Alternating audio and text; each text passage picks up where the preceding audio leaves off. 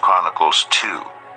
These were the sons of Israel: Reuben, Simeon, Levi, Judah, Issachar, Zebulun, Dan, Joseph, Benjamin, Naphtali, Gad, and Asher.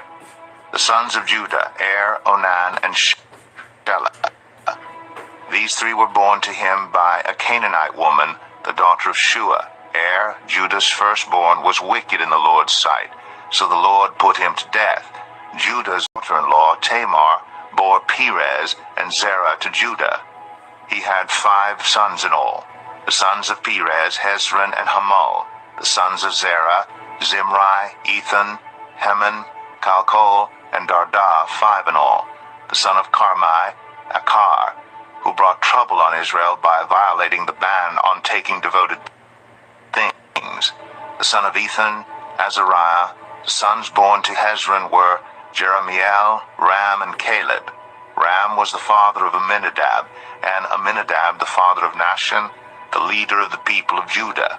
Nahshon was the father of Salmon, Salmon the father of Boaz, Boaz the father of Obed, and Obed the father of Jesse. Jesse was the father of Eliab, his firstborn. The second son was Abinadab, the third Shemaiah, the fourth Nethanel, the fifth Radai, the sixth Ozem, and the seventh David. Their sisters were Zeruiah and Abigail. Zeruiah's 3 sons were Abishai, Joab, and Asahel. Abigail was the mother of Amasa, whose father was Jether the Ishmaelite.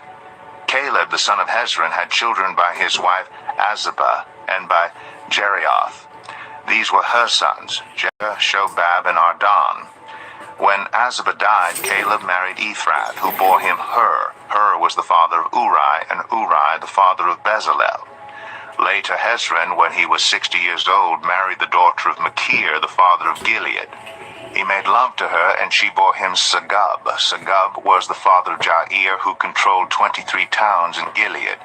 But Geshur and Aram captured Havoth Jair, as well as Kenath, with its surrounding settlements, 60 towns. All these were descendants of Machir, the father of Gilead. After Hezron died in Caleb Ephrathah, Abijah, the wife of Hezron, bore him Asher, the father of Tekoa. The sons of Jeremiel, the firstborn of Hezron: Ram, his firstborn, Bunah, Oren, Ozem, and Ahijah. Jeramiel had another wife, whose name was Adarah. She was the mother of Onam. The sons of Ram, the firstborn of Jeremiel: Maaz, Jamin, and Acher. The sons of Onam: Shammai and Jadah. The sons of Shammai: Nadab and Abishur. Abishur's wife was named Abihail, who bore him Aban and Malid. The sons of Nadab: Seled and Apiam. Seled died without children.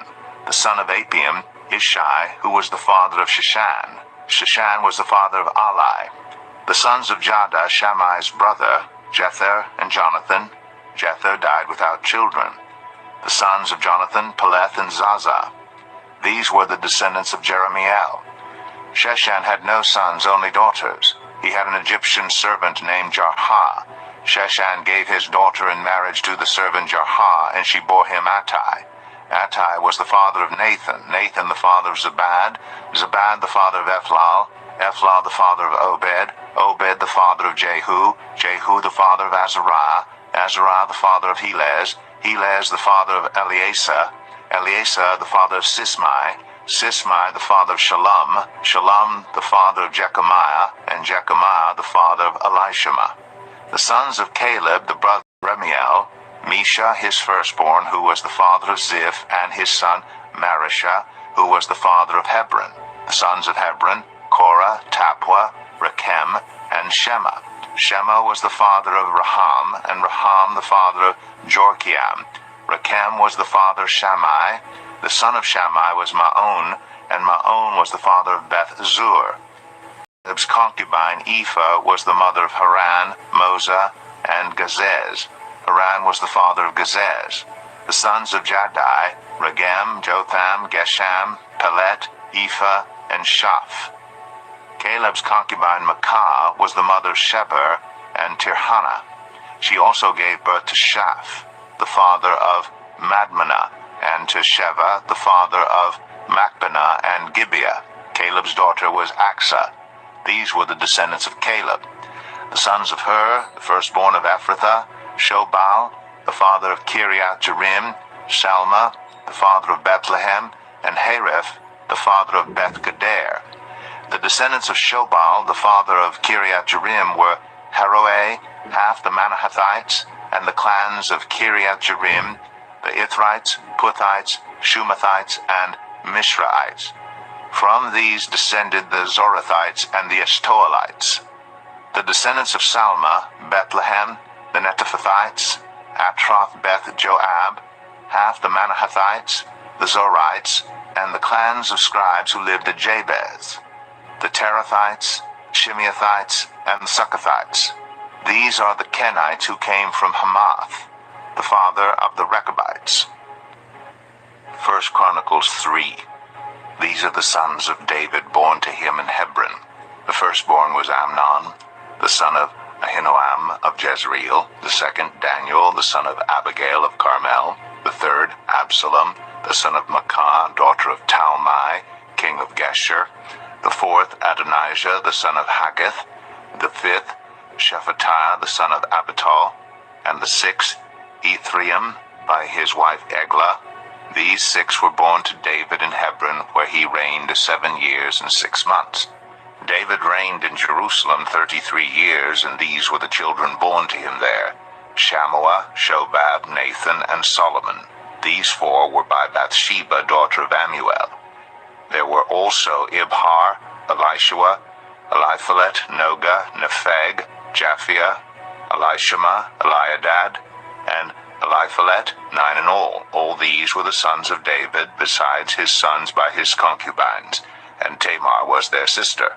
Solomon's son was Rehoboam, Abijah his son, Asa his son, Jehoshaphat his son, Jehoram his son, Ahaziah his son, Joash his son, Amaziah his son, Azariah his son, Jotham his son, Ahaz his son, Hezekiah his son, Manasseh his son, Amon his son, Josiah his son.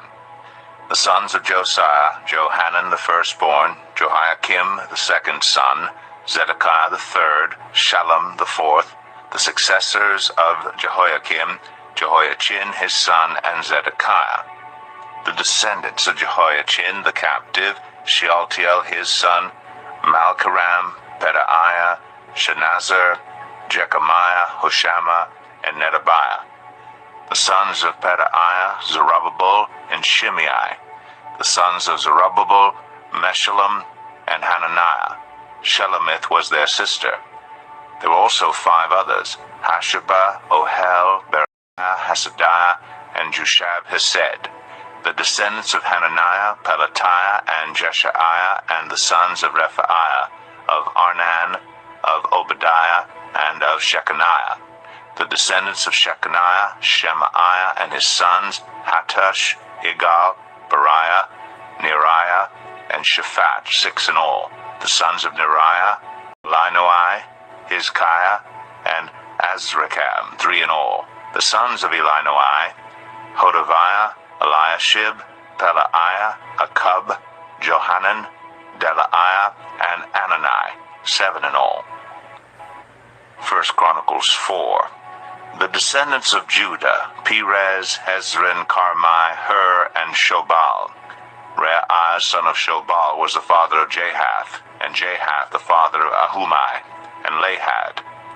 These were the clans of the Zorathites. These were the sons of Etam: Jezreel, Ishma, and Idbash. Their sister was named Hazelpanai. Penuel was the father of Gedor, and Ezer the father of Husha. These were the descendants of Hur, the firstborn of Ephrathah, and father of Bethlehem. Asher, the father of Tekoa, had 2 wives, Helah and Nerah. Nerah bore him Ahuzam, Hepher, Temani, and Hahashtari. These were the descendants of Nerah. The sons of Helah, Zareth, Zohar, Ethnan, and Kaz, who was the father of Anub and Hazobabah, and of the clans of Aharhel, son of Haram. Jabez was more honorable than his brothers. His mother had named him Jabez, saying, I gave birth to him in pain. Jabez cried out to the God of Israel, Oh, that you would bless me and enlarge my territory. Let your hand be with me, and keep me from harm, so that I will be free from pain. And God granted his request. Caleb, Shuha's brother, was the father of Mehir, who was the father of Eshton. Eshton was the father of Beth-Rapha, Baseah, and Tehanah, the father of Nahash.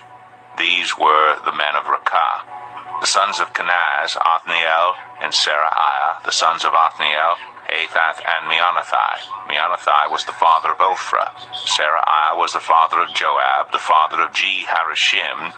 It was called this because its people were skilled workers. The sons of Caleb, son of Jephunneh, Iru, Elah, and Nam. The son of Elah, Kenaz. The sons of Jehalalel, Ziph, Ziphah, Teriah, and Asarel. The sons of Ezra, Jether, Mered, Epher, and Jalon. One of Mered's wives gave birth to Miriam, Shammai, and Ishbah, the father of Eshtemoa. His wife from the tribe of Judah gave birth to Jared, the father of Gedor, Heber, the father of Soko, and Jekuthiel, the father of Zanoah. These were the children of Pharaoh's daughter Bithiah, whom Mered had married. The sons of Hodiah's wife, the sister of Naham, the father of Keilah, the Garmite, and Eshtemoa, the Maakathite. The sons of Shimon, Amnon, Rinah, Ben-Hanan, and Talon. The descendants of Ishai, Zoheth, and Ben-Zoheth. The sons of Shelah, son of Judah, the father of Lakah, Ladah, the father of Marishah, and the clans of the linen workers at Beth-Ashbea. Joachim, the men of Kezubah, and Joash, and Seraph, who ruled in Moab and Jeshabai-Lehem. These records from ancient times. They were the potters who lived at Netaim and Gedera. They stayed there and worked for the king. The descendants of Simeon, Nemuel, Jamin, Jarib, Zerah, and Shaul.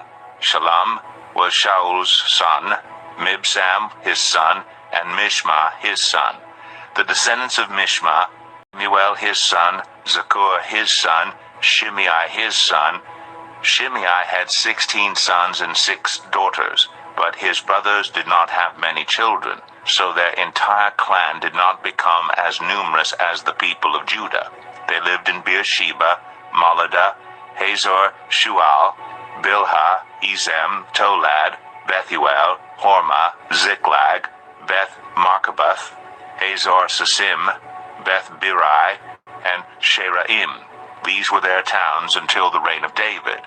Their surrounding villages were Etam, Ain, Rimmon, Token, and Ashan, 5 towns, and all the villages around these towns as far as Baalath.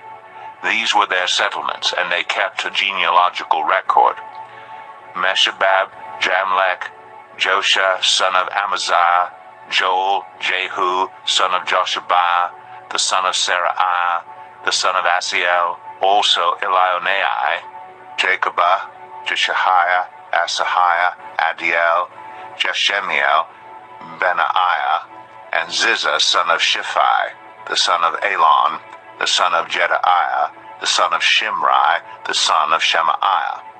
The men listed above by name were leaders of their clans. Their families increased greatly, and they went to the outskirts of Gedor to the east of the valley in search of pasture for their flocks. They found rich, good pasture, and the land was spacious, peaceful, and quiet. Some Hamites had lived there formerly. The men whose names were listed came in the days of Hezekiah, king of Judah. They attacked the Hamites in their dwellings, and also the Meunites, who were there, and completely destroyed them, as is evident to this day. Then they settled in their place, because there was pasture for their flocks, and 500 of these Simeonites, led by Pelatiah, Neraiah, Rephaiah, and Uzziel, the sons of Ishi, invaded the hill country of Seir. They killed the remaining Amalekites who had escaped, and they have lived there to this day. 1 Chronicles 5. The sons of Reuben, the firstborn of Israel, he was the firstborn, but when he defiled his father's marriage bed, his rights as firstborn were given to the sons of Joseph, son of Israel, so he could not be listed in the genealogical record in accordance with his birthright. And though Judah was the strongest of his brothers and a ruler came from him, the rights of the firstborn belonged to Joseph. The sons of Reuben, the firstborn of Israel: Hanok, Palu, Hezron, and Carmi. The descendants of Joel: Shemaiah his son, Gog his son, Shimei his son, Micah his son, Reiah his son, Baal his son, and Bera his son, whom Tiglath-Pileser king of Assyria took into exile. Bera was a leader of the Reubenites. Their relatives by clans listed according to their genealogical records: Jael the chief, Zechariah, and Bela son of Azaz, the son of Shema, the son of Joel. They settled in the area from Aroer to Nebo and Baal-Meon. To the east they occupied the land up to the edge of the desert that extends to the Euphrates River, because their livestock had increased in Gilead. During Saul's reign, they waged war against the Hagrites, who were defeated at their hands. They occupied the dwellings of the Hagrites throughout the entire region east of Gilead. The Gadites lived next to them in Bashan, as far as Salekah. Joel was the chief, Shaphan the second, then Janai and Shaphat in Bashan. Their relatives by families were Michael, Meshullam, Sheba, Jorai, Jachan, Ziah, and Eber, 7 in all.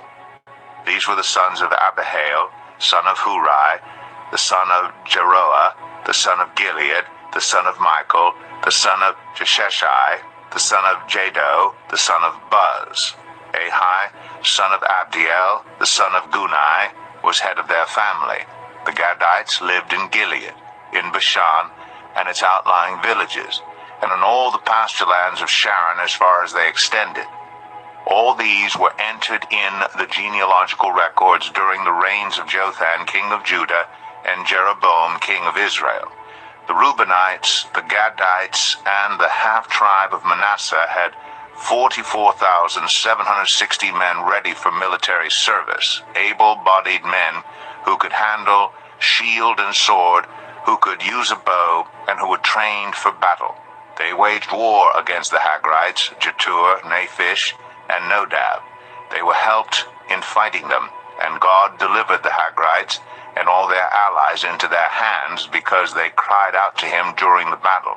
He answered their prayers because they trusted in him. They seized the livestock of the Hagrites, 50,000 camels, 250,000 sheep, and 2,000 donkeys. They also took 100,000 people captive, and many others fell slain, because the battle was God's, and they occupied the land until the exile. The people of the half-tribe of Manasseh were numerous. They settled in the land from Bashan to Baal-Hermon, that is, to Sinir, Mount Hermon. These were the heads of their families: Epher, Ishi, Eliel, Azriel, Jeremiah, Hodaviah, and Jadiel.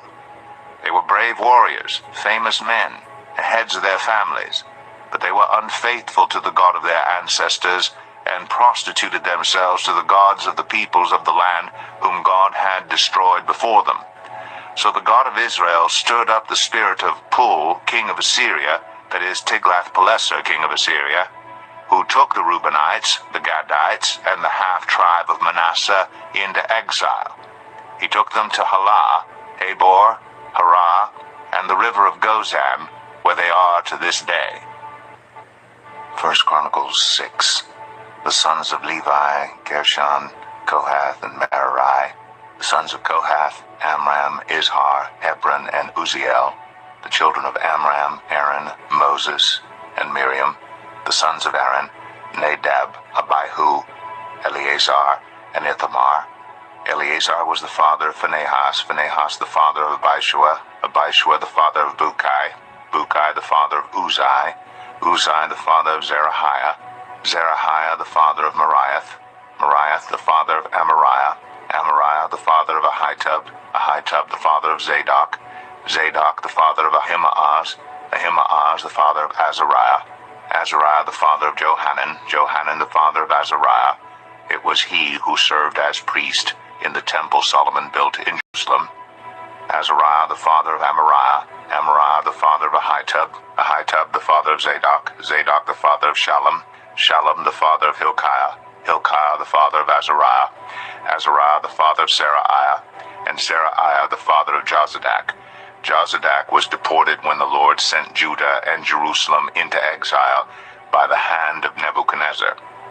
Sons of Levi, Gershon, Kohath, and Merari. These are the names of the sons of Gershon, Libni, and Shimei. The sons of Kohath, Amram, Izhar, Hebron, and Uzziel. The sons of Merari, Malai, and Mushai. These are the clans of the Levites listed according to their fathers. Of Gershon, Libni his son, Jahath his son, Zimmah his son, Joah his son, Iddo his son, Zerah his son, and Jeatherai his son. The descendants of Kohath, Aminadab his son, Korah his son, Asa his son, Elkanah his son, Abiasaph his son, Asa his son, Tahath his son, Uriel his son, Uzziah his son, and Shaul his son. The descendants of Elkanah, Amasai, Ahimoth, Elkanah his son, Zophai his son, Nahath his son, Eliab his son, Jeroham his son, Elkanah his son, and Samuel his son. The sons of Samuel, Joel the firstborn, and Abijah the second son. The descendants of Merari, Malai, Libni his son, Shimei his son, Uzzah his son, Shemaiah his son, Haggiah his son, and Asaiah his son. These are the men David put in charge of the music in the house of the Lord after the ark came to rest there. They ministered with music before the tabernacle, the tent of meeting, until Solomon built the temple of the Lord in Jerusalem. They performed their duties according to the regulations laid down for them. Here are the men who served together with their sons. From the Kohathites, Heman the musician, the son of Joel, the son of Samuel, the son of Elkanah, the son of Jeroham, the son of Eliel, the son of Toah, the son of Zuph, the son of Elkanah, the son of Mahath, the son of Amasai, the son of Elkanah, the son of Joel, the son of Azariah, the son of Zephaniah, the son of Tahath, the son of Asir, the son of Abiasaph, the son of Korah, the son of Izhar, the son of Kohath, the son of Levi, the son of Israel, and Heman's associate Asaph, who served at his right hand, Asaph, son of Berechiah, the son of Shemaiah, the son of Michael, the son of Besaiah, the son of Malchijah, the son of Ithni, the son of Zerah, the son of Adiah, the son of Ethan, the son of Zimmah, the son of Shimei, the son of Jahath, the son of Gershon, the son of Levi, and from their associates the Merarites, at his left hand, Ethan, son of Kishai, the son of Abdi, the son of Malach, the son of Hashabiah, the son of Amaziah, the son of Hilkiah, the son of Amzai, the son of Bani, the son of Shemer, the son of Malai, the son of Mushai, the son of Merari, the son of Levi. Their fellow Levites were assigned to all the other duties of the tabernacle, the house of God. But Aaron and his descendants were the ones who presented offerings on the altar of burnt offering and on the altar of incense in connection with all that was done in the most holy place, making atonement for Israel, in accordance with all that Moses the servant of God had commanded. These were the descendants of Aaron: Eleazar his son, Phinehas his son, Abishua his son, Bukai his son, Uzziah his son, Zerahiah his son, Meriath his son, his son, Ahitub his son, Zadok his son, and Ahimaaz his son. These were the locations of their settlements allotted as their territory. They were assigned to the descendants of Aaron, who were from the Kohathite clans, because the first lot was for them. They were given Hebron and Judah with its surrounding pasture lands, but the fields and villages around the city were given to Caleb and Jephunneh. So the descendants of Aaron were given Hebron, a city of refuge, and Libnah, Jatir, Eshtemoa, Hilen, Debir, Ashan, Jutah, and Beth Shemesh, together with their pasture lands. And from the tribe of Benjamin they were given Gibeon, Gibeah, Alameth, and Anathoth, together with their pasture lands. The total number of towns distributed among the Kohathite clans came to 13. The rest of Kohath's descendants were allotted 10 towns from the clans of half the tribe of Manasseh. The descendants of Gershon, clan by clan, were allotted 13 towns from the tribes of Issachar, Asher, and Naphtali, and from the part of the tribe of Manasseh that is in Bashan. The descendants of Merari, clan by clan, were allotted 12 towns from the tribes of Reuben, Gad, and Zebulun. So the Israelites gave the Levites these towns and their pasture lands. From the tribes of Judah, Simeon, and Benjamin, they allotted the previously named towns. Some of the Kohathite clans were given as their territory towns from the tribe of Ephraim. In the hill country of Ephraim, they were given Shechem, a city of refuge, and Gezer, Jokneam, Beth Horon, Ajalon, and Gath-Rimmon, together with their pasture lands. And from half the tribe of Manasseh the Israelites gave Aner and Bileam, together with their pasture lands, to the rest of the Kohathite clans. The Gershonites received the following. From the clan of the half-tribe of Manasseh, they received Golan in Bashan, and also Ashtaroth, together with their pasture lands. From the tribe of Issachar, they received Kadesh, Daberath, Ramoth, and Anem, together with their pasture lands. From the tribe of Asher, they received Mishal, Abdon, Hukok, and Rehob, together with their pasture lands. And from the tribe of Naphtali, they received Kadesh in Galilee, Hammon, and Kiriathaim, together with their pasture lands. The Merarites, the rest of the Levites, received the following. From the tribe of Zebulun, they received Jokneam, Karta, Rimmono, and Tabor, together with their pasture lands. From the tribe of Reuben, across the Jordan east of Jericho, they received Bezer in the wilderness, Jazaz, Kedemoth, and Mephath, together with their pasture lands.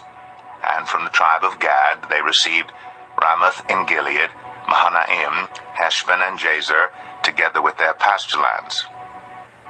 1 Chronicles 7. The sons of Issachar, Tola, Puah, Jashub, and Shimron, 4 in all.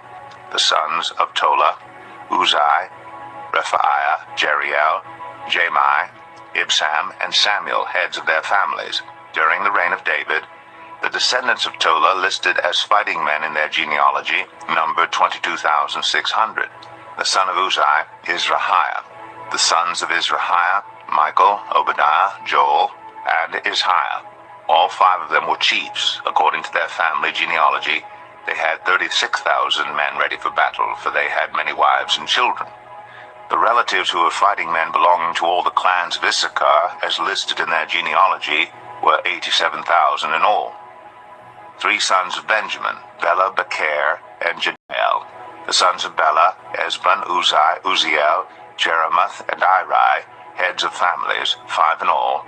Their genealogical record listed 22,034 fighting men.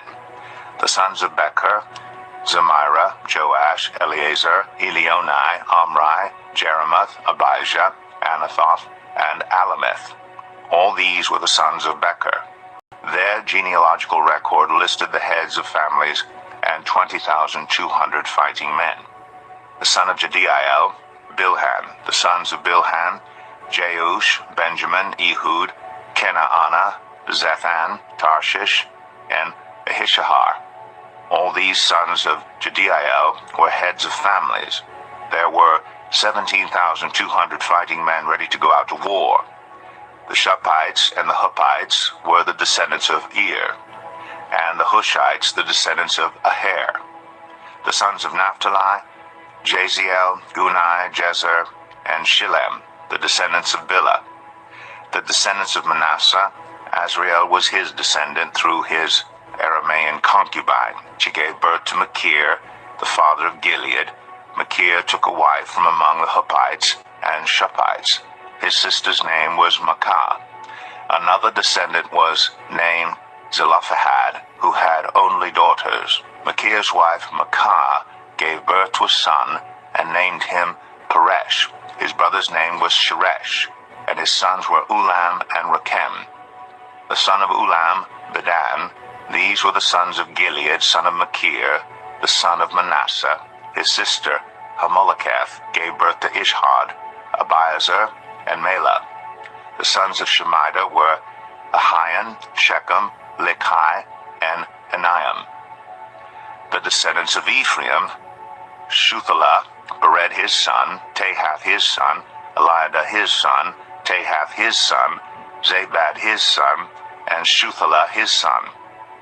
Ezer and Eliad were killed by the native-born men of Gath when they went down to seize their livestock. Their father Ephraim mourned for them many days, and his relatives came to comfort him. Then he made love to his wife again, and she became pregnant and gave birth to a son. He named him Beriah, because there had been misfortune in his family. His daughter was Shirah, who built Lower and Upper Beth-horon, as well as Uzen-Shirah.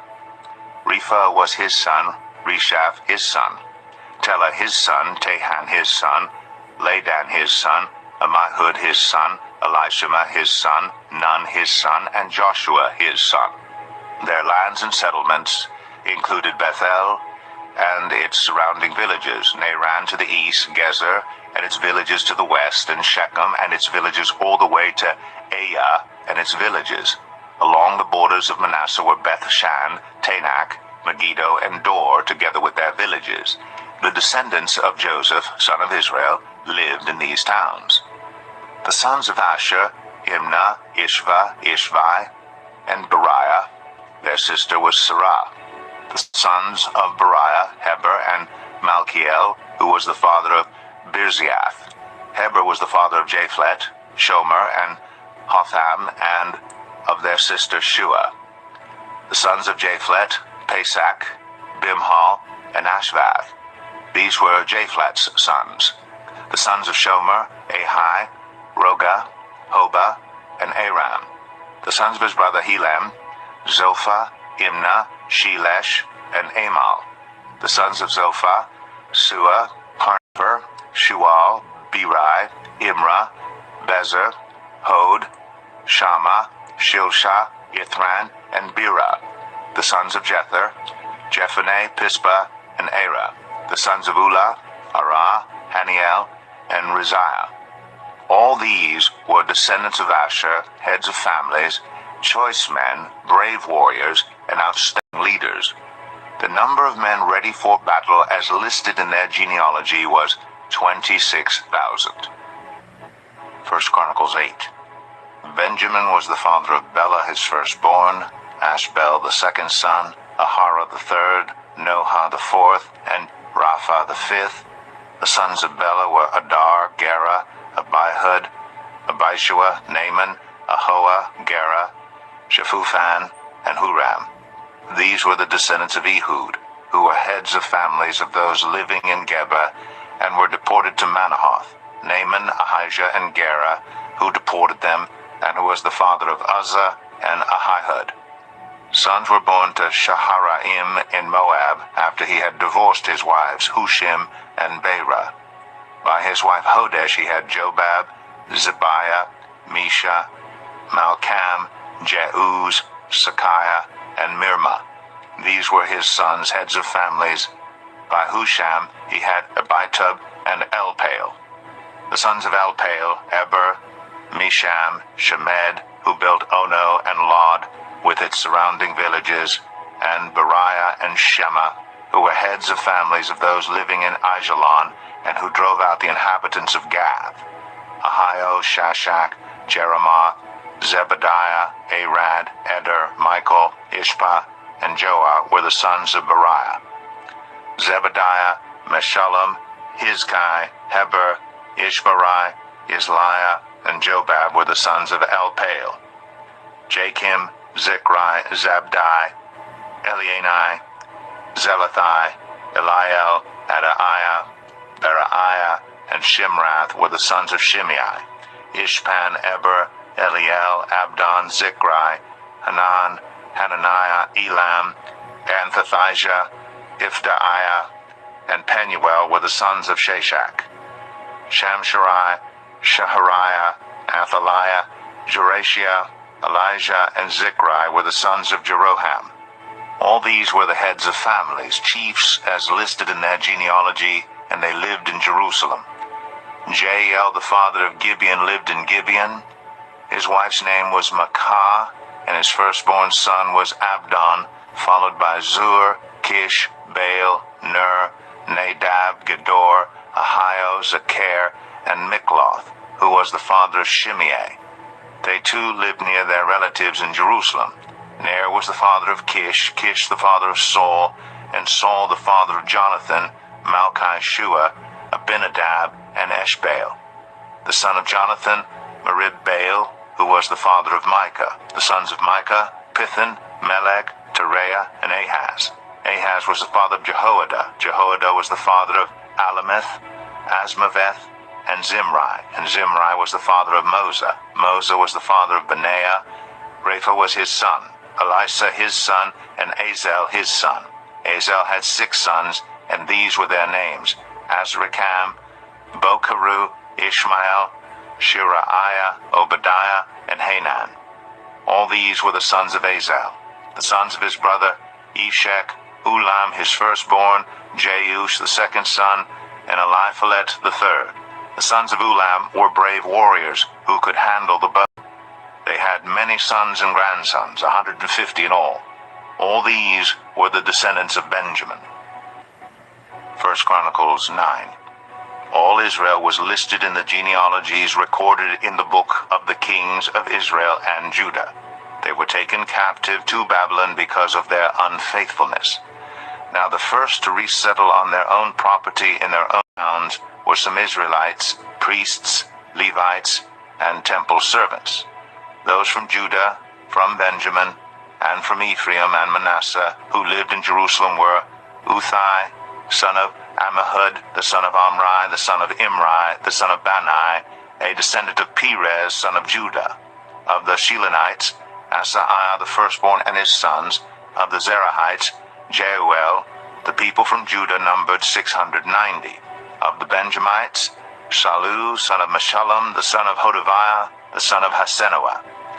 Ibneiah, son of Jeroham, Elah, son of Uzai, the son of Mikri, and Meshullam, son of Shephatiah, the son of Ruel, the son of Ibnijah. The people from Benjamin, as listed in their genealogy, numbered 956. All these men were heads of their families. Of the priests, Jedaiah, Jehoiarib, Jachin.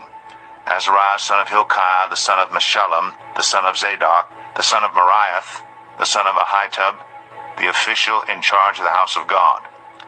Adaiah, son of Jeroham, the son of Pashur, the son of Malchijah, and Masai, son of Adiel, the son of Jazerah, the son of Meshullam, the son of Meshillemeth, the son of Immer. The priests who were heads of families numbered 1,760. They were able men responsible for ministering in the house of God. Of the Levites, Shemaiah, son of Hashub, the son of Azrikam, the son of Hashabiah, a Merarite, Bakbakar, Haresh, Galal, and Mattaniah, son of Micah, the son of Zichri, the son of Asaph, Obadiah, son of Shemaiah, the son of Galal, the son of Jeduthun, and Berechiah, son of Asa, the son of Elkanah, who lived in the villages of the Netophathites. The gatekeepers, Shallum, Akub, Talmon, Ahiman, and their fellow Levites, Shallum their chief being stationed at the king's gate on the east up to the present time. These were the gatekeepers belonging to the camp of the Levites. Shallum, son of Kor, the son of Abiasaph, the son of Korah, and his fellow gatekeepers from his family, the Korahites, were responsible for guarding the thresholds of the tent, just as their ancestors had been responsible for guarding the entrance to the dwelling of the Lord. In earlier times, Phinehas, son of Eleazar, was the official in charge of the gatekeepers, and the Lord was with him.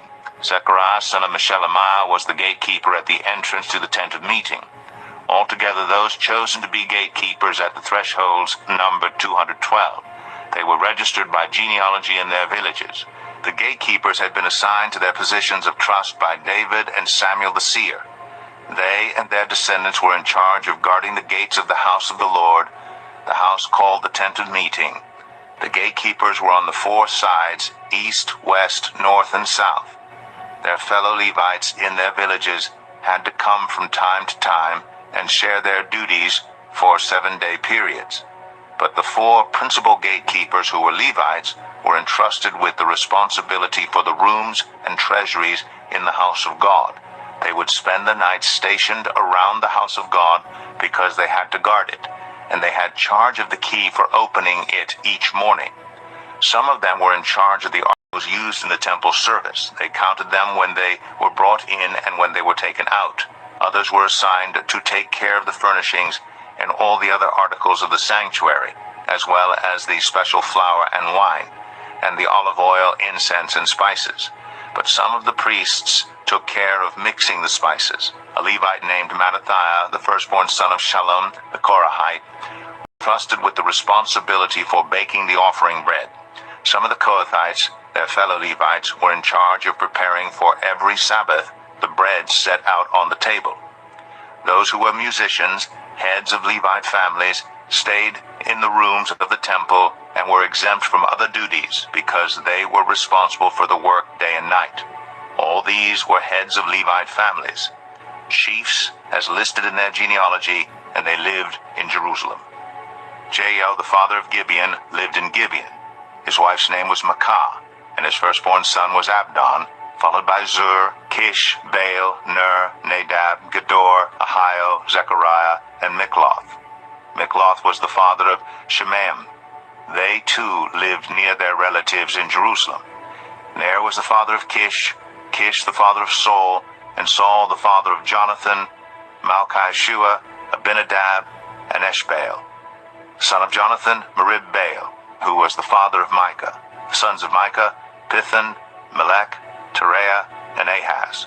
Ahaz was the father of Jada. Jada was the father of Alameth, Azmaveth, and Zimri. And Zimri was the father of Mosa. Mosa was the father of Benaiah. Rephaiah was his son, Eliasa his son, and Azel his son. Azel had 6 sons, and these were their names: Azrikam, Bokeru, Ishmael, Sheariah, Obadiah, and Hanan. These were the sons of Azel. 1 Chronicles 10. Now the Philistines fought against Israel. The Israelites fled before them, and many fell dead on Mount Gilboa. The Philistines were in hot pursuit of Saul and his sons, and they killed his sons Jonathan, Abinadab, and Malchi-Shua. The fighting grew fierce around Saul, and when the archers overtook him, they wounded him. Saul said to his armor-bearer, "Draw your sword and run me through, or these uncircumcised fellows will come and abuse me." But his armor-bearer was terrified and would not do it. So Saul took his own sword and fell on it. When the armor-bearer saw that Saul was dead, he too fell on his sword and died. So Saul and his 3 sons died, and all his house died together. When all the Israelites in the valley saw that the army had fled, and that Saul and his sons had died, they abandoned their towns and fled, and the Philistines came and occupied them. The next day, when the Philistines came to strip the dead, they found Saul and his sons fallen on Mount Gilboa. They stripped him and took his head and his armor, and sent messengers throughout the land of the Philistines to proclaim the news among their idols and their people. They put his armor in the temple of their gods, and hung up his head in the temple of Dagon. When all the inhabitants of Jabesh Gilead heard what the Philistines had done to Saul, all their valiant men went and took the bodies of Saul and his sons, and brought them to Jabesh. Then they buried their bones under the great tree in Jabesh, and they fasted 7 days. Saul died because he was unfaithful to the Lord. He did not keep the word of the Lord, and even consulted a medium for guidance, and did not inquire of the Lord. So the Lord put him to death, and turned the kingdom over to David, son of Jesse. 1 Chronicles 11. All Israel came together to David at Hebron and said, "We are your own flesh and blood. In the past, even while Saul was king, you were the one who led Israel on their military campaigns. And the Lord your God said to you, 'You will shepherd my people Israel, and you will become their ruler." When all the elders of Israel had come to King David at Hebron, he made a covenant with them at Hebron before the Lord, and they anointed David king over Israel, as the Lord had promised through Samuel. David and all the Israelites marched to Jerusalem, that is Jebus. The Jebusites who lived there said to David, "You will not get in here." Nevertheless, David captured the fortress of Zion, which is the city of David. David had said, "Whoever leads the attack on the Jebusites will become commander-in-chief." Joab, son of Zeruiah, went up first, and so he received the command. David then took up residence in the fortress, and so it was called the City of David. He built up the city around it, from the terraces to the surrounding wall, while Joab restored the rest of the city. And David became more and more powerful because the Lord Almighty was with him. These were the chiefs of David's mighty warriors. They, together with all Israel, gave his kingship strong support to extend it over the whole land, as the Lord had promised. This is the list of David's mighty warriors. Jashobeam, a Hachmonite, was chief of the officers. He raised his spear against 300 men, whom he killed in one encounter. Next to him was Eleazar, son of Dodai, the Ahohite, one of the 3 mighty warriors. He was with David at Pas Damim, when the Philistines gathered there for battle. At a place where there was a field full of barley, the troops fled from the Philistines. They took their stand in the middle of the field. They defended it and struck the Philistines down. And the Lord brought about a great victory. 3 of the 30 chiefs came down to David at the rock at the cave of Adullam, while a band of Philistines was encamped in the valley of Rephaim. At that time David was in the stronghold, and the Philistine garrison was at Bethlehem. David longed for water and said, "Oh, that someone would get me a drink of water from the well near the gate of Bethlehem." So the 3 broke through the Philistine lines, drew water from the well near the gate of Bethlehem, and carried it back to David. But he refused to drink it. Instead, he poured it out to the Lord. "God forbid that I should do this," he said. "Should I drink the blood of these men who went at the risk of their lives? Because they risked their lives to bring it back, David would not drink it."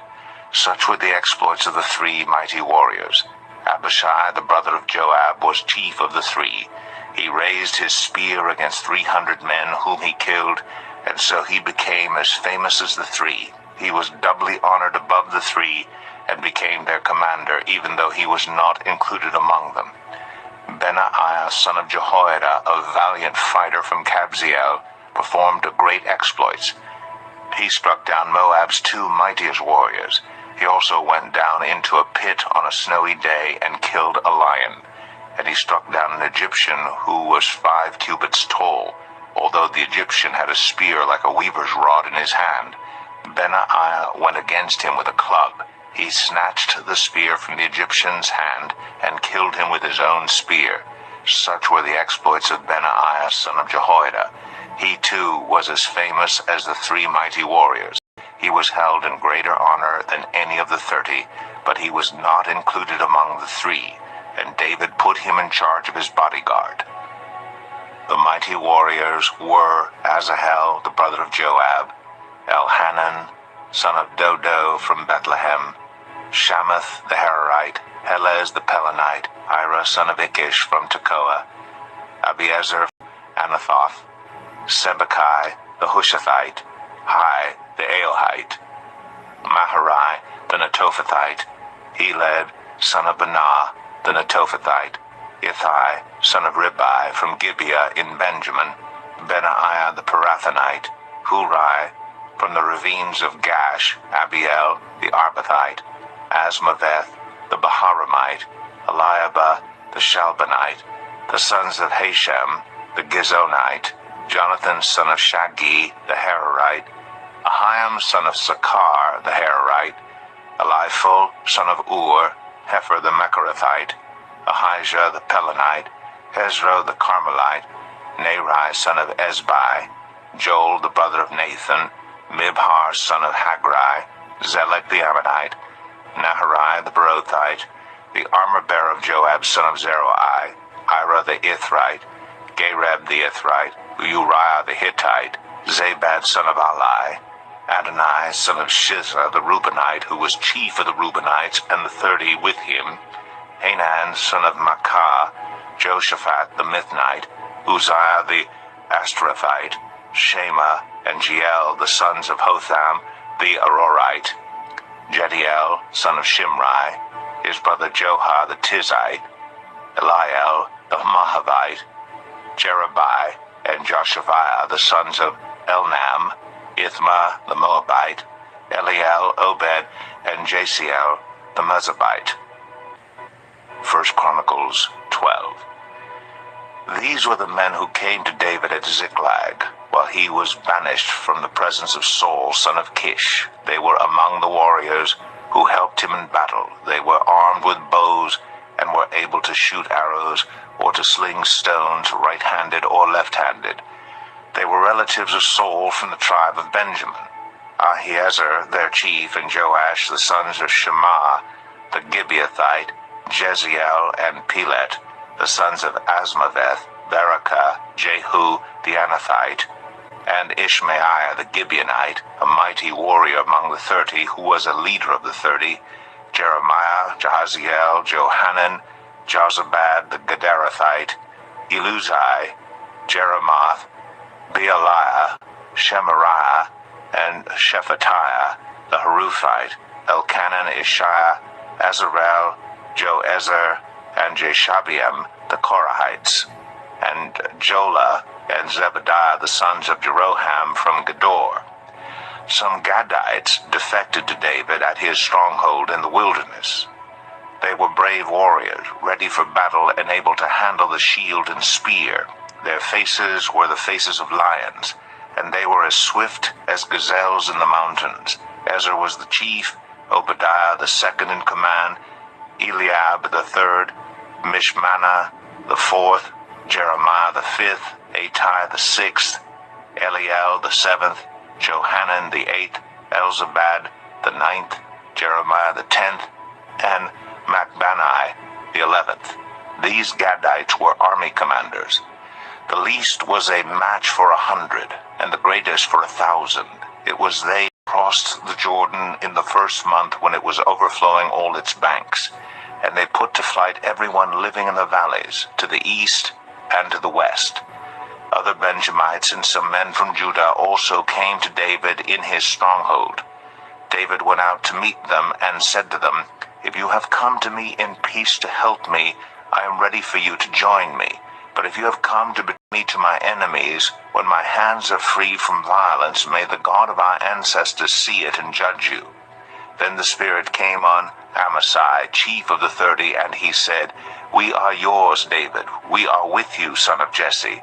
Success, success to you, and success to those who help you, for your God will help you." So David received them and made them leaders of his raiding bands. Some of the tribe of Manasseh defected to David when he went with the Philistines to fight against Saul. He and his men did not help the Philistines because after consultation their rulers sent him away. They said, "It will cost us our heads if he deserts to his master Saul." When David went to Ziklag, these were the men of Manasseh who defected to him: Adnah, Jozabad, Jediael, Michael, Jozabad, Elihu, and Zelathai, leaders of units of 1,000 in Manasseh. They helped David against raiding bands, for all of them were brave warriors, and they were commanders in his army. Day after day, men came to help David until he had a great army, like the army of God. These are the numbers of the men armed for battle who came to David at Hebron to turn Saul's kingdom over to him, as the Lord had said. From Judah, carrying shield and spear, 6,800 armed for battle. From Simeon, warriors ready for battle, 7,100. From Levi, 4,600, including Jehoiada, leader of the family of Aaron, with 3,700 men, and Zadok, a brave young warrior, with 22 officers from his family. From Benjamin, Saul's tribe, 3,000, most of whom had remained loyal to Saul's house until then. From Ephraim, brave warriors famous in their own clans, 20,800. From half the tribe of Manasseh, designated by name to come and make David king, 18,000. From Issachar, men who understood the times and knew what Israel should do, 200 chiefs with all their relatives under their command. From Zebulun, experienced soldiers prepared for battle with every type of weapon to help David with undivided loyalty, 50,000. From Naphtali, 1,000 officers together with 37,000 men carrying shields and spears. From Dan, ready for battle, 28,600. From Asher, experienced soldiers prepared for battle, 40,000. And from east of the Jordan, from Reuben, Gad, and the half-tribe of Manasseh, armed with every type of weapon, 120,000. All these were fighting men who volunteered to serve in the ranks. They came to Hebron fully determined to make David king over all Israel. All the rest of the Israelites were also of one mind to make David king. The men spent 3 days there with David, eating and drinking, for their families had supplied provisions for them.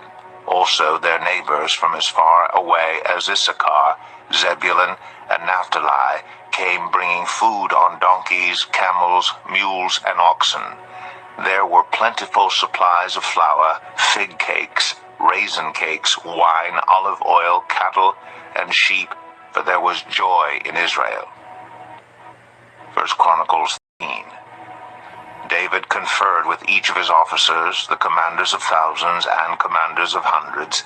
He then said to the whole assembly of Israel, "If it seems good to you, and if it is the will of the Lord our God, let us send word far and wide to the rest of our people throughout the territories of Israel, and also to the priests and Levites who are with them in their towns and pasture lands to come and join us. Let us bring the ark of our God back to us, for we did not inquire of it during the reign of Saul." The whole assembly agreed to do this because it seemed right to all the people. So David assembled all Israel, from the Shihor River in Egypt to Lebo Hamath, to bring the ark of God from Kiriath Jearim. David and all Israel went to Bela of Judah, Kiriath Jearim, to bring up from there the ark of God the Lord, who is enthroned between the cherubim, the ark that is called by the name. They moved the ark of God from Abinadab's house on a new cart, with Uzzah and Ahio guiding it.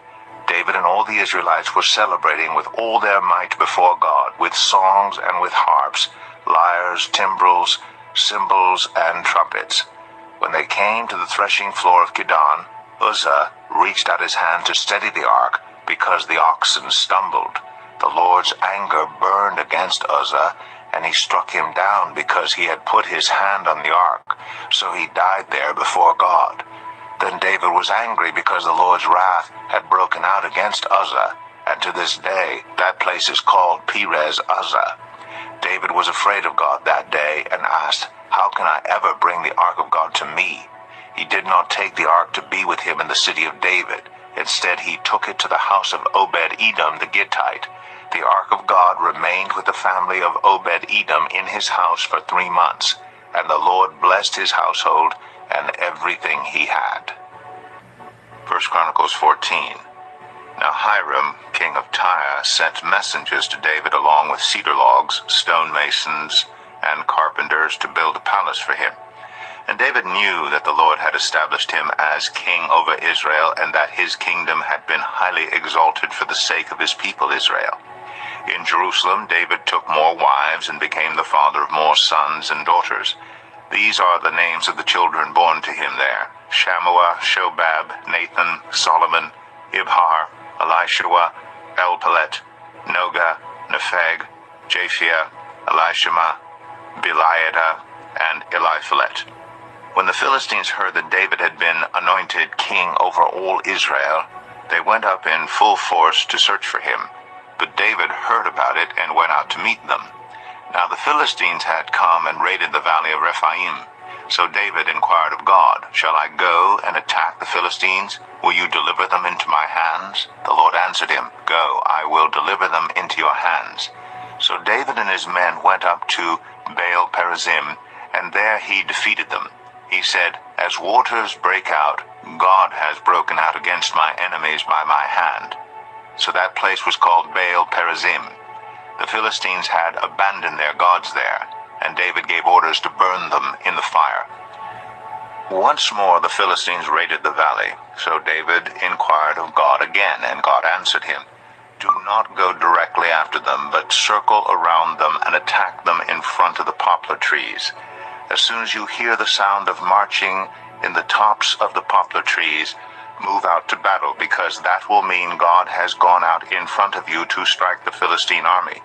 So David did as God commanded him, and they struck down the Philistine army all the way from Gibeon to Gezer.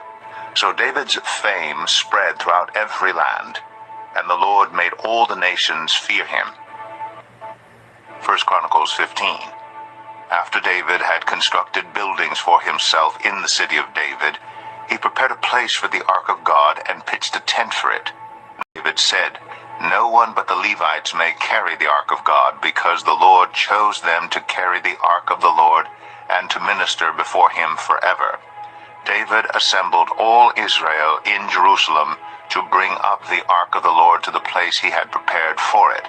He called together the descendants of Aaron and the Levites. From the descendants of Kohath, Uriel, the leader, and 120 relatives. From the descendants of Merari, Azariah, the leader, and 220 relatives. From the descendants of Gershon, Joel, the leader, and 130 relatives. From the descendants of Elizaphan, Shemaiah, the leader, and 200 relatives. From the descendants of Hebron, Eliel, the leader, and 80 relatives. From the descendants of Uzziel, Aminadab, the leader, and 112 relatives. Then David summoned Zadok and Abiathar the priests, and Uriel, Azariah, Joel, Shemaiah, Eliel, and Aminadab the Levites. He said to them, "You are the heads of the Levitical families. You and your fellow Levites are to consecrate yourselves and bring up the ark of the Lord, the God of Israel, to the place I have prepared for it. It was because you, the Levites, did not bring it up the first time that the Lord our God broke out in anger against us. We did not inquire of him about how to do it in the prescribed way." So the priests and Levites consecrated themselves in order to bring up the ark of the Lord, the God of Israel. And the Levites carried the ark of God with the poles on their shoulders, as Moses had commanded, in accordance with the word of the Lord.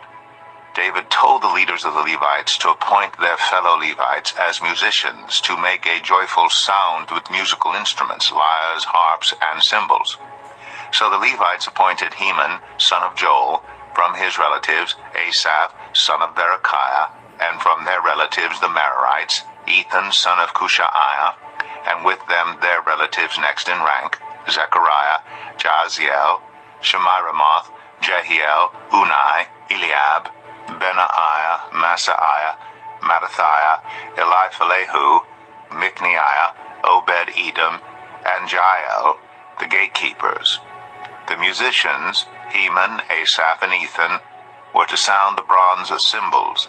Zechariah, Jaziel, Shemiramoth, Jehiel, Unai, Eliab, Maaseiah, and Benaiah were to play the lyres according to Alamoth, and Mattathiah, Eliphalehu, Mikneiah, Obed-Edom, Jael, and Azariah were to play the harps, directing according to Sheminith. Kenaiah, the head Levite, was in charge of the singing. That was his responsibility because he was skillful at it. Berechiah and Elkanah were to be doorkeepers for the ark. Shebaniah, Joshaphat, Nethanel, Amasai, Zechariah, Benaiah, and Eleazar the priests were to blow trumpets before the ark of God. Obed-Edom and Jehiah were also to be doorkeepers for the ark. So David and the elders of Israel and the commanders of units of 1,000 went to bring up the ark of the covenant of the Lord from the house of Obed-Edom with rejoicing, because God helped the Levites who were carrying the ark of the covenant of the Lord 7 bulls and 7 rams were sacrificed. Now David was clothed in a robe of fine linen, as were all the Levites who were carrying the ark, and as were the musicians, and Kenaniah, who was in charge of the singing of the choirs. David also wore a linen ephod. So all Israel brought up the ark of the covenant of the Lord with shouts, with the sounding of rams' horns, and trumpets, and of cymbals, and the playing of lyres and harps. As the ark of the covenant of the Lord was entering the city of David, Michal, daughter of Saul, watched from a window.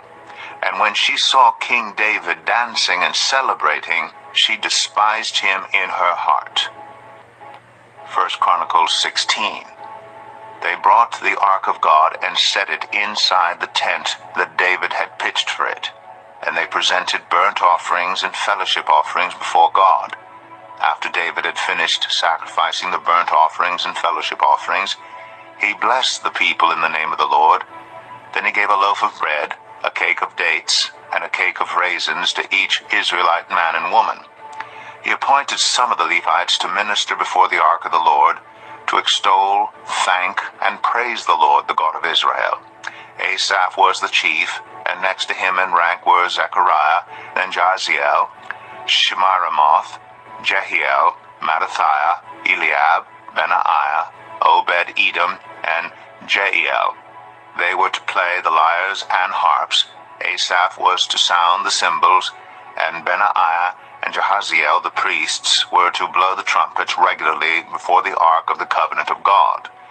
That day David first appointed Asaph and his associates to give praise to the Lord in this manner. Give praise to the Lord, proclaim his name, make known among the nations what he has done. Sing to him, sing praise to him, tell of all his wonderful acts, glory in his holy name. Let the hearts of those who seek the Lord rejoice. Look to the Lord and his strength, seek his face always. Remember the wonders he has done, his miracles and the judgments he pronounced. You, his servants, the descendants of Israel, his chosen ones, the children of Jacob. He is the Lord our God. His judgments are in all the earth. He remembers his covenant forever, the promise he made for 1,000 generations, the covenant he made with Abraham, the oath he swore to Isaac. He confirmed it to Jacob as a decree, to Israel as an everlasting covenant. To you I will give the land of Canaan as the portion you will inherit. When they were but few in number, few indeed, and strangers in it, they wandered from nation to nation, from one kingdom to another. He allowed no one to oppress them. For their sake he rebuked kings. Do not touch my anointed ones. Do my prophets no harm. Sing to the Lord all the earth. Proclaim his salvation day after day. Declare his glory among the nations, his marvelous deeds among all peoples. For great is the Lord, and most worthy of praise. He is to be feared above all gods. For all the gods of the nations are idols, but the Lord made the heavens. Splendor and majesty are before him. Strength and joy are in his dwelling place. Ascribe to the Lord, all you families of nations. Ascribe to the Lord glory and strength. Ascribe to the Lord the glory due his name. Bring an offering and come before him. Worship the Lord in the splendor of his holiness. Tremble before him, all the earth. The world is firmly established. It cannot be moved. Let the heavens rejoice. Let the earth be glad. Let them say among the nations, the Lord reigns. Let the sea resound and all that is in it. Let the fields be jubilant and everything in them. Let the trees of the forest sing. Let them sing for joy before the Lord, for he comes to judge the earth. Give thanks to the Lord, for he is good. His love endures forever. Cry out, save us, God our Savior. Gather us and deliver us from the nations, that we may give thanks to your holy name and glory in your praise. Praise be to the Lord, the God of Israel, from everlasting to everlasting. Then all the people said, Amen, and praise the Lord. David left Asaph and his associates before the ark of the covenant of the Lord to minister there regularly according to each day's requirements. He also left Obed-Edom and his 68 associates to minister with them. Obed-Edom, son of Jeduthun, and also Hosah were gatekeepers. David left Zadok the priest and his fellow priests before the tabernacle of the Lord at the high place in Gibeon to present burnt offerings to the Lord on the altar of burnt offering regularly, morning and evening, in accordance with everything written in the law of the Lord which he had given Israel. With them were Heman and Jeduthun, and the rest of those chosen and designated by name to give thanks to the Lord, for his love endures forever. Heman and Jeduthun were responsible for the sounding of the trumpets and cymbals, and for the playing of the other instruments for sacred song. The sons of Jeduthun were stationed at the gate. Then all the people left, each for their own home, and David returned home to bless his family. 1 Chronicles 17. After David was settled in his palace, he said to Nathan the prophet, "Here I am, living in a house of cedar, while the ark of the covenant of the Lord is under a tent." Nathan replied to David, "Whatever you have in mind, do it, for God is with you." But that night the word of God came to Nathan, saying, "Go and tell my servant David, this is what the Lord says, you are not the one to build me a house to dwell in. I have not dwelt in a house from the day I brought Israel up out of Egypt to this day. I have moved from one tent site to another, from one dwelling place to another.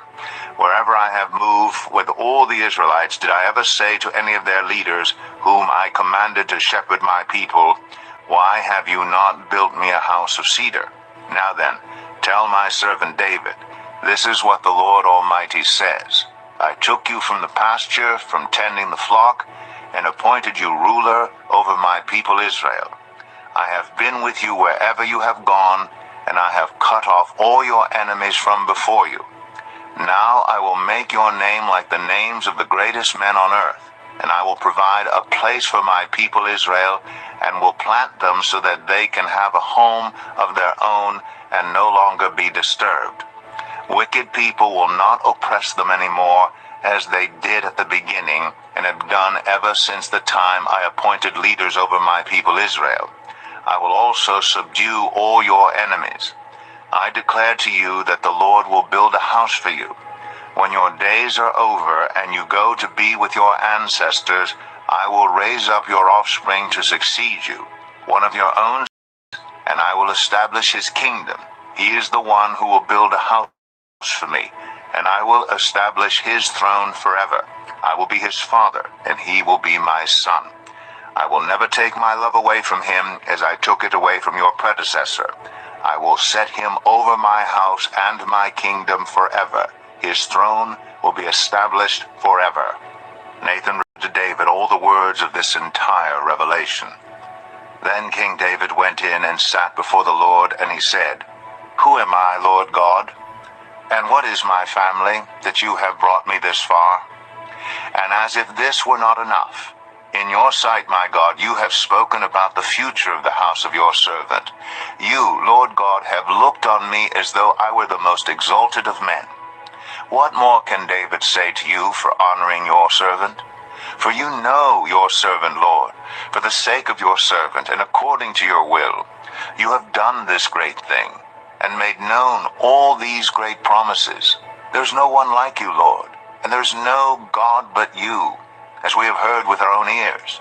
And who is like your people Israel, the one nation on earth whose God went out to redeem a people for himself, and to make a name for yourself, and to perform great and awesome wonders by driving out nations from before your people, whom you redeemed from Egypt. You made your people Israel your very own forever, and you, Lord, have become their God. And now, Lord, let the promise you have made concerning your servant and his house be established forever. Do as you promised, so that it will be established, and that your name will be great forever. Then people will say, the Lord Almighty, the God over Israel, is Israel's God. And the house of your servant David will be established before you. You, my God, have revealed to your servant that you will build a house for him. So your servant has found courage to pray to you. You, Lord, are God. You have promised these good things to your servant. Now you have been pleased to bless the house of your servant, that it may continue forever in your sight. For you, Lord, have blessed it, and it will be blessed forever. 1 Chronicles 18. In the course of time, David defeated the Philistines and subdued them, and he took Gath and its surrounding villages from the control of the Philistines. David also defeated the Moabites, and they became subject to him and brought him tribute. Moreover, David defeated Hadadezer, king of Zobah, in the vicinity of Hamath, when he went to set up his monument at the Euphrates River. David captured 1,000 of his chariots, 7,000 charioteers, and 20,000 foot soldiers. He hamstrung all but 100 of the chariot horses. When the Arameans of Damascus came to help Hadadezer, king of Zobah, David struck down 22,000 of them. He put garrisons in the Aramean kingdom of Damascus, and the Arameans became subject to him and brought him tribute. The Lord gave David victory wherever he went.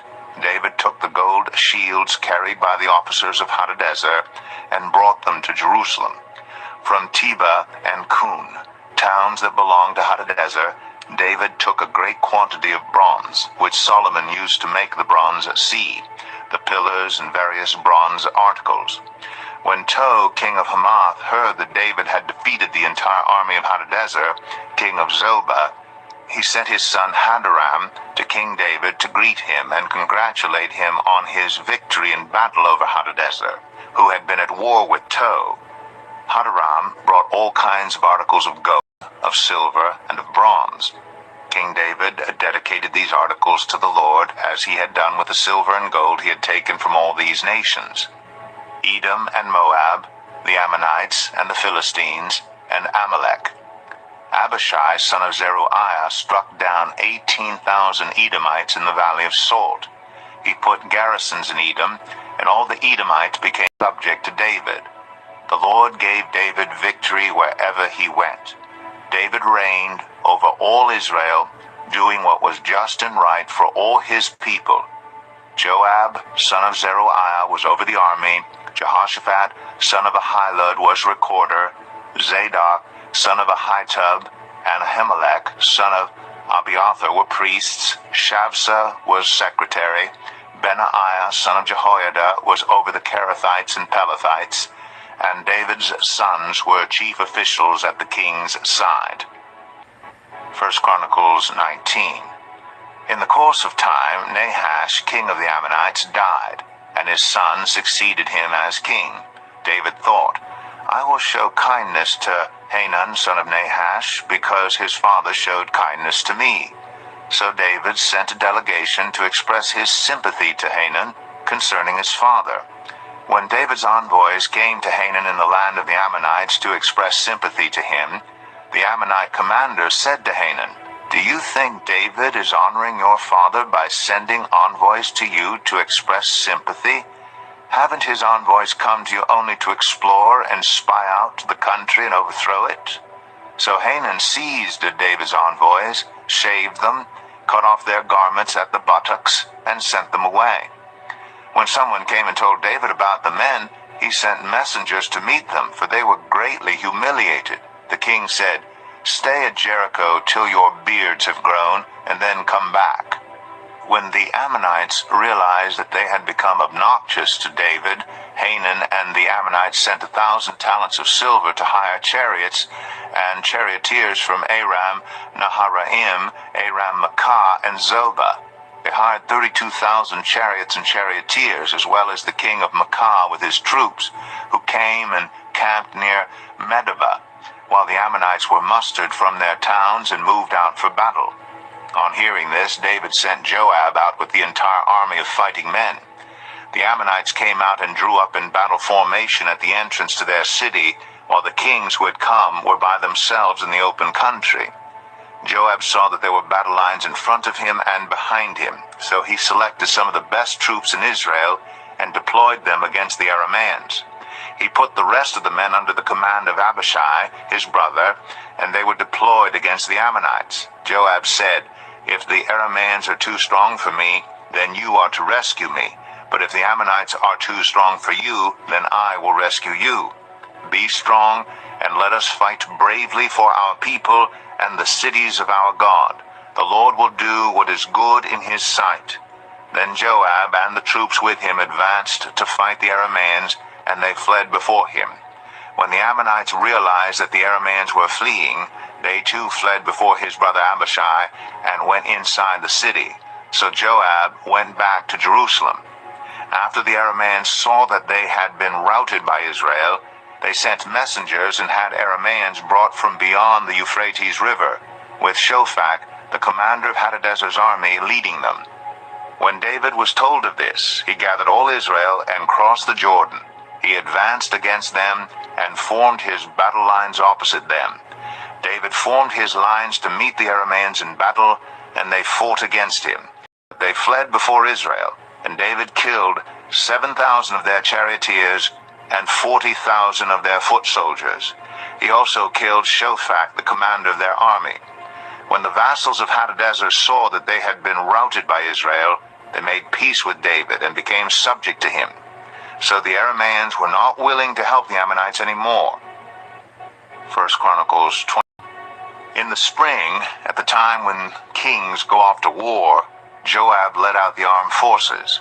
He laid waste the land of the Ammonites and went to Rabbah and besieged it. But David remained in Jerusalem. Joab attacked Rabbah and left it in ruins.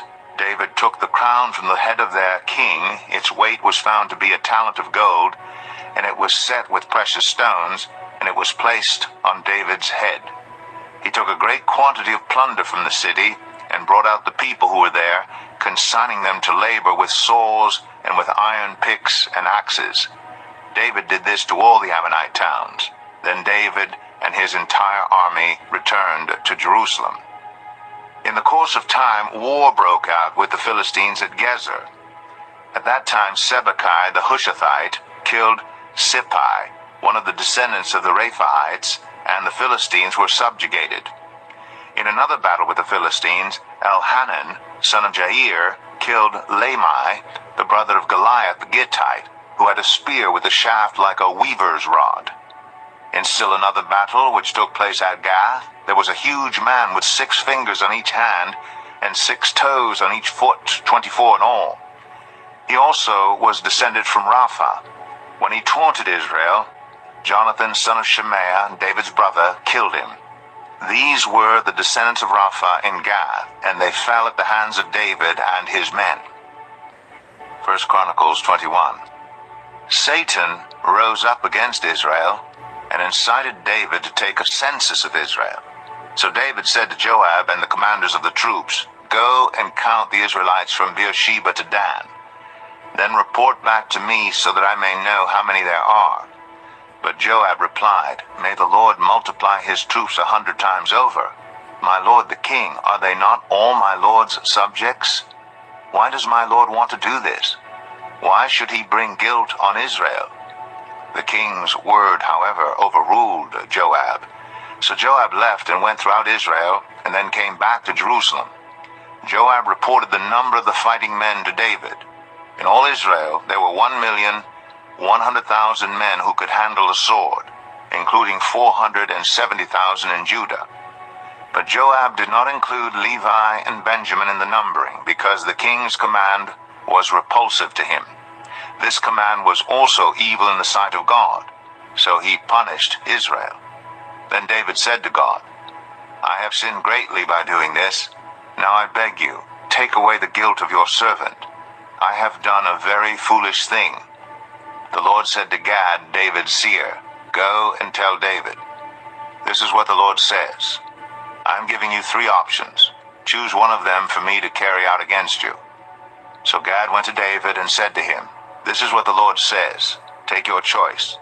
3 years of famine, 3 months of being swept away before your enemies with their swords overtaking you, or 3 days of the sword of the Lord, days of plague in the land, with the angel of the Lord ravaging every part of Israel. Now then, Decide how I should answer the one who sent me." David said to Gad, "I am in deep distress. Let me the Lord, for his mercy is very great, but do not let me fall into human hands."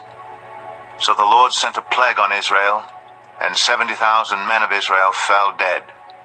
And God sent an angel to destroy Jerusalem. But as the angel was doing so, the Lord saw it and relented concerning the disaster, and said to the angels destroying the people, "Enough, withdraw your hand." The angel of the Lord was then standing at the threshing floor of Araunah the Jebusite. David looked up and saw the angel of the Lord standing between heaven and earth with a drawn sword in his hand extended over Jerusalem. Then David and the elders, clothed in sackcloth, fell face down. David said to God, "Was it not I who ordered the fighting men to be counted? I, the shepherd, have sinned and done wrong. These are but sheep. What have they done? Lord my God, let your hand fall on me and my family, but do not let this plague remain on your people." Then the angel of the Lord ordered Gad to tell David to go up and build an altar to the Lord on the threshing floor of Araunah the Jebusite. So David went up in obedience to the word that Gad had spoken in the name of the Lord. While Araunah was threshing wheat, he turned and saw the angel.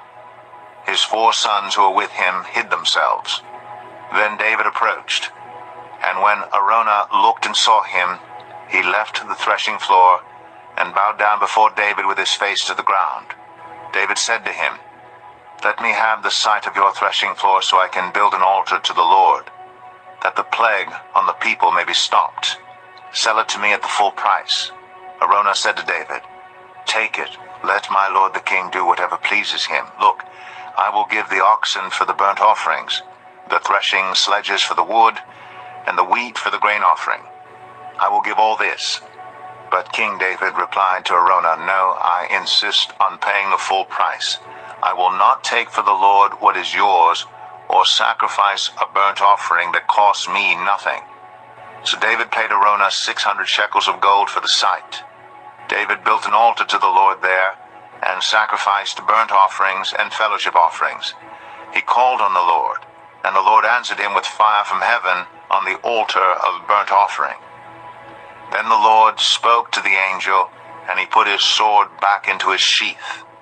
At that time, when David saw that the Lord had answered him on the threshing floor of Araunah the Jebusite, he offered sacrifices there.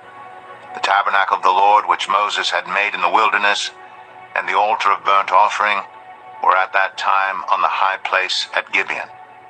But David could not go before it to inquire of God, because he was afraid of the sword of the angel of the Lord. 1 Chronicles 22. Then David said, "The house of the Lord God is to be here, and also the altar of burnt offering for Israel."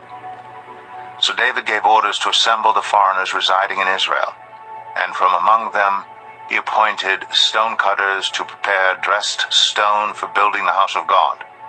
He provided a large amount of iron to make nails for the doors of the gateways and for the fittings, and more bronze than could be weighed.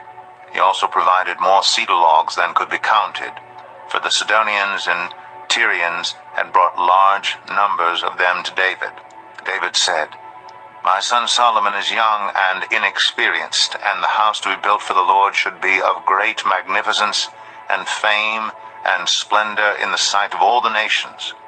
Therefore I will make preparations for it." So David made extensive preparations before his death. Then he called for his son Solomon and charged him to build a house for the Lord, the God of Israel. David said to Solomon, "My son, I had it in my heart to build a house for the name of the Lord my God. But this word of the Lord came to me. You have shed much blood and have fought many wars. You are not to build a house for my name, because you have shed much blood on the earth in my sight.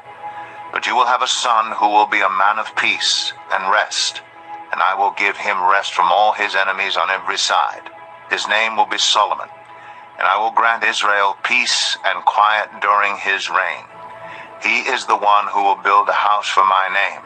He will be my son, and I will be his father, and I will establish the throne of his kingdom over Israel forever. Now, my son, the Lord be with you, and may you have success and build the house of the Lord your God, as he said you would. May the Lord give you discretion and understanding when he puts you in command over Israel, so that you may keep the law of the Lord your God. Then you will have success if you are careful to observe the decrees and laws that the Lord gave Moses for Israel. Be strong and courageous. Do not be afraid or discouraged. I have taken great pains to provide for the temple of the Lord 100,000 talents of gold, 1,000,000 talents of silver, quantities of bronze and iron too great to be weighed, and wood and stone. And you may add to them. You have many workers, stone cutters, masons, and carpenters, as well as those skilled in every kind of work in gold and silver, bronze and iron, craftsmen beyond number. Now begin the work, and the Lord be with you. Then David ordered all the leaders of Israel to help his son Solomon. He said to them, Is not the Lord your God with you? And has he not granted you rest on every side? For he has given the inhabitants of the land into my hands, and the land is subject to the Lord and to his people. Now devote your heart and soul to seeking the Lord your God.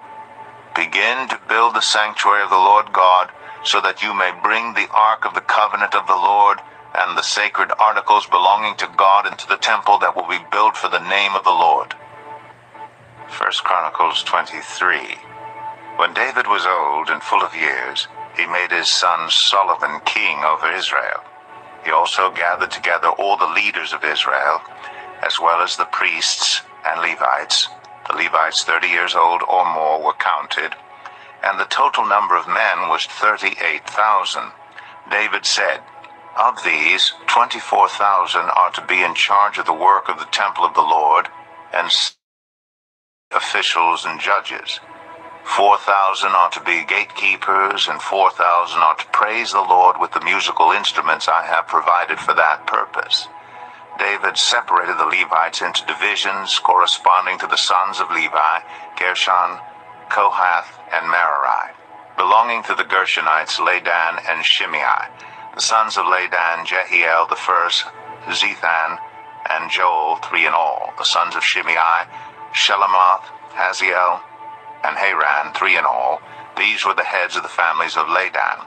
And the sons of Shimei, Jahath, Ziza, Jeush, and Beriah. These were the sons of Shimei, 4 in all. Jahath was the first, and Ziza the second. But Jeush and Beriah did not have many sons, so they were counted as one family with one assignment. The sons of Kohath, Amram, Izhar, Hebron, Uziel, 4 in all. The sons of Amram, Aaron and Moses. Aaron was set apart, he and his descendants forever, to consecrate the most holy things, to offer sacrifices before the Lord, to minister before him, and to pronounce blessings in his name forever.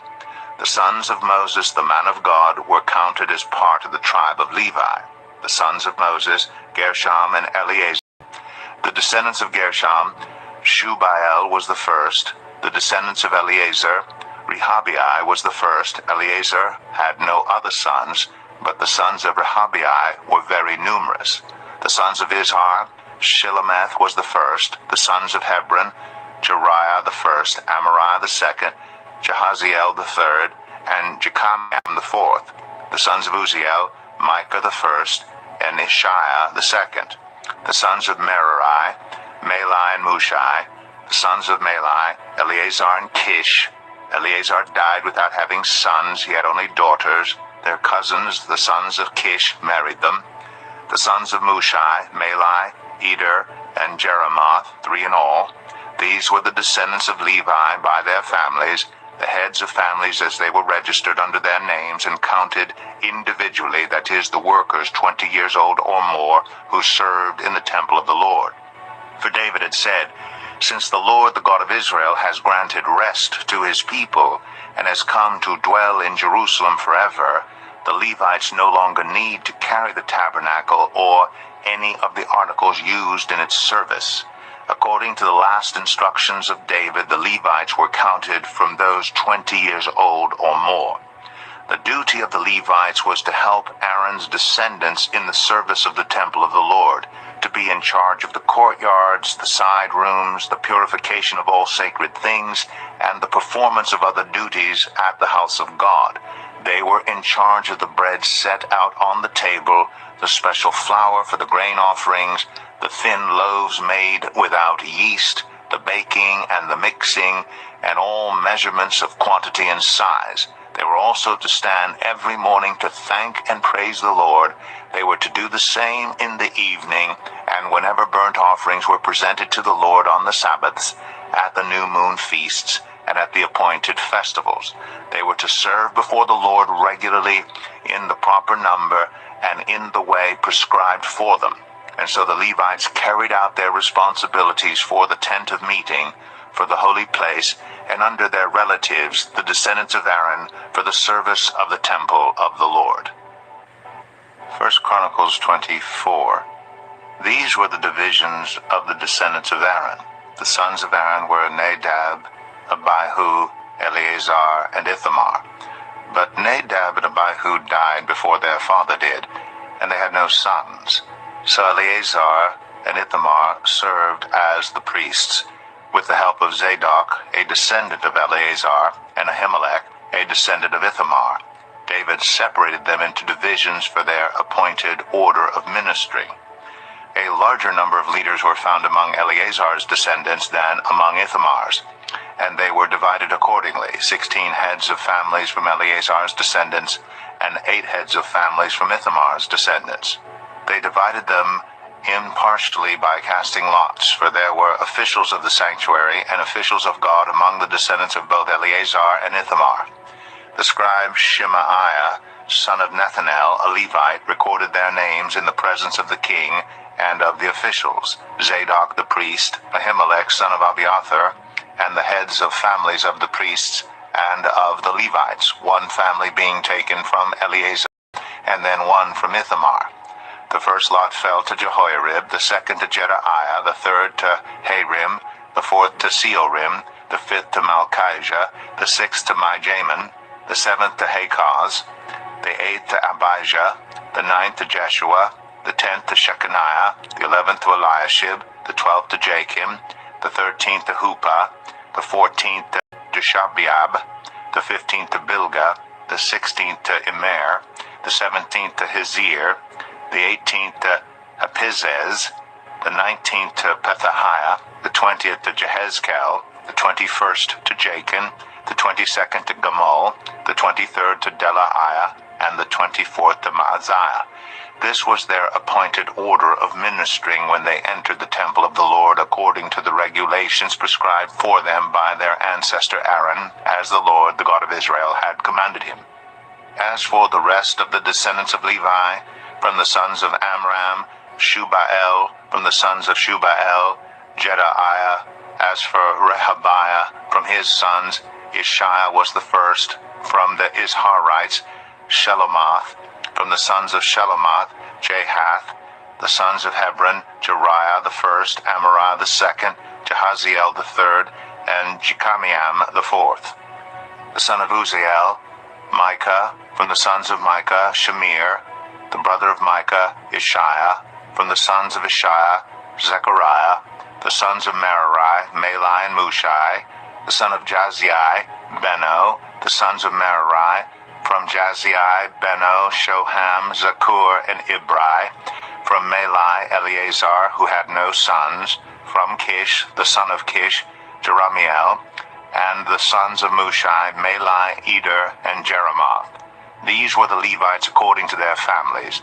They also cast lots, just as their relatives, the descendants of Aaron, did, in the presence of King David, and of Zadok, Ahimelech, and the heads of families of the priests and of the Levites. The families of the oldest brother were treated the same as those of the youngest. 1 Chronicles 25. David, together with the commanders of the army, set apart some of the sons of Asaph, Heman and Jeduthun, for the ministry of prophesying, accompanied by harps, lyres, and cymbals. Here is the list of the men who performed this service. From the sons of Asaph, Zakur, Joseph, Nethaniah, and Asarela. The sons of Asaph were under the supervision of Asaph, who prophesied under the king's supervision.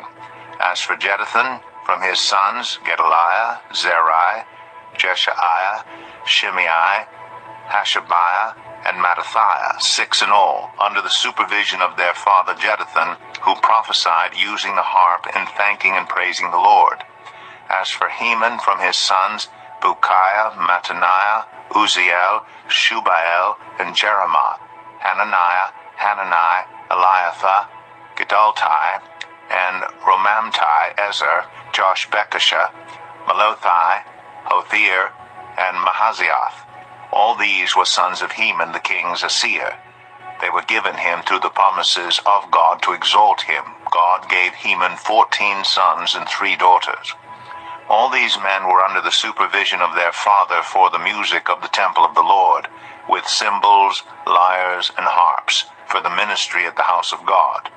Asaph, Jeduthun, and Heman were under the supervision of the king, along with their relatives, all of them trained and skilled in music for the Lord. They numbered 288, young and old alike, teacher as well as student, cast lots for their duties. The first lot, which was for Asaph, fell to Joseph, his sons and relatives, 12. The second to Gedaliah, him and his relatives and sons, 12. The third to Zakur, his sons and relatives, 12. The fourth to Israel, his sons and relatives, 12. The fifth to Nethaniah, his sons and relatives, 12. The sixth to Bukiah, his sons and relatives, 12. The seventh to Jesarela, his sons and relatives, 12. The eighth to Jeshaiah, his sons and relatives, 12. The ninth to Mattaniah, his sons and relatives, 12. The 10th to Shimei, his sons and relatives, 12. The 11th to Azarel, his sons and relatives, 12.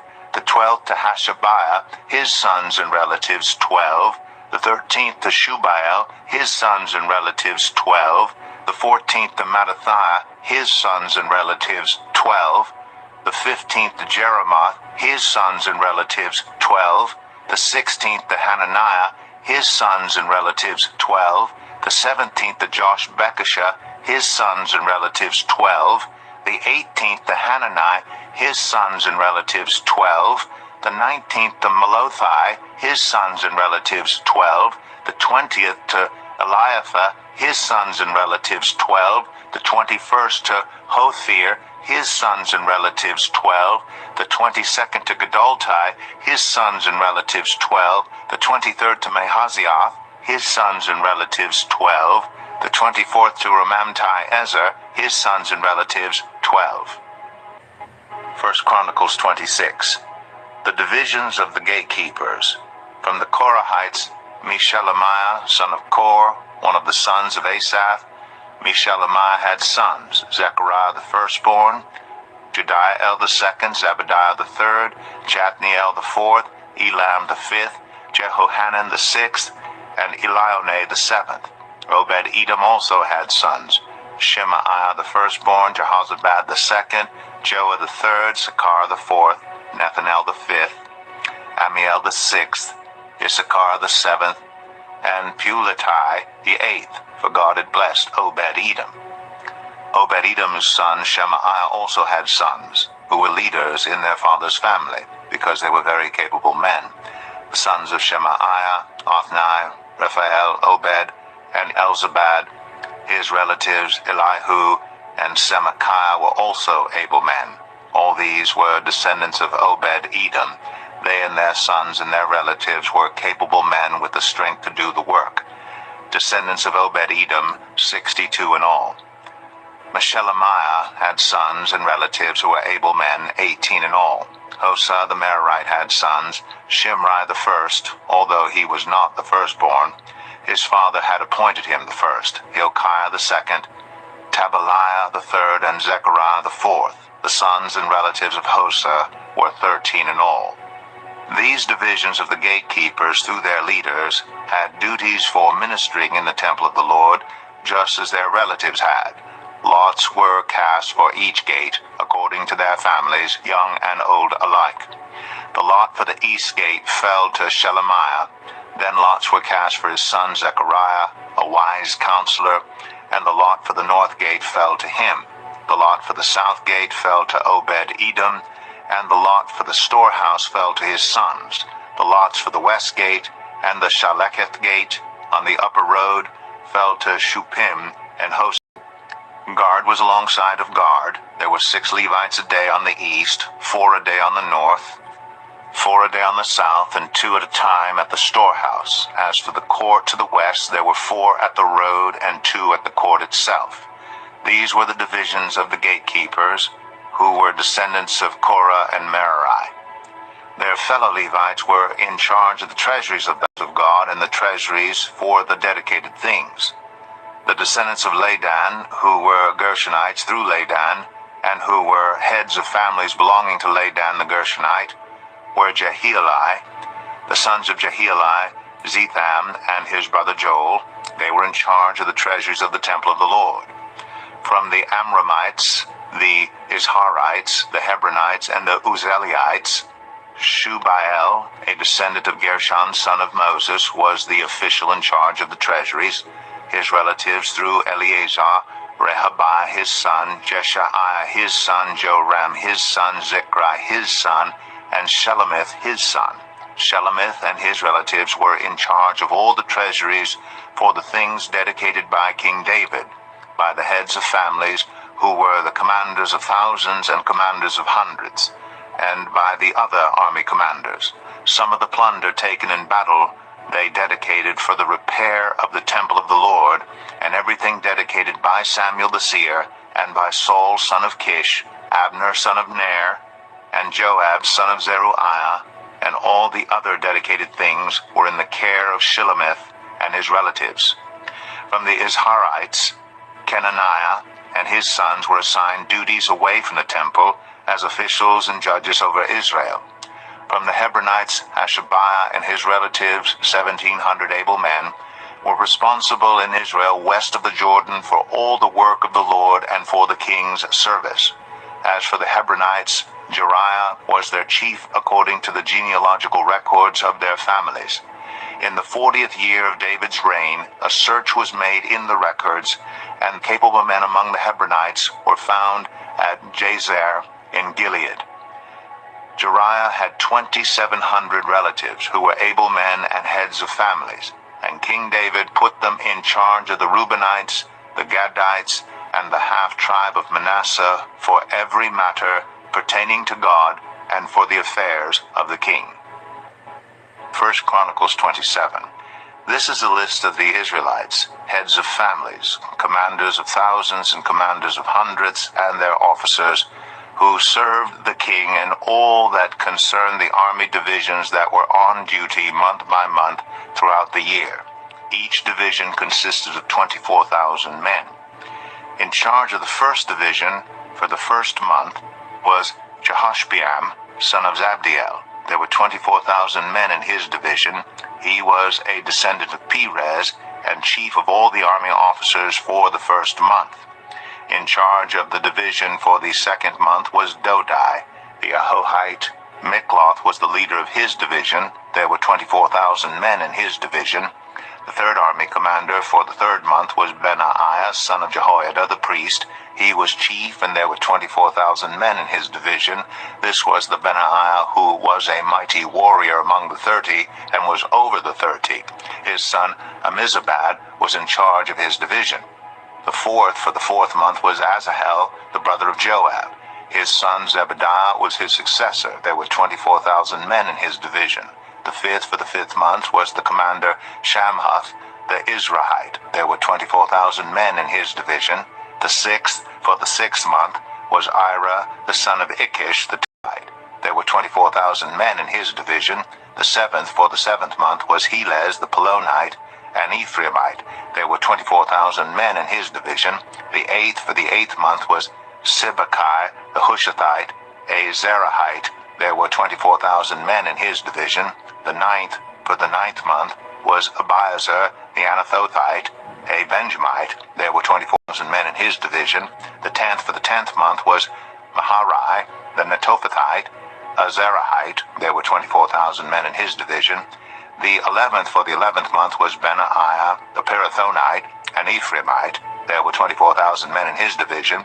The 12th for the 12th month was Heldai the Netophathite, from the family of Othniel. There were 24,000 men in his division. The leaders of the tribes of Israel: over the Reubenites, Eleazar son of Zichri; over the Simeonites, Shephatiah son of Maacah; over Levi, Hashabiah son of Kemuel; over Aaron, Zadok; over Judah, Elihu, a brother of David; over Issachar, Omri son of Michael; over Zebulun, Ishmaiah son of Obadiah; over Naphtali, Jeremoth son of Azriel; over the Ephraimites, Hoshea son of Azahiah; over half the tribe of Manasseh, Joel son of Pedaiah; over the half tribe of Manasseh in Gilead, Edo son of Zechariah; over Benjamin, Jasiel son of Abner; over Dan, Azarel son of Jeroham. These were the leaders of the tribes of Israel. David did not take the number of the men 20 years old or less, because the Lord had promised to make Israel as numerous as the stars in the sky. Joab, son of Zeruiah, began to count the men but did not finish. God's wrath came on Israel on account of this numbering, and the number was not entered in the book of the annals of King David. Asmaveth, son of Adiel, was in charge of the royal storehouses. Jonathan, son of Uzziah, was in charge of the storehouses in the outlying districts, in the towns, the villages, and the watchtowers. Ezra, son of Caleb, was in charge of the workers who farmed the land. Shimei, the Ramathite, was in charge of the vineyards. Zabdi, the Shifmite, was in charge of the produce of the vineyards for the wine vats. Baal-Hanan, the Gederite, was in charge of the olive and sycamore fig trees in the western foothills. Joash was in charge of the supplies of olive oil. Shitrai, the Sharonite, was in charge of the herds grazing in Sharon. Shaphat, son of Adlai, was in charge of the herds in the valleys. Obil, the Ishmaelite, was in charge of the camels. Jedaiah, the Meronothite, was in charge of the donkeys. Jaziz, the Hagrite, was in charge of the flocks. All these were the officials in charge of King David's property. Jonathan, David's uncle, was a counselor, a man of insight, and a scribe. Jehiel, son of Hachmoni, took care of the king's sons. Ahithophel was the king's counselor. Hushai, the Archite, was the king's confidant. Ahithophel was succeeded by Jehoiada, son of Benaiah, and by Abiathar. Joab was the commander of the royal army. 1 Chronicles 28. David summoned all the officials of Israel to assemble at Jerusalem, the officers over the tribes, the commanders of the divisions in the service of the king, the commanders of thousands and commanders of hundreds, and the officials in charge of all the property and livestock belonging to the king and his sons, together with the palace officials, the warriors, and all the brave fighting men. King David rose to his feet and said, "Listen to me, my fellow Israelites, my people. I had it in my heart to build a house as a place of rest for the ark of the covenant of the Lord, for the footstool of our God, and I made plans to build it. But God said to me, 'You are not to build a house for my name, because you are a warrior and have shed blood.' Yet the Lord, the God of Israel, chose me from my whole family to be king over Israel forever. He chose Judah as leader, and from the tribe of Judah he chose my family. And from my father's sons he was pleased to make me king over all Israel. Of all my sons, and the Lord has given me many, he has chosen my son Solomon to sit on the throne of the kingdom of the Lord over Israel. He said to me, 'Solomon your son is the one who will build my house and my courts. For I have chosen him to be my son, and I will be his father. I will establish his kingdom forever if he is unswerving in carrying out my commands and laws, as is being done at this time. So now I charge you in the sight of all Israel, and of the assembly of the Lord, and in the hearing of our God, be careful to follow all the commands of the Lord your God, that you may possess this good land and pass it on as an inheritance to your descendants forever. And you, my son Solomon, acknowledge the God of your father, and serve him with wholehearted devotion and with a willing mind. For the Lord searches every heart and understands every desire and every thought. If you seek him, he will be found by you. But if you forsake him, he will reject you forever. Consider now, for the Lord has chosen you to build a house as the sanctuary. Be strong and do the work. Then David gave his son Solomon the plans for the portico of the temple, its buildings, its storerooms, its upper parts, its inner rooms, and the place of atonement. He gave him the plans of all that the Spirit had put in his mind for the courts of the temple of the Lord, and all the surrounding rooms, for the treasuries of the temple of God, and for the treasuries for the dedicated things. He gave him instructions for the divisions of the priests and Levites, and for all the work of serving in the temple of the Lord, as well as for all the articles to be used in its service. He designated the weight of gold for all the gold articles to be used in various kinds of service, and the weight of silver for all the silver articles to be used in various kinds of service. The weight of gold for the gold lampstands and their lamps, with the weight for each lampstand and its lamps, and the weight of silver for each silver lampstand and its lamps, according to the use of each lampstand, the weight of gold for each table for consecrated bread, the weight of silver for the silver tables, the weight of pure gold for the forks, sprinkling bowls, and pitchers, the weight of gold for each gold dish, the weight of silver for each silver dish, and the weight of the refined gold for the altar of incense. He also gave him the plan for the chariot, that is, the cherubim of gold that spread their wings and overshadowed the ark of the covenant of the Lord. All this, David said, I have in writing as a result of the Lord's hand on me. And he enabled me to understand all the details of the plan. David also said to Solomon his son, Be strong and courageous, and do the work. Do not be afraid or discouraged, for the Lord God my God is with you. He will not fail you or forsake you until all the work for the service of the temple of the Lord is finished. The divisions of the priests and Levites are ready for all the work on the temple of God, and every willing person skilled in any craft will help you in all the work. The officials and all the people will obey your every command. 1 Chronicles 29. Then King David said to the whole assembly, My son Solomon, the one whom God has chosen, is young and inexperienced.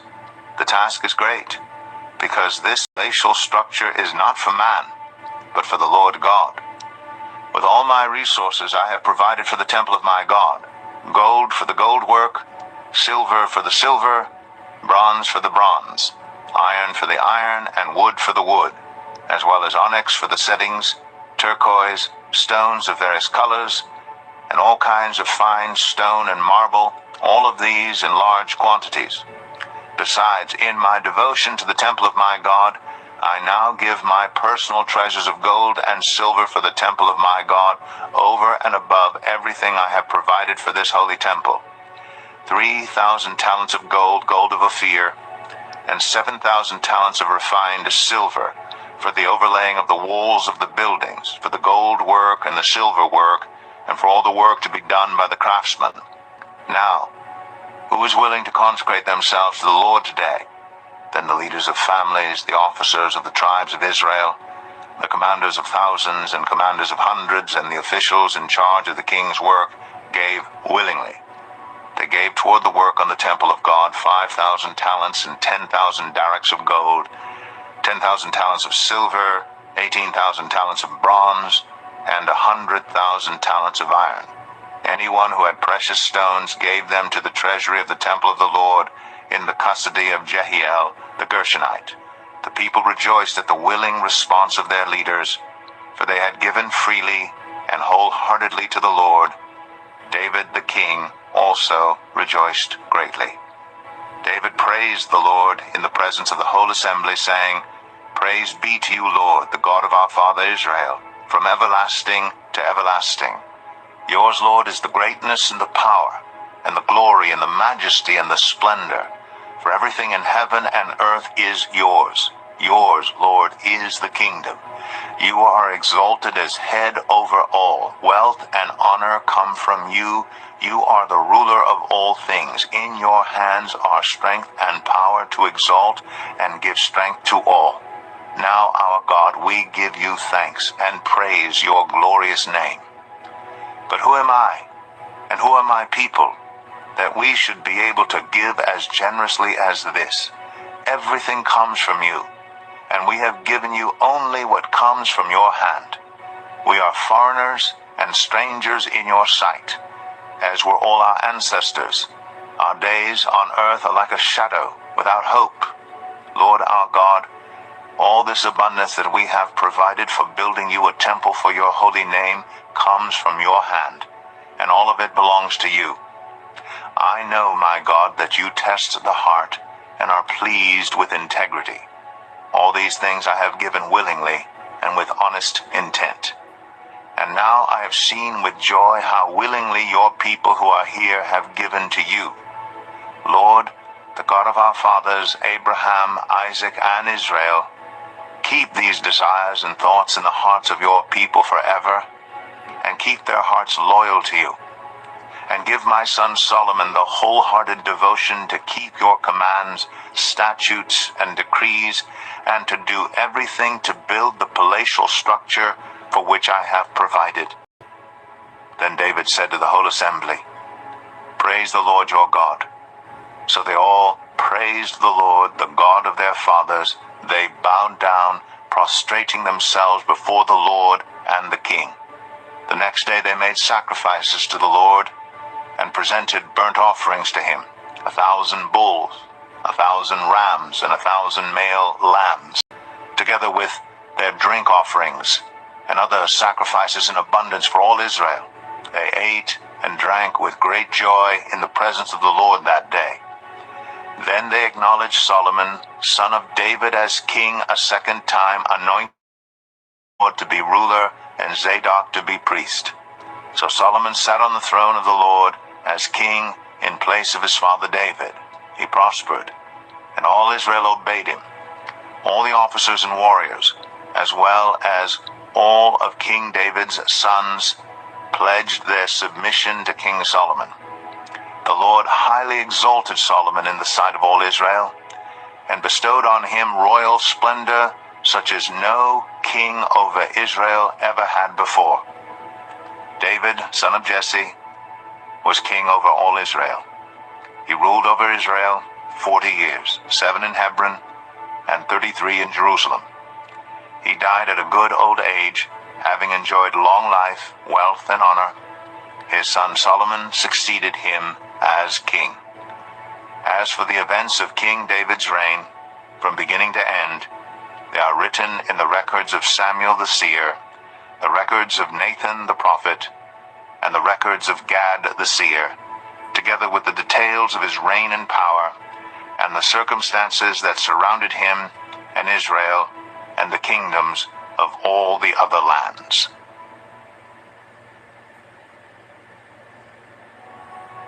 The book of 2 Chronicles, chapter 1. Solomon, son of David, established himself firmly over his kingdom, for the Lord his God was with him and made him exceedingly great.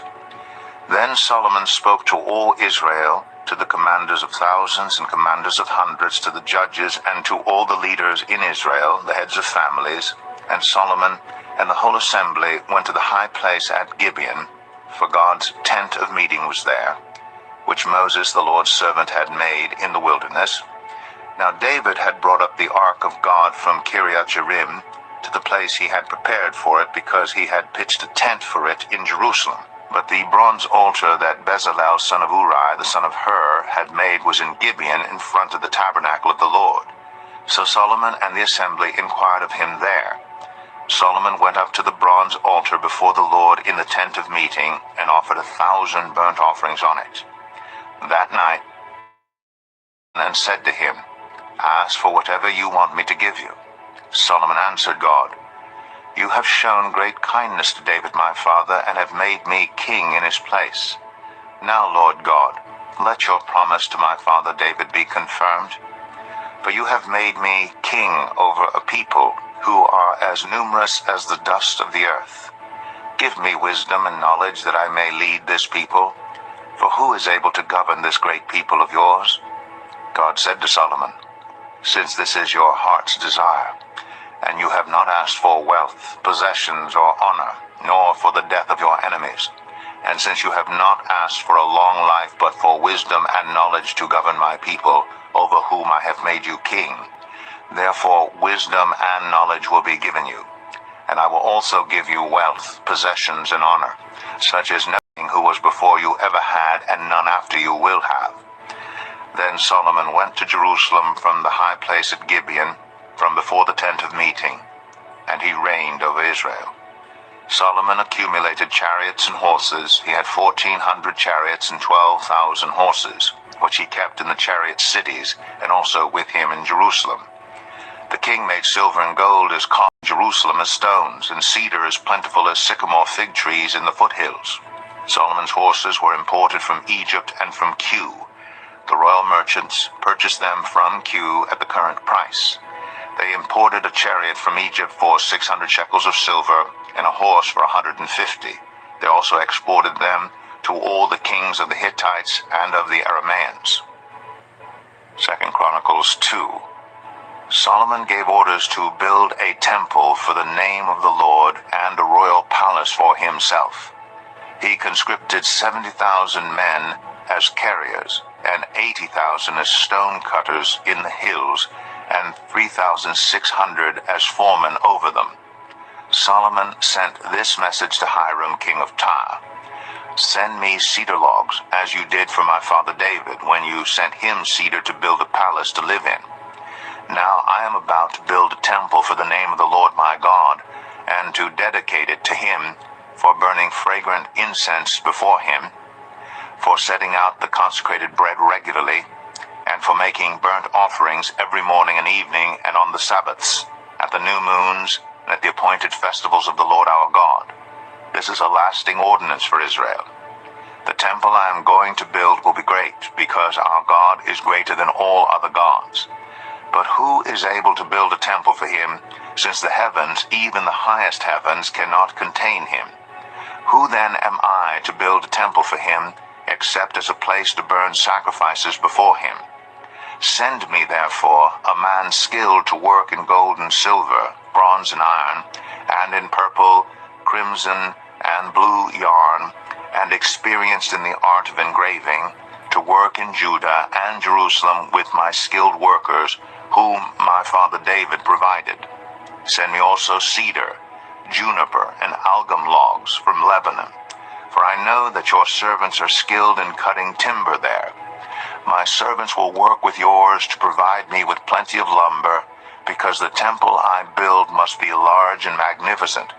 I will give your servants, the woodsmen who cut the timber, 20,000 cores of ground wheat, 20,000 cores of barley, 20,000 baths of wine, and 20,000 baths of olive oil. Hiram, king of Tyre, replied by letter to Solomon, Because the Lord loves his has made you their king. And Hiram added, Praise be to the Lord, the God of Israel, who made heaven and earth. He has given King David a wise son, endowed with intelligence and discernment, who will build a temple for the Lord and a palace for himself. I am sending you Huram-Abai, a man of great skill, whose mother was from Dan and whose father was from Tyre. He is trained to work in gold and silver, bronze and iron, stone and wood, and with purple and blue and crimson yarn and fine linen. He is experienced in all kinds of engraving and can execute any design given to him. He will work with your skilled workers and with those of my lord, David your father. Now let my lord send his servants the wheat and barley and the olive oil and wine he promised. And we will cut all the logs of Lebanon that you need, and will float them as rafts by sea down to Joppa. You can then take them up to Jerusalem. Solomon took a census of all the foreigners residing in Israel after the census his father David had taken, and they were found to be 153,600. He assigned 70,000 of them to be carriers and 80,000 to be stone cutters in the hills, with 3,600 foremen over them to keep the people working. 2 Chronicles 3. Then Solomon began to build the temple of the Lord in Jerusalem on Mount Moriah, where the Lord had appeared to his father David. It was on the threshing floor of Araunah, the Jebusite, the place provided by David. He began building on the 2nd day of the 2nd month in the 4th year of his reign. The foundation Solomon laid for building the temple of God was 60 cubits long and 20 cubits wide, using the cubit of the old standard. The portico at the front of the temple was 20 cubits long across the width of the building and 20 cubits high. He overlaid the inside with pure gold. He paneled the main hall with juniper and covered it with fine gold and decorated it with palm tree and chain designs. He adorned the temple with precious stones, and the gold he used was gold of Parvaim. He overlaid the ceiling beams, door frames, walls, and doors of the temple with gold, and he carved a cherubim on the walls. He built the most holy place, its length corresponding to the width of the temple, 20 cubits long and 20 cubits wide. He overlaid the inside with 600 talents of fine gold. The gold nails weighed 50 shekels. He also overlaid the upper parts with gold. For the most holy place, he made a pair of sculptured cherubim and overlaid them with gold. The total wingspan of the cherubim was 20 cubits.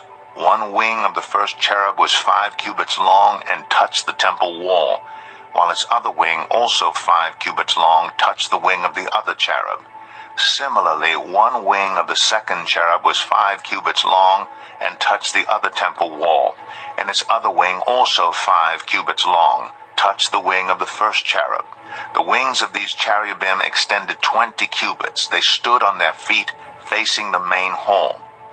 He made the curtain of blue, purple, and crimson yarn and fine linen, with cherubim worked into it. For the front of the temple he made 2 pillars, which together were 35 cubits long, each with a capital 5 cubits high. He made interwoven chains, and he put them on top of the pillars. He also made 100 pomegranates and attached them to the chains. He erected the pillars in the front of the temple, one to the south and one to the north. The one to the south he named Jachin, and the one to the north Boaz. 2 Chronicles 4. He made a bronze altar 20 cubits long, 20 cubits wide, and 10 cubits high. He made the sea of cast metal, circular in shape, measuring 10 cubits from rim to rim and 5 cubits high. It took a line of 30 cubits to measure around it. Below the rim, figures of bulls encircled it, 10 to a cubit. The bulls were cast in 2 rows in one piece with the sea. The sea stood on 12 bulls, 3 facing north, 3 facing west, 3 facing south, and 3 facing east. The sea rested on top of them, and their hindquarters were toward the center. It was a handbreadth in thickness, and its rim was like the rim of a cup, like a lily blossom. It held 3,000 baths. He then made 10 basins for washing, and placed 5 on the south side and 5 on the north. In them the things to be used for the burnt offerings were rinsed, but the sea was to be used by the priests for washing. He made 10 gold lampstands according to the specifications for them, and placed them in the temple, 5 on the south side and 5 on the north. He made 10 tables and placed them in the temple, 5 on the south side and 5 on the north. He also made 100 gold sprinkling bowls. He made the courtyard of the priests, and the large court, and the doors for the court, and overlaid the doors with bronze. He placed the sea on the south side, at the southeast corner. And Huram also made the pots and shovels and sprinkling bowls. So Huram finished the work he had undertaken for King Solomon in the temple of God. The 2 pillars, the 2 bowl-shaped capitals on top of the pillars, the 2 sets of network decorating the 2 bowl-shaped capitals on top of the pillars, the 400 pomegranates for the 2 sets of network, 2 rows of pomegranates for each network, decorating the bowl-shaped capitals on top of the pillars, the stands with their basins, the sea and the 12 bulls under it, the pots, shovels, meat forks, and all related articles. All the objects that Huram-Abi made for King Solomon for the temple of the Lord were of polished bronze. The king had them cast in clay molds in the plain of the Jordan between Succoth and Zarethan. All these things that Solomon made amounted to so much that the weight of the bronze could not be calculated. Solomon also made all the furnishings that were in God's temple: the golden altar, the tables on which was the bread of the presence, the lampstands of pure gold with their lamps to burn in front of the inner sanctuary as prescribed, the gold floral work, and lamps and tongs. They were solid gold. The pure gold wick trimmers, sprinkling bowls, dishes, and censers, and the gold doors of the temple, the inner doors to the most holy place, and the doors of the main hall. 2 Chronicles 5.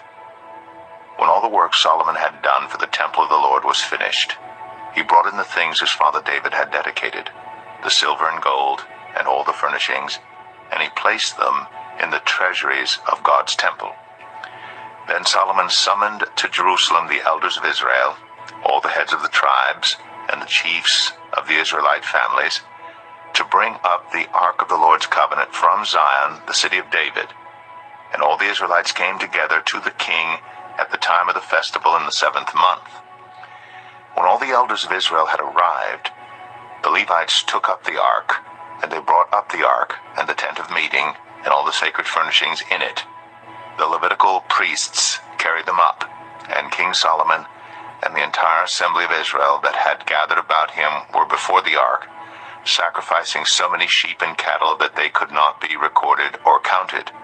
The priests then brought the ark of the Lord's covenant to its place in the inner sanctuary of the temple, the most holy place, and put it beneath the wings of the cherubim. The cherubim spread their wings over the place of the ark and covered the ark and its carrying poles. These poles were so long that their ends extending from the ark could be seen from in front of the inner sanctuary, but not from outside the holy place, and they are still there today. There was nothing in the ark except the 2 tablets that Moses had placed in it at Horeb, where the Lord made a covenant with the Israelites after they came out of Egypt. The priests then withdrew from the holy place. All the priests who were there had consecrated themselves, regardless of their divisions.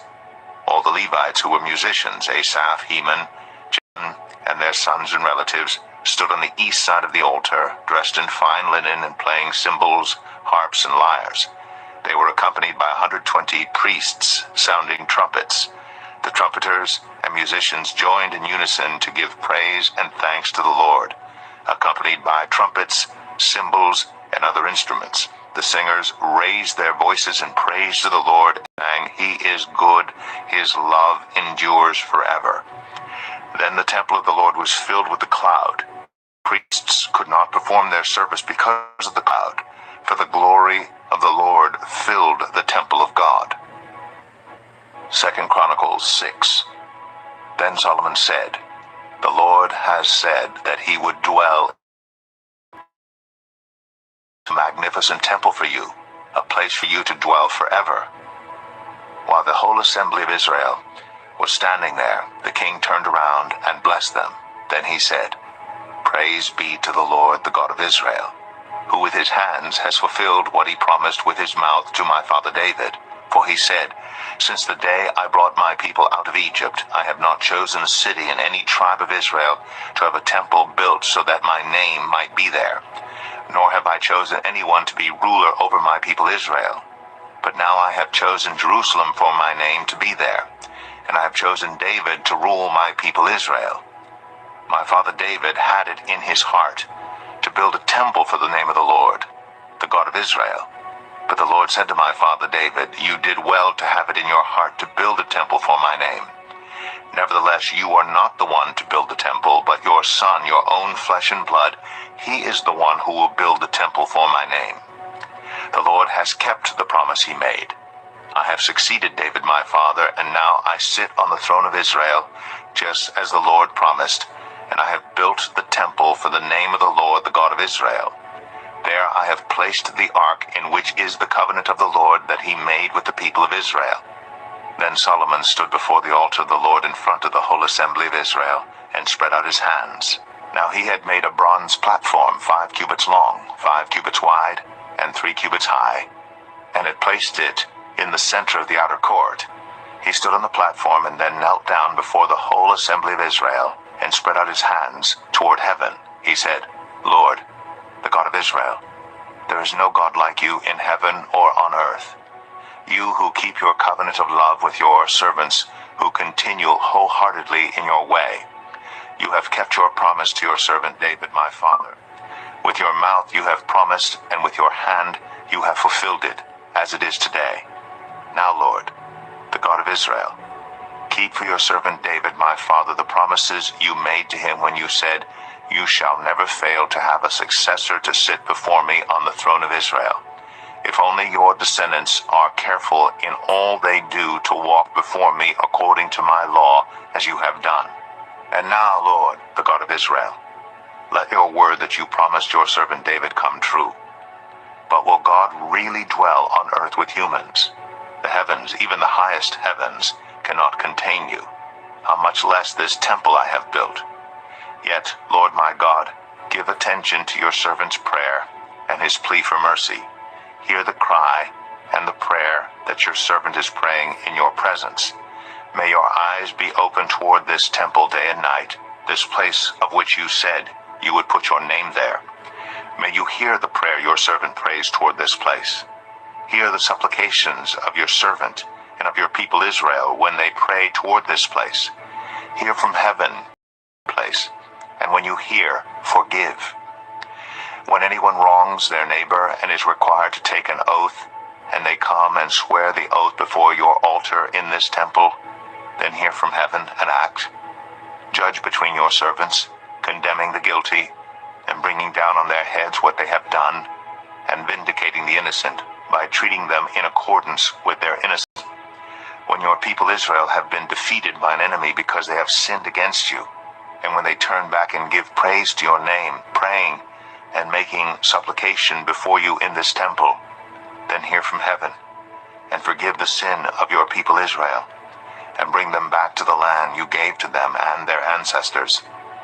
When the heavens are shut up, and there is no rain because your people have sinned against you, and when they pray toward this place, and give praise to your name, and turn from their sin because you have afflicted them, then hear from heaven, and forgive the sin of your servants, your people Israel. Teach them the right way to live, and send rain on the land you gave your people for an inheritance. When famine or plague comes to the land, or blight, or mildew, locusts, or grasshoppers, or when enemies besiege them in any of their cities, whatever disaster or disease may come, and when a prayer or plea is made by anyone among your people Israel, being aware of their afflictions and pains and spreading out their hands toward this temple, then hear from heaven, your dwelling place. Forgive and deal with everyone according to all they do, since you know their hearts. For you alone know the human heart, so that they will fear you and walk in obedience to you all the time they live in the land you gave our ancestors. As for the foreigner who does not belong to your people Israel, but has come from a distant land because of your great name and your mighty hand and your outstretched arm, when they come and pray toward this temple, then hear from heaven, your dwelling place. Do whatever the foreigner asks of you, so that all the peoples of the earth may know your name and fear you, as do your own people Israel, and may know that this house I have built bears your name. When your people go to war against their enemies, wherever you send them, and when they pray to you toward this city you have chosen, and the temple I have built for your name, then hear from heaven their prayer and their plea, and uphold their cause. When they sin against you, for there is no one who does not sin, and you become angry with them and give them over to the enemy, who takes them captive to a land far away or near, and if they have a change of heart in the land where they are held captive, and repent and plead with you in the land of their captivity and say, We have sinned, we have done wrong and acted wickedly. And if they turn back to you with all their heart and soul in the land of their captivity, where they were taken, and pray toward the land you gave their ancestors, toward the city you have chosen, and toward the temple I have built for your name. Then from heaven, your dwelling place, hear their prayer and their pleas, and uphold their cause, and forgive your people who have sinned against you. Now, my God, may your eyes be open and your ears attentive to the prayers offered in this place. Now arise, Lord God, and come to your resting place, you and the ark of your might. May your priests, Lord God, be clothed with salvation. May your faithful people rejoice in your goodness. Lord God, do not reject your anointed one. Remember the great love promised to David, your servant. 2 Chronicles 7. When Solomon finished praying, fire came down from heaven and consumed the burnt offering and the sacrifices, and the glory of the Lord filled the temple. The priests could not enter the temple of the Lord because the glory of the Lord filled it. When all the Israelites saw the fire coming down and the glory of the Lord above the temple, they knelt on the pavement with their faces to the ground, and they worshipped and gave thanks to the Lord, saying, He is good. His love endures forever. Then the king and all the people offered sacrifices before the Lord. And King Solomon offered a sacrifice of 22,000 head of cattle and 120,000 sheep and goats. So the king and all the people dedicated the temple of God. The priests took their positions, as did the Levites, with the Lord's musical instruments, which King David had made for praising the Lord, and which were used when he gave thanks, saying, His love endures forever. Opposite the Levites, the priests blew their trumpets, and all the Israelites were standing. Solomon consecrated the middle part of the courtyard in front of the temple of the Lord, and there he offered burnt offerings and the fat of the fellowship offerings, because the bronze altar he had made could not hold the burnt offerings, the grain offerings, and the fat portions. So Solomon observed the festival at that time for 7 days, and all Israel with him, a vast assembly, people from Lebo Hamath to the Wadi of Egypt. On the 8th day they held an assembly, for they had celebrated the dedication of the altar for 7 days, and the festival for 7 days more. On the 23rd day of the 7th month he sent the people to their homes, joyful and glad in heart for the good things the Lord had done for David and Solomon, and for his people Israel.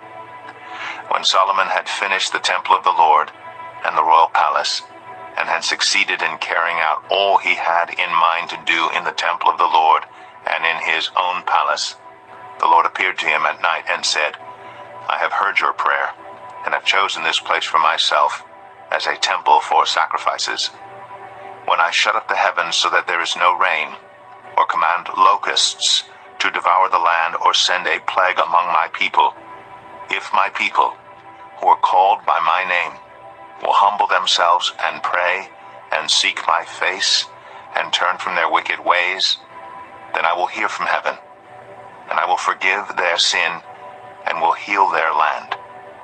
Now my eyes will be open and my ears attentive to the prayers offered in this place. I have chosen and consecrated this temple so that my name may be there forever. My eyes and my heart will always be there. As for you, if you walk before me faithfully, as David your father did, and do all I command, and observe my decrees and laws, I will establish your royal throne, as I covenanted with David your father when I said, You shall never fail to have a successor to rule over Israel. But if you turn away and forsake the decrees and commands I have given you, and go off to serve other gods and worship them, then I will uproot Israel from my land, which I have given them, and will reject this temple I have consecrated for my name. I will make it a byword and an object of ridicule among all peoples. This temple will become a heap of rubble. All who pass by will be appalled and say, Why has the Lord done such a thing to this land and to this temple? People will answer, Because they have forsaken the Lord, the God of their ancestors, who brought them out of Egypt, and have embraced other gods, worshiping and serving them. That is why he brought all this disaster on them. 2 Chronicles 8. At the end of 20 years, during which Solomon built the temple of the Lord and his own palace, Solomon rebuilt the villages that Hiram had given him and settled Israelites in them. Solomon then went to Hamath Zobah and captured. He also built up Tadmor in the desert and all the store cities he had built in Hamath. He rebuilt Upper Beth Horon and Lower Beth Horon as fortified cities with walls and with gates and bars, as well as Baalath and all his store cities, and all the cities for his chariots and for his horses, whatever he desired to build in Jerusalem, in Lebanon, and throughout all the territory he ruled. There were still people left from the Hittites, Amorites, Perizzites, Hivites, and Jebusites. These people were not Israelites. Solomon conscripted the descendants of all these people remaining in the land, whom the Israelites had not destroyed, to serve as slave labor, as it is to this day. But Solomon did not make slaves of the Israelites for his work. They were his fighting men, commanders of his captains, and commanders of his chariots and charioteers. They were also King Solomon's chief officials, 250 officials supervising the men. Solomon brought Pharaoh's daughter up from the city of David to the palace he had built for her, for he said, "My wife must not live in the palace of David, king of Israel, because the places the ark of the Lord has entered are holy." On the altar of the Lord that he had built in front of the portico, Solomon sacrificed burnt offerings to the Lord according to the daily requirement for offerings commanded by Moses for the Sabbaths, the new moons, and the 3 annual festivals, the festival of unleavened bread, the festival of weeks, and the festival of tabernacles. In keeping with the ordinance of his father David, he appointed the divisions of the priests for their duties, and the Levites to lead the praise and to assist the priests according to each day's requirement. He also appointed the gatekeepers by divisions for the various gates, because this was what David the man of God had ordered. They did not deviate from the king's commands to the priests or to the Levites in any matter, including that of the treasuries. All Solomon's work was carried out from the day the foundation of the temple of the Lord was laid until its completion. So the temple of the Lord was finished. Then Solomon went to Ezion-Geber and Elath on the coast of Edom, and Hiram sent him ships commanded by his own men, sailors who knew the sea. These, with Solomon's men, sailed to Ophir and brought back 450 talents of gold, which they delivered to King Solomon. 2 Chronicles 9. When the queen of Sheba heard of Solomon's fame, she came to Jerusalem to test him with hard questions, arriving with a very great caravan with camels carrying spices, large quantities of gold and precious stones. She came to Solomon and talked with him about all she had on her mind. Solomon answered all her questions. Nothing was too hard for him to explain to her. When the queen of Sheba saw the wisdom of Solomon, as well as the palace he had built, the food on his table, the seating of his officials, the attending servants in their robes, the cupbearers in their robes, and the burnt offerings he made at the temple of the Lord, she was overwhelmed. She said to the king, "The report I heard in my own country about your achievements and your wisdom is true. But I did not believe what they said until I came and saw with my own eyes. Indeed, not even half the greatness of your wisdom was told me. You have far exceeded the report I heard. How happy your people must be. How happy your officials who continually stand before you and hear your wisdom. Praise be to the Lord your God, who has delighted in you and placed you on his throne as king to rule for the Lord your God. Because of the love of your God for Israel and his desire to uphold them forever, he has made you king over them, to maintain justice and righteousness." Then she gave the king 120 talents of gold, large quantities of spices and precious stones. There had never been such spices as those the queen of Sheba gave to King Solomon. The servants of Hiram and the servants of Solomon brought gold from Ophir. They also brought algum wood and precious stones. The king used the algum wood to make steps for the temple of the Lord and for the royal palace, and to make harps and lyres for the musicians. Nothing like them had ever been seen in Judah. King Solomon gave the Queen of Sheba all she desired and asked for. He gave her more than she had brought to him. Then she left and returned with her retinue to her own country. The weight of gold that Solomon received yearly was 666 talents, not including the revenues brought in by merchants and traders. Also, all the kings of Arabia and the governors of the territories brought gold and silver to Solomon. King Solomon made 200 large shields of hammered gold. 600 shekels of hammered gold went into each shield. He also made 300 small shields of hammered gold, with 300 shekels of gold in each shield. The king put them in the palace of the forest of Lebanon. Then the king made a great throne covered with ivory and overlaid with pure gold. The throne had 6 steps, and a footstool of gold was attached to it. On both sides of the seat were armrests with a lion standing beside each of them. 12 lions stood on the 6 steps, one at either end of each step. Nothing like it had ever been made for any other kingdom. All King Solomon's goblets were gold, and all the household articles in the palace of the forest of Lebanon were pure gold. Nothing was made of silver, because silver was considered of little value in Solomon's day. The king had a fleet of trading ships, manned by Hiram's servants. Once every 3 years it returned, carrying gold, silver, and ivory, and apes and baboons. King Solomon was greater in riches and wisdom than all the other kings of the earth. All the kings of the earth sought audience with Solomon to hear the wisdom God had put in his heart. Year after year, everyone who came brought a gift: articles of silver and gold, and robes, weapons and spices, and horses and mules.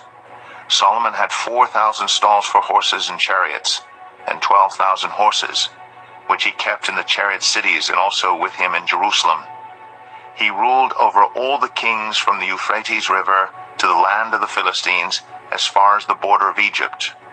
The king made silver as common in Jerusalem as stones, and cedar as plentiful as sycamore fig trees in the foothills. Solomon's horses were imported from Egypt and from all other countries. As for the other events of Solomon's reign, from beginning to end, are they not written in the records of Nathan the prophet, in the prophecy of Ahijah the Shilonite, and in the visions of Iddo the seer concerning Jeroboam son of Nebat? Solomon reigned in Jerusalem over all Israel 40 years. Then he rested with his ancestors and was buried in the city of David his father, and Rehoboam his son succeeded him as king. 2 Chronicles 10. Rehoboam went to Shechem, for all Israel had gone there to make him king. When Jeroboam son of Nebat heard this, he was in Egypt. He had fled from King Solomon. He returned from Egypt. So they sent for Jeroboam, and he and all Israel went to Rehoboam and said to him, "Your father put a heavy yoke on us, but now lighten the harsh labor and the heavy yoke he put on us, and we will serve you." Rehoboam answered, "Come back to me in 3 days." So the people went away. Then King Rehoboam consulted the elders who had served his father Solomon during his lifetime. "How would you advise me to answer these people?" he asked. They replied, "If you will be kind to these people and please them and give them a favorable answer, they will always be your servants." But Rehoboam rejected the advice the elders gave him and consulted the young men who had grown up with him and were serving him. He asked them, "What is your advice? How should we answer these people who say to me, 'Lighten the yoke your father put on us'?" The young men who had grown up with him replied, "The people have said to you, 'Your father put a heavy yoke on us, but make our yoke lighter.' Now tell them, 'My little finger is thicker than my father's waist. My father laid on you a heavy yoke. I will make it even heavier. My father scourged you with whips. I will scourge you with scorpions." 3 days later, Jeroboam and all the people returned to Rehoboam as the king had said, "Come back to me in 3 days." The king answered them harshly, Rejecting the advice of the elders, he followed the advice of the young men and said, "My father made your yoke heavy. I will make it even heavier. My father scourged you with whips. I will scourge you with scorpions." So the king did not listen to the people, for this turn of events was from God, to fulfill the word the Lord had spoken to Jeroboam son of Nebat through Ahijah the Shilonite. When all Israel saw that the king refused to listen to them, they answered the king, "What share do we have in David? What part in Jesse's son? To your tents, Israel. Look after your own house, David." So all the Israelites went home. But as for the Israelites who were living in the towns of Judah, Rehoboam still ruled over them. King Rehoboam sent out Adoniram, who was in charge of forced labor, but the Israelites stoned him to death. King Rehoboam, however, managed to get into his chariot and escape to Jerusalem. So Israel has been in rebellion against the house of David to this day. 2 Chronicles 11. When Rehoboam arrived in Jerusalem, he mustered Judah and Benjamin, 180,000 able young men, to go to war against Israel and to regain the kingdom for Rehoboam. But this word of the Lord came to Shemaiah, the man of God. "Say to Rehoboam, son of Solomon, king of Judah, and to all Israel in Judah and Benjamin, this is what the Lord says. Do not go up to fight against your fellow Israelites. Go home, every one of you, for this is my doing." So they obeyed the words of the Lord and turned back from marching against Jeroboam. Rehoboam lived in Jerusalem and built up towns for defense in Judah: Bethlehem, Etam, Tekoa, Beth Zur, Socoh, Adullam, Gath, Mareshah, Ziph, Adoraim, Lachish, Azekah, Zorah, Ajalon, and Hebron. These were fortified cities in Judah and Benjamin. He strengthened their defenses and put commanders in them with supplies of food, olive oil, and wine. He put shields and spears in all the cities and made them very strong. So Judah and Benjamin were his. The priests and Levites from all their districts throughout Israel sided with him.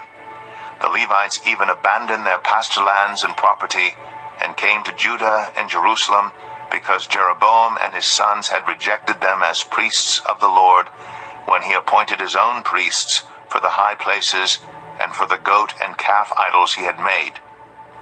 Those from every tribe of Israel who set their hearts on seeking the Lord, the God of Israel, followed the Levites to Jerusalem to offer sacrifices to the Lord, the God of their ancestors. They strengthened the kingdom of Judah and supported Rehoboam, son of Solomon, 3 years, following the ways of David and Solomon during this time. Rehoboam married Mahalath, who was the daughter of David's son Jeremoth, and Abihail, the daughter of Jesse's son Eliab. She bore him sons, Jeush, Shemariah, and Zaham.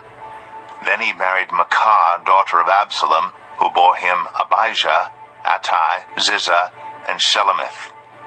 Rehoboam loved Maacah, daughter of Absalom, more than any of his other wives and concubines.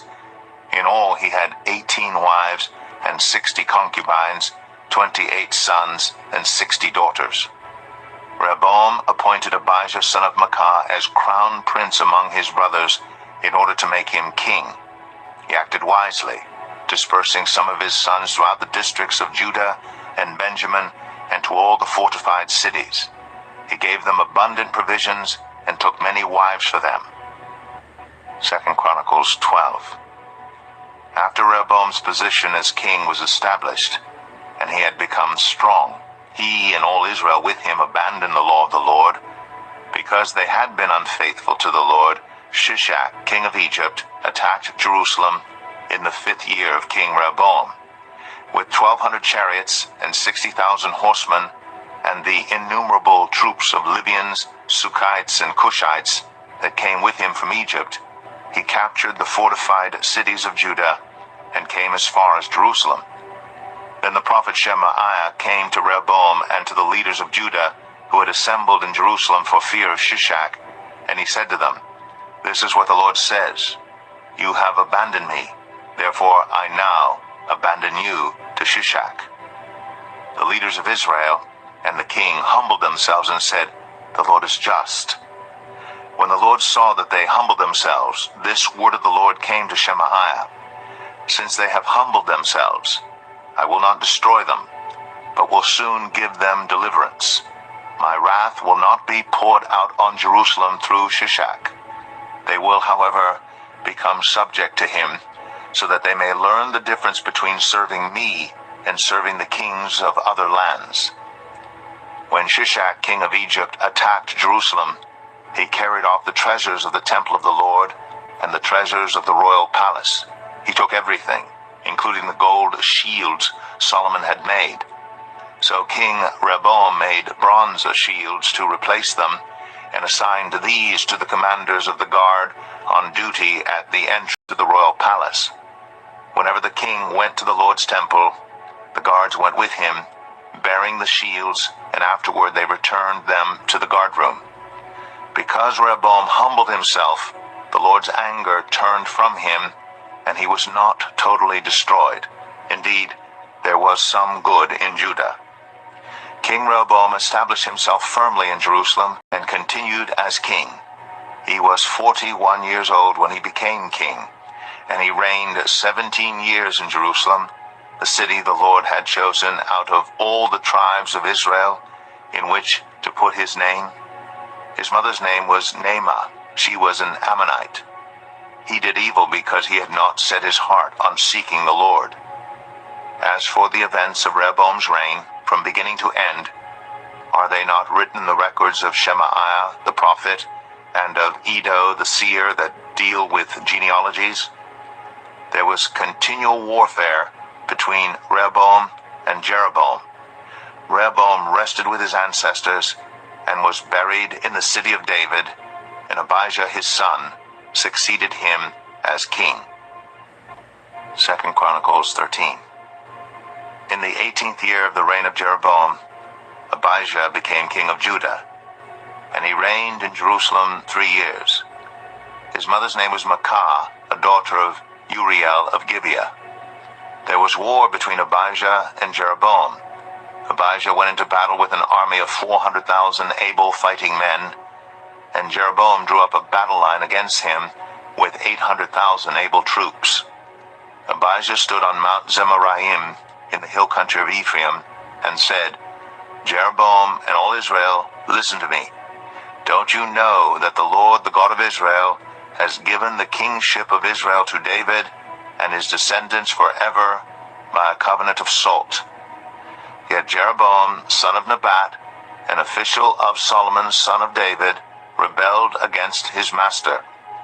Some worthless scoundrels gathered around him and opposed Rehoboam, son of Solomon, when he was young and indecisive and not strong enough to resist them.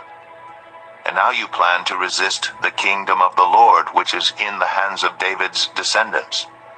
You are indeed a vast army, and have with you the golden calves that Jeroboam made to be your gods. Didn't you drive out the priests of the Lord, the sons of Aaron and the Levites, and make priests of your own, as the peoples of other lands do?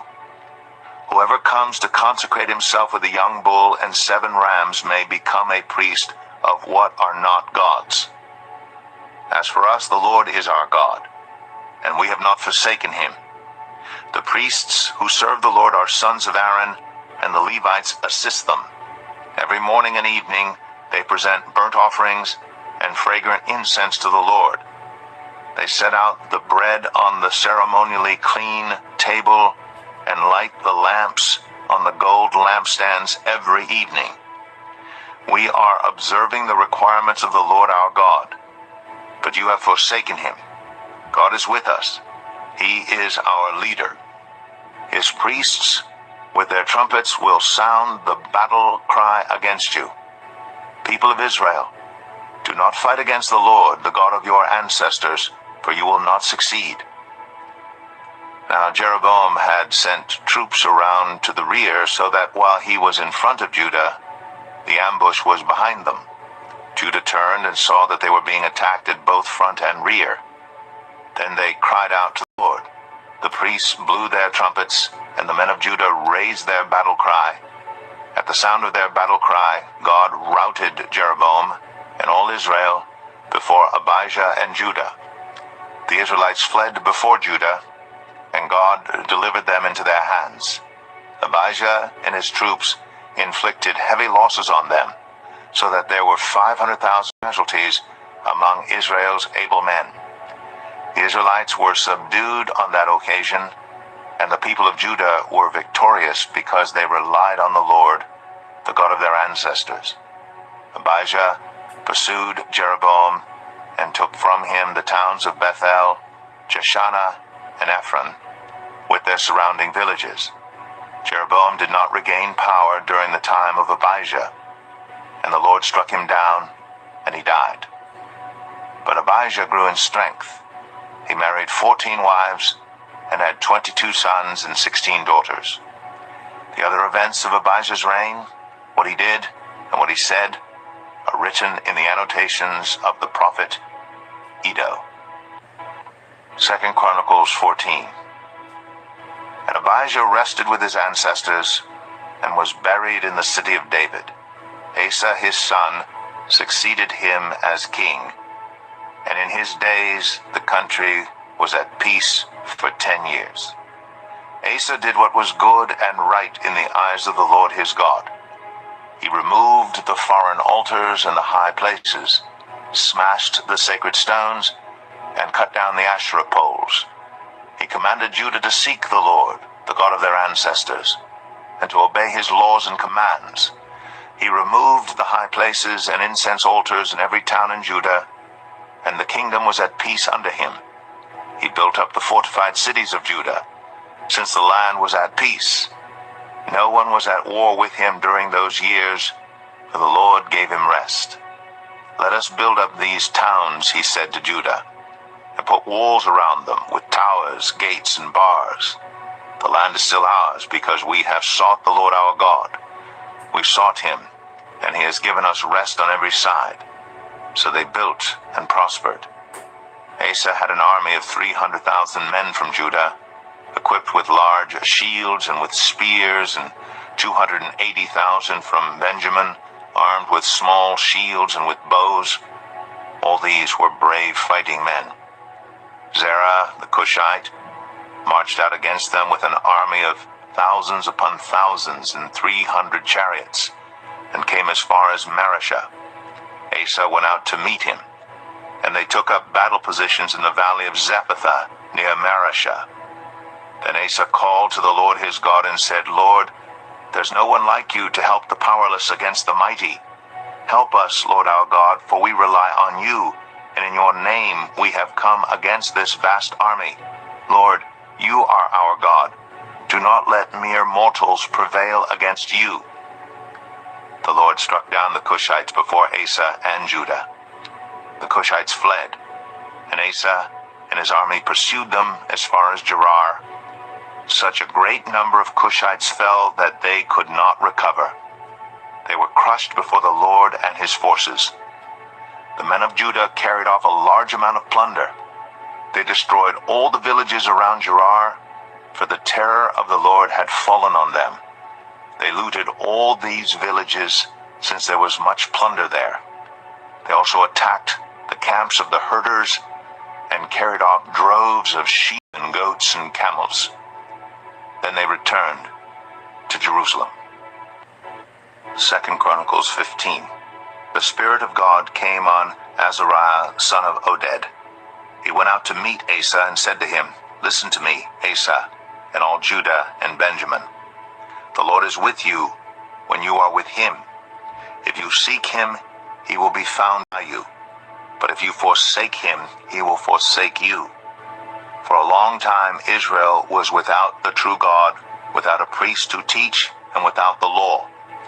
But in their distress they turned to the Lord, the God of Israel, and sought him, and he was found by them. In those days it was not safe to travel about, for all the inhabitants of the lands were in great turmoil.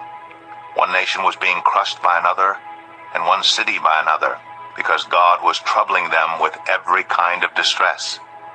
But as for you, be strong and do not give up. for your work will be rewarded." When Asa heard these words and the prophecy of Azariah son of Oded, the prophet, he took courage.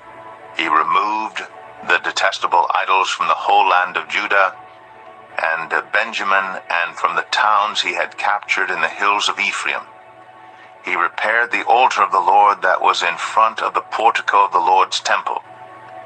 Then he assembled all Judah and Benjamin, and the people from Ephraim, Manasseh, and Simeon, who had settled among them, for large numbers had come over to him from Israel when they saw that the Lord his God was with him. They assembled at Jerusalem in the 3rd month of the 15th year of Asa's reign. At that time they sacrificed to the Lord 700 head of cattle and 7,000 sheep and goats from the plunder they had brought back. They entered into a covenant to seek the Lord, the God of their ancestors, with all their heart and soul. All who would not seek the Lord, the God of Israel, were to be put to death, whether small or great, man or woman. They took an oath to the Lord with loud acclamation, with shouting and with trumpets and horns. All Judah rejoiced about the oath because they had sworn it wholeheartedly. They sought God eagerly, and he was found by them. So the Lord gave them rest on every side. King Asa also deposed his grandmother Maacah from her position as queen mother because she had made a repulsive image for the worship of Asherah. Asa cut it down, broke it up, and burned it in the Kidron Valley. Although he did not remove the high places from Israel, Asa's heart was fully committed to the Lord all his life. He brought into the temple of God the silver and gold and the articles that he and his father had dedicated. There was no more war until the 35th year of Asa's reign. 2 Chronicles 16.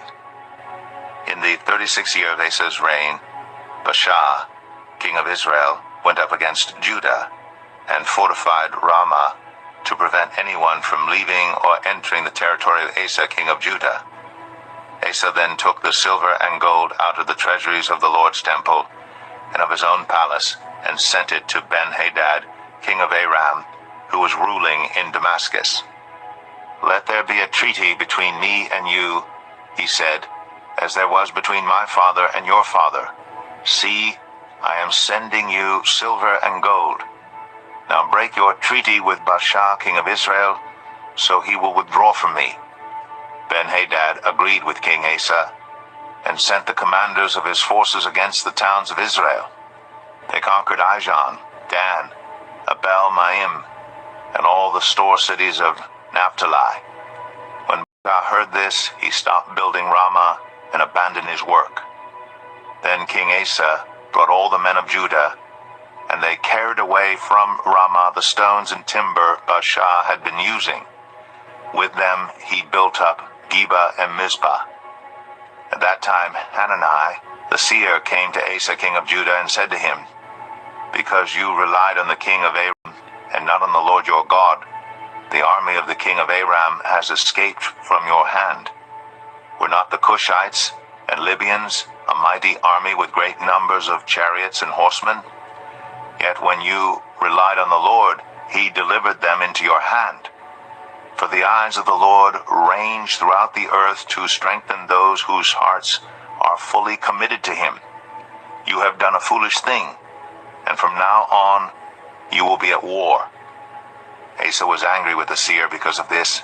He was so enraged that he put him in prison. At the same time, Asa brutally oppressed some of the people. The events of Asa's reign, from beginning to end, are written in the book of the kings of Judah and Israel.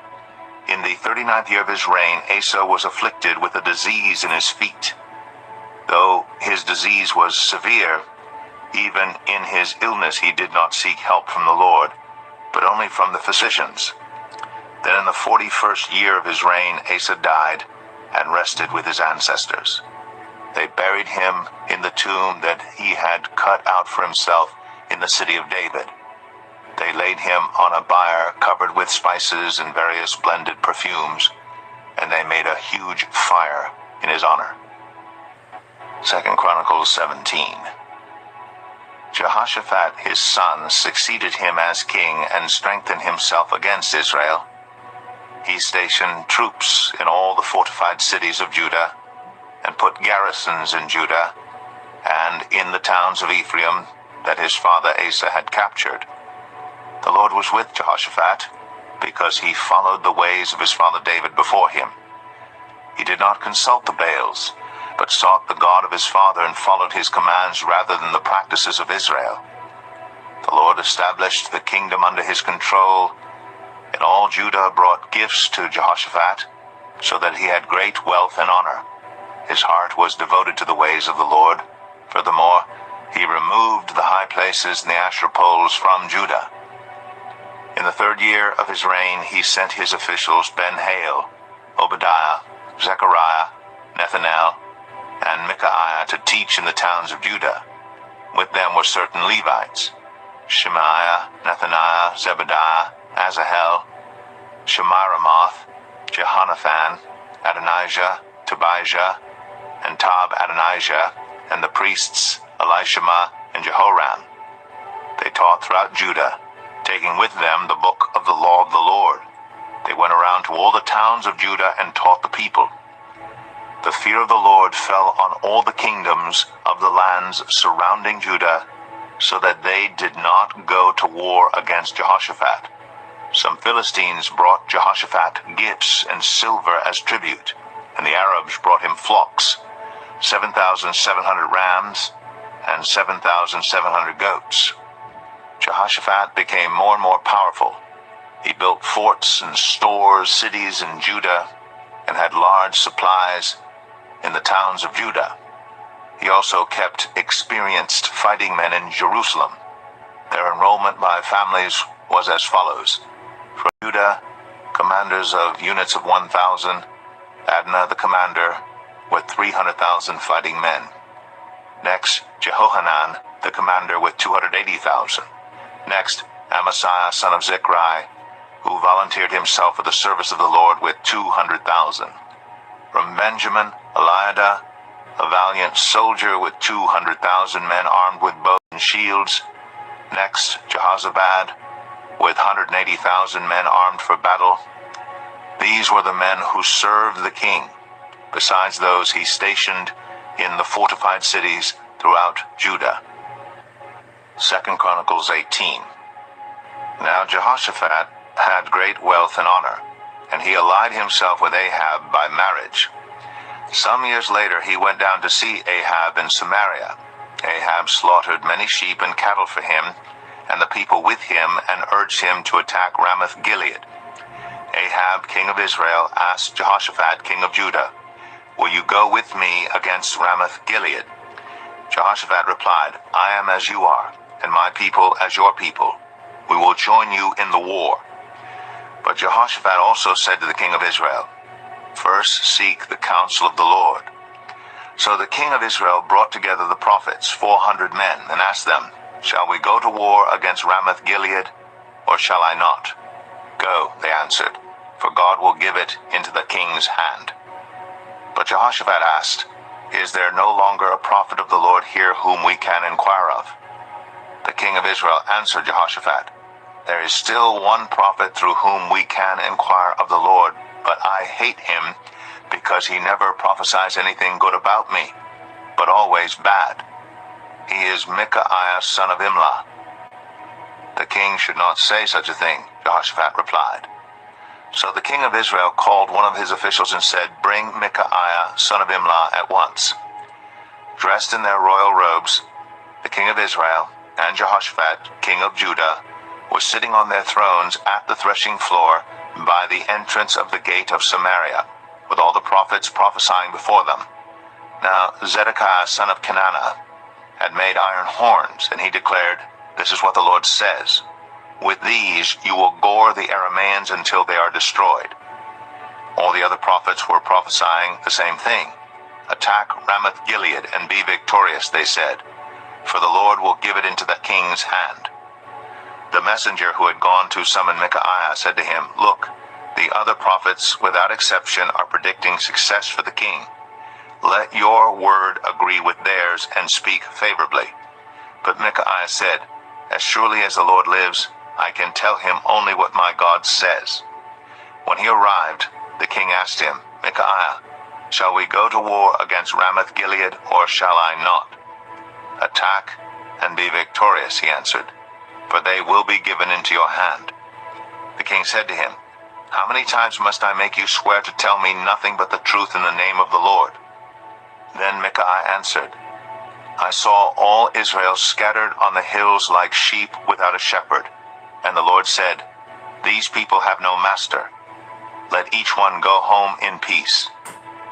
The king of Israel said to Jehoshaphat, "Didn't I tell you that he never prophesies anything good about me, but only bad?" Micaiah continued, "Therefore hear the word of the Lord. I saw the Lord sitting on his throne with all the multitudes of heaven standing on his right and on his left. And the Lord said, 'Who will entice Ahab, king of Israel, into attacking Ramoth Gilead and going to his death there?' One suggested this, and another that. Finally, a spirit came forward, stood before the Lord, and said, 'I will entice him.' 'By what means?' the Lord asked. 'I will go and be a deceiving spirit in the mouths of all his prophets,' he said.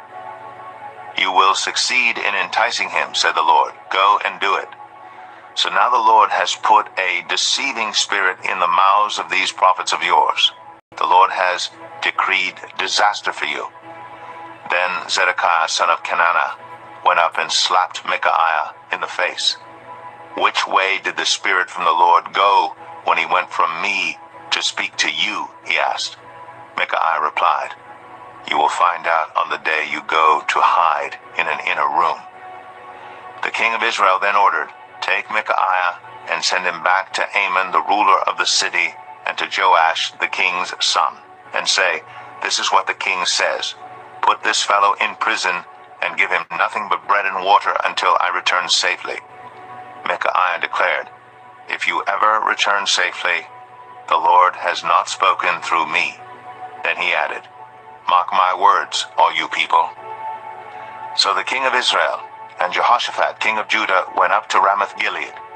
The king of Israel said to Jehoshaphat, "I will enter the battle in disguise, but you wear your royal robes." So the king of Israel disguised himself and went into battle. Now the king of Aram had ordered his chariot commanders, "Do not fight with anyone small or great, except the king of Israel." When the chariot commanders saw Jehoshaphat, they thought, "This is the king of Israel." So they turned to attack him, but Jehoshaphat cried out, and the Lord helped him. God drew them away from him. But when the chariot commanders saw that he was not the king of Israel, they stopped pursuing him. But someone drew his bow at random and hit the king of Israel between the breastplate and the scale armor. The king told the chariot driver, "Wheel around and get me out of the fighting. I've been wounded." All day long the battle raged, and the king of Israel propped himself up in his chariot facing the Arameans until evening. Then at sunset, he died. 2 Chronicles 19. When Jehoshaphat, king of Judah, returned safely to his palace in Jerusalem, Jehu the seer, the son of Hanani, went out to meet him and said to the king, "Should you help the wicked and love those who hate the Lord? Because of this, the wrath of the Lord is on you. There is, however, some good in you, for you have rid the land of the Asherah poles and have set your heart on seeking God." Jehoshaphat lived in Jerusalem, and he went out again among the people from Beersheba to the hill country of Ephraim, and turned them back to the Lord, the God of their ancestors. He appointed judges in the land, in each of the. He told them, "Consider carefully what you do, because you are not judging for mere mortals, but for the Lord, who is with you whenever you give a verdict. Now let the fear of the Lord be on you. Judge carefully, for with the Lord our God there is no injustice or partiality or bribery." In Jerusalem also Jehoshaphat appointed some of the Levites, priests and heads of Israelite families, to administer the law of the Lord and to settle disputes, and they lived in Jerusalem. He gave them these orders: "You must serve faithfully and wholeheartedly in the fear of the Lord. In every case that comes before you from your people who live in the cities, whether bloodshed or other concerns of the law, commands, decrees, or regulations, you are to warn them not to sin against the Lord. Otherwise, his wrath will come on you and your people. Do this, and you will not sin. Amariah the chief priest will be over you in any matter concerning the Lord, and Zebediah son of Ishmael, the leader of the tribe of Judah, will be over you in any matter concerning the king, and the Levites will serve as officials before you. Act with courage, and may the Lord be with those who do well. 2 Chronicles 20. After this, the Moabites and Ammonites, with some of the Meunites, came to wage war against Jehoshaphat. Some people came and told Jehoshaphat, "A vast army is coming against you from Edom, from the other side of the Dead Sea. It is already in Hazazon Tamar, that is, En-Gedi." Alarmed, Jehoshaphat resolved to inquire of the Lord, and he proclaimed a fast for all Judah. The people of Judah came together to seek help from the Lord. Indeed, they came from every town in Judah to seek him. Then Jehoshaphat stood up in the assembly of Judah and Jerusalem at the temple of the Lord in the front of the new courtyard and said, "Lord, the God of our ancestors, are you not the God who is in heaven? You rule over all the kingdoms of the nations. Power and might are in your hand, and no one can withstand you. Our God, did you not drive out the inhabitants of this land before your people Israel, and give it forever to the descendants of Abraham your friend? They have lived in it, and have built in it a sanctuary for your name, saying, if calamity comes upon us, whether the sword of judgment or plague or famine, we will stand in your presence before this temple that bears your name, and will cry out to you in our distress, and you will hear us and save us. But now here are men from Ammon, Moab, and Mount Seir, whose territory you would not allow Israel to invade when they came from Egypt. So they turned away from them and did not destroy them. See how they are repaying us by coming to drive us out of the possession you gave us as an inheritance. Our God, will you not judge them? For we have no power to face this vast army that is attacking us. We do not know what to do, but our eyes are on you." All the men of Judah with their wives and children and little ones stood there before the Lord. Then the Spirit of the Lord came on Jahaziel, son of Zechariah, the son of Benaiah, the son of Jael, the son of Mattaniah, a Levite, and descendant of Asaph, as he stood in the assembly. He said, "Listen, King Jehoshaphat, and all who live in Judah and Jerusalem. This is what the Lord says to you. Do not be afraid or discouraged because of this vast army, for the battle is not yours but God's. Tomorrow march down against them. They will be climbing up by the pass of Ziz, and you will find them at the end of the gorge in the desert of Jeruel. You will not have to fight this battle. Take up your positions, stand firm, and see the deliverance the Lord will give you, Judah, and Jerusalem. Do not be afraid. Do not be discouraged. Go out to face them tomorrow, and the Lord will be with you." Jehoshaphat bowed down with his face to the ground, and all the people of Judah and Jerusalem fell down in worship before the Lord. Then some Levites from the Kohathites and Korahites stood up and praised the Lord, the God of Israel, with a very loud voice. Early in the morning, they left for the desert of Tekoa. As they set out, Jehoshaphat stood and said, "Listen to me, Judah and people of Jerusalem. Have faith in the Lord your God, and you will be upheld. Have faith in his prophets, and you will be successful." After consulting the people, Jehoshaphat appointed men to sing to the Lord, and to praise him for the splendor of his holiness, as they went out at the head of the army, saying, "Give thanks to the Lord, for his love endures forever." As they began to sing and praise, the Lord set ambushes against the men of Ammon and Moab and Mount Seir, who were invading Judah, and they were defeated. The Ammonites and Moabites rose up against the men from Mount Seir to destroy and annihilate them. After they finished slaughtering the men from Seir, they helped to destroy one another. When the men of Judah came to the place that overlooks the desert and looked toward the vast army, they saw only dead bodies lying on the ground. No one had escaped. So Jehoshaphat and his men went to carry off their plunder, and they found among them a great amount of equipment and clothing, and also articles of value. more than they could take away. There was so much plunder that it took 3 days to collect it. On the 4th day they assembled in the valley of Barakah, where they praised the Lord. This is why it is called the valley of Barakah to this day. Then, led by Jehoshaphat, all the men of Judah and Jerusalem returned joyfully to Jerusalem, for the Lord had given them cause to rejoice over their enemies. They entered Jerusalem and went to the temple of the Lord with harps and lyres and trumpets. The fear of God came on all the surrounding kingdoms when they heard how the Lord had fought against the enemies of Israel. And the kingdom of Jehoshaphat was at peace, for his God had given him rest on every side. So Jehoshaphat reigned over Judah. He was 35 years old when he became king of Judah, and he reigned in Jerusalem 25 years. His mother's name was Azubah, daughter of Shilhi. He followed the ways of his father Asa and did not stray from them. He did what was right in the eyes of the Lord. The high places, however, were not removed, and the people still had not set their hearts on the God of their ancestors. The other events of Jehoshaphat's reign, from beginning to end, are written in the annals of Jehu, son of Hanani, which are recorded in the book of the kings of Israel. Later, Jehoshaphat, king of Judah, made an alliance with Ahaziah, king of Israel, whose ways were wicked. He agreed with him to construct a fleet of trading ships. After these were built in Ezion-Geber, Eleazar, son of Dodavahu of Mareshah, prophesied against Jehoshaphat, saying, "Because you have made an alliance with Ahaziah, the Lord will destroy what you have made." The ships were wrecked and were not able to set sail to trade.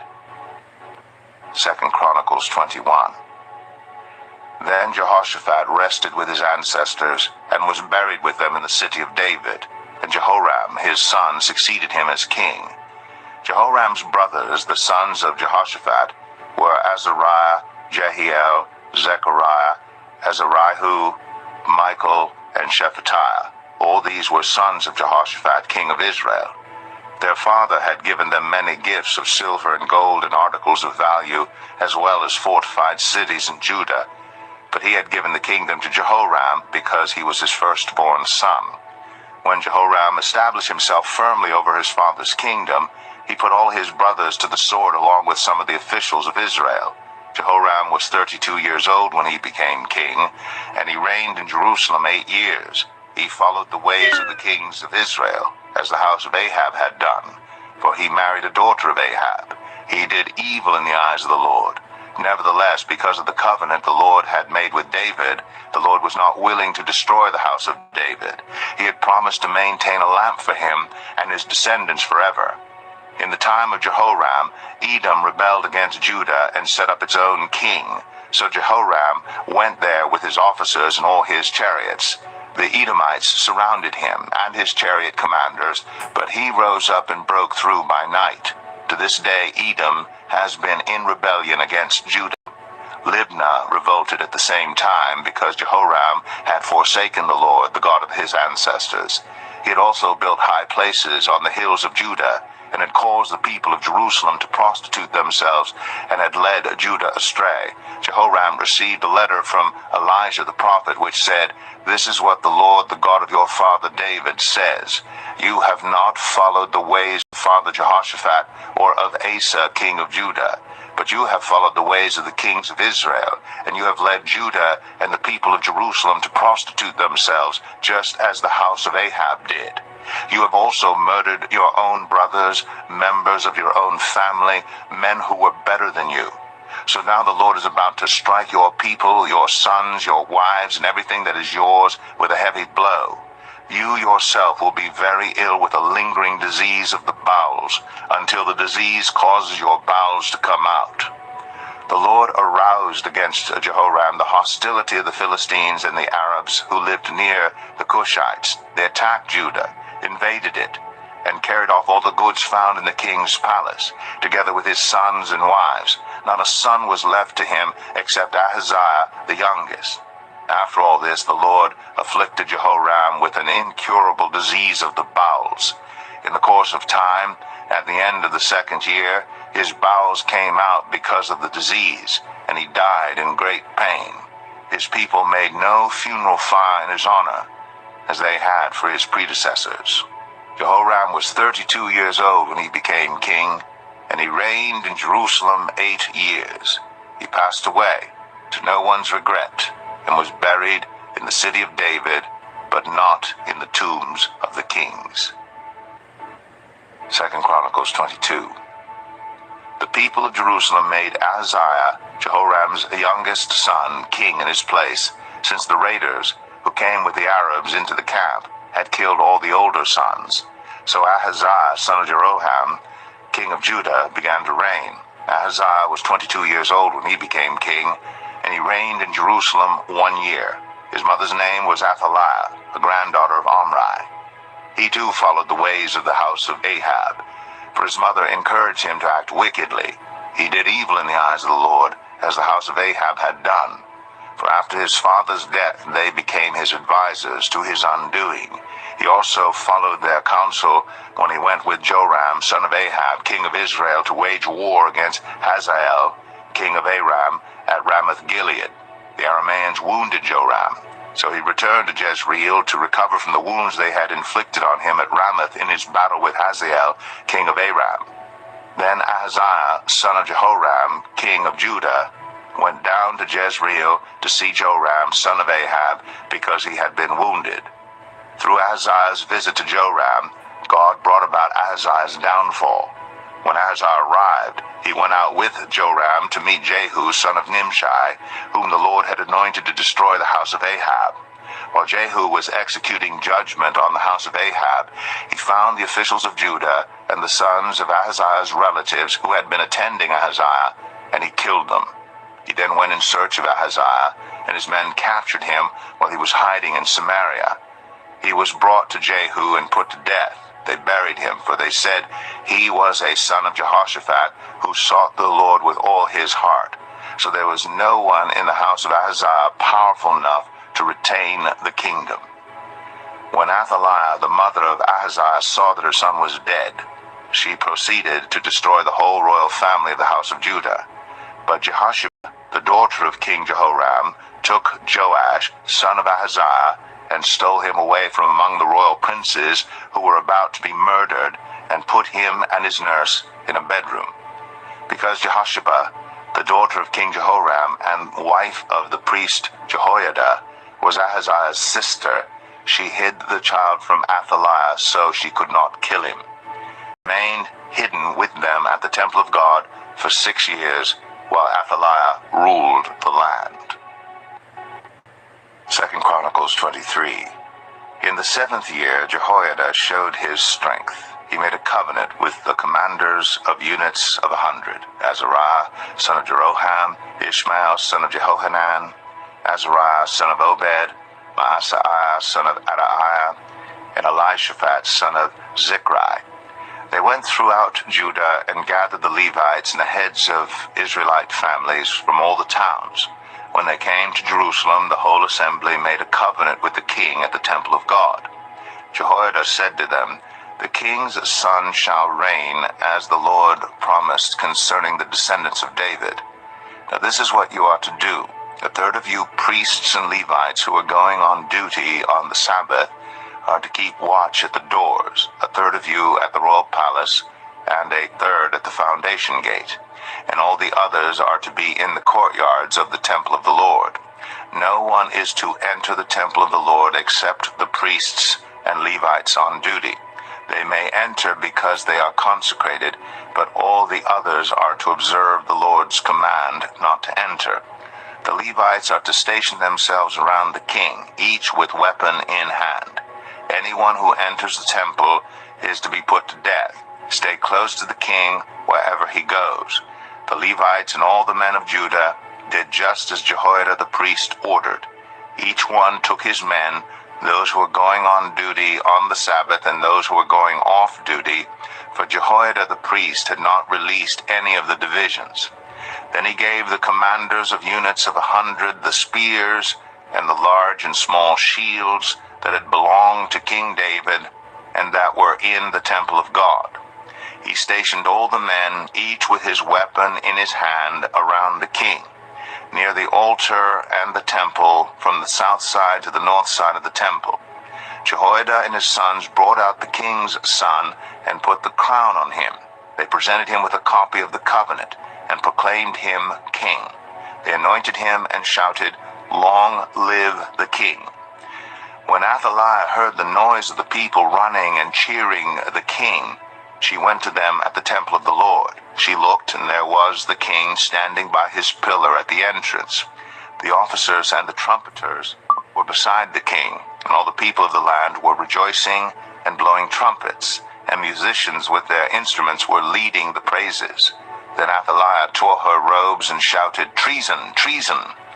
Jehoiada the priest sent out the commanders of units of 100 who were in charge of the troops and said to them, "Bring her out between the ranks and put to the sword anyone who follows her." For the priest had said, "Do not put her to death at the temple of the Lord." So they seized her as she reached the entrance of the horse gate on the palace grounds, and there they put her to death. Jehoiada then made a covenant that he, the people, and the king would be the Lord's people. All the people went to the temple of Baal and tore it down. They smashed the altars and idols and killed Matan, the priest of Baal, in front of the altars. Then Jehoiada placed the oversight of the temple of the Lord in the hands of the Levitical priests, to whom David made assignments in the temple, to present the burnt offerings of the Lord as written in the law of Moses, with rejoicing and singing as David had ordered. He also stationed gatekeepers at the gates of the Lord's temple so that no one who was in any way unclean might enter. He took with him the commanders of hundreds, the nobles, the rulers of the people, and all the people of the land, and brought the king down from the temple of the Lord. They went into the palace through the upper gate and seated the king on the royal throne. All the people of the land rejoiced, and the city was calm, because Athaliah had been slain with the sword. 2 Chronicles 24. Joash was 7 years old when he became king, and he reigned in Jerusalem 40 years. His mother's name was Zibiah. She was from Beersheba. Joash did what was right in the eyes of the Lord all the years of Jehoiada the priest. Jehoiada chose 2 wives for him, and he had sons and daughters. Sometime later, Joash decided to restore the temple of the Lord. He called together the priests and Levites and said to them, "Go to the towns of Judah and collect the money due annually from all Israel to repair the temple of your God. Do it now." But the Levites did not act at once. Therefore the king summoned Jehoiada the chief priest and said to him, "Why haven't you required the Levites to bring in from Judah and Jerusalem the tax imposed by Moses, the servant of the Lord, and by the assembly of Israel for the tent of the covenant law?" Now the sons of that wicked woman Athaliah had broken into the temple of God and had used even its sacred objects for the Baals. At the king's command, a chest was made and placed outside at the gate of the temple of the Lord. A proclamation was then issued in Judah and Jerusalem that they should bring to the Lord the tax that Moses, the servant of God, had required of Israel in the wilderness. All the officials and all the people brought their contributions gladly, dropping them into the chest until it was full. Whenever the chest was brought in by the Levites to the king's officials, and they saw that there was a large amount of money, the royal secretary and the officer of the chief priest would come and empty the chest and carry it back to its place. They did this regularly and collected a great amount of money. The king and Jehoiada gave it to those who carried out the work required for the temple of the Lord. They hired masons and carpenters to restore the Lord's temple, and also workers in iron and bronze to repair the temple. The men in charge of the work were diligent, and the repairs progressed under them. They rebuilt the temple of God according to its original design and reinforced it. When they had finished, they brought the rest of the money to the king and Jehoiada, and with it were made articles for the Lord's temple, articles for the service and for the burnt offerings, and also dishes and other objects of gold and silver. As long as Jehoiada lived, burnt offerings were presented continually in the temple of the Lord. Now Jehoiada was old and full of years, and he died at the age of 130. He was buried with the kings in the city of David, because of the good he had done in Israel for God and his temple. After the death of Jehoiada, the officials of Judah came and paid homage to the king, and he listened to them. They abandoned the temple of the Lord, the God of their ancestors, and worshipped Asherah poles and idols. Because of their guilt, God's anger came on Judah and Jerusalem, although the Lord sent prophets to the people to bring them back to him, and though they testified against them, they did not listen. Then the Spirit of God came on Zechariah, son of Jehoiada the priest. He stood before the people and said, "This is what God says. Why do you disobey the Lord's commands? You will not prosper. Because you have forsaken the Lord, he has forsaken you." But they plotted against him, and by order of the king they stoned him to death in the court of the Lord's temple. King Joash did not remember the kindness Zechariah's father Jehoiada had shown him, but killed his son, who said as he lay dying, "May the Lord see this and call you to account." At the turn of the year, the army of Aram marched against Joash. It invaded Judah and Jerusalem and killed all the leaders of the people. They sent all the plunder to their king in Damascus.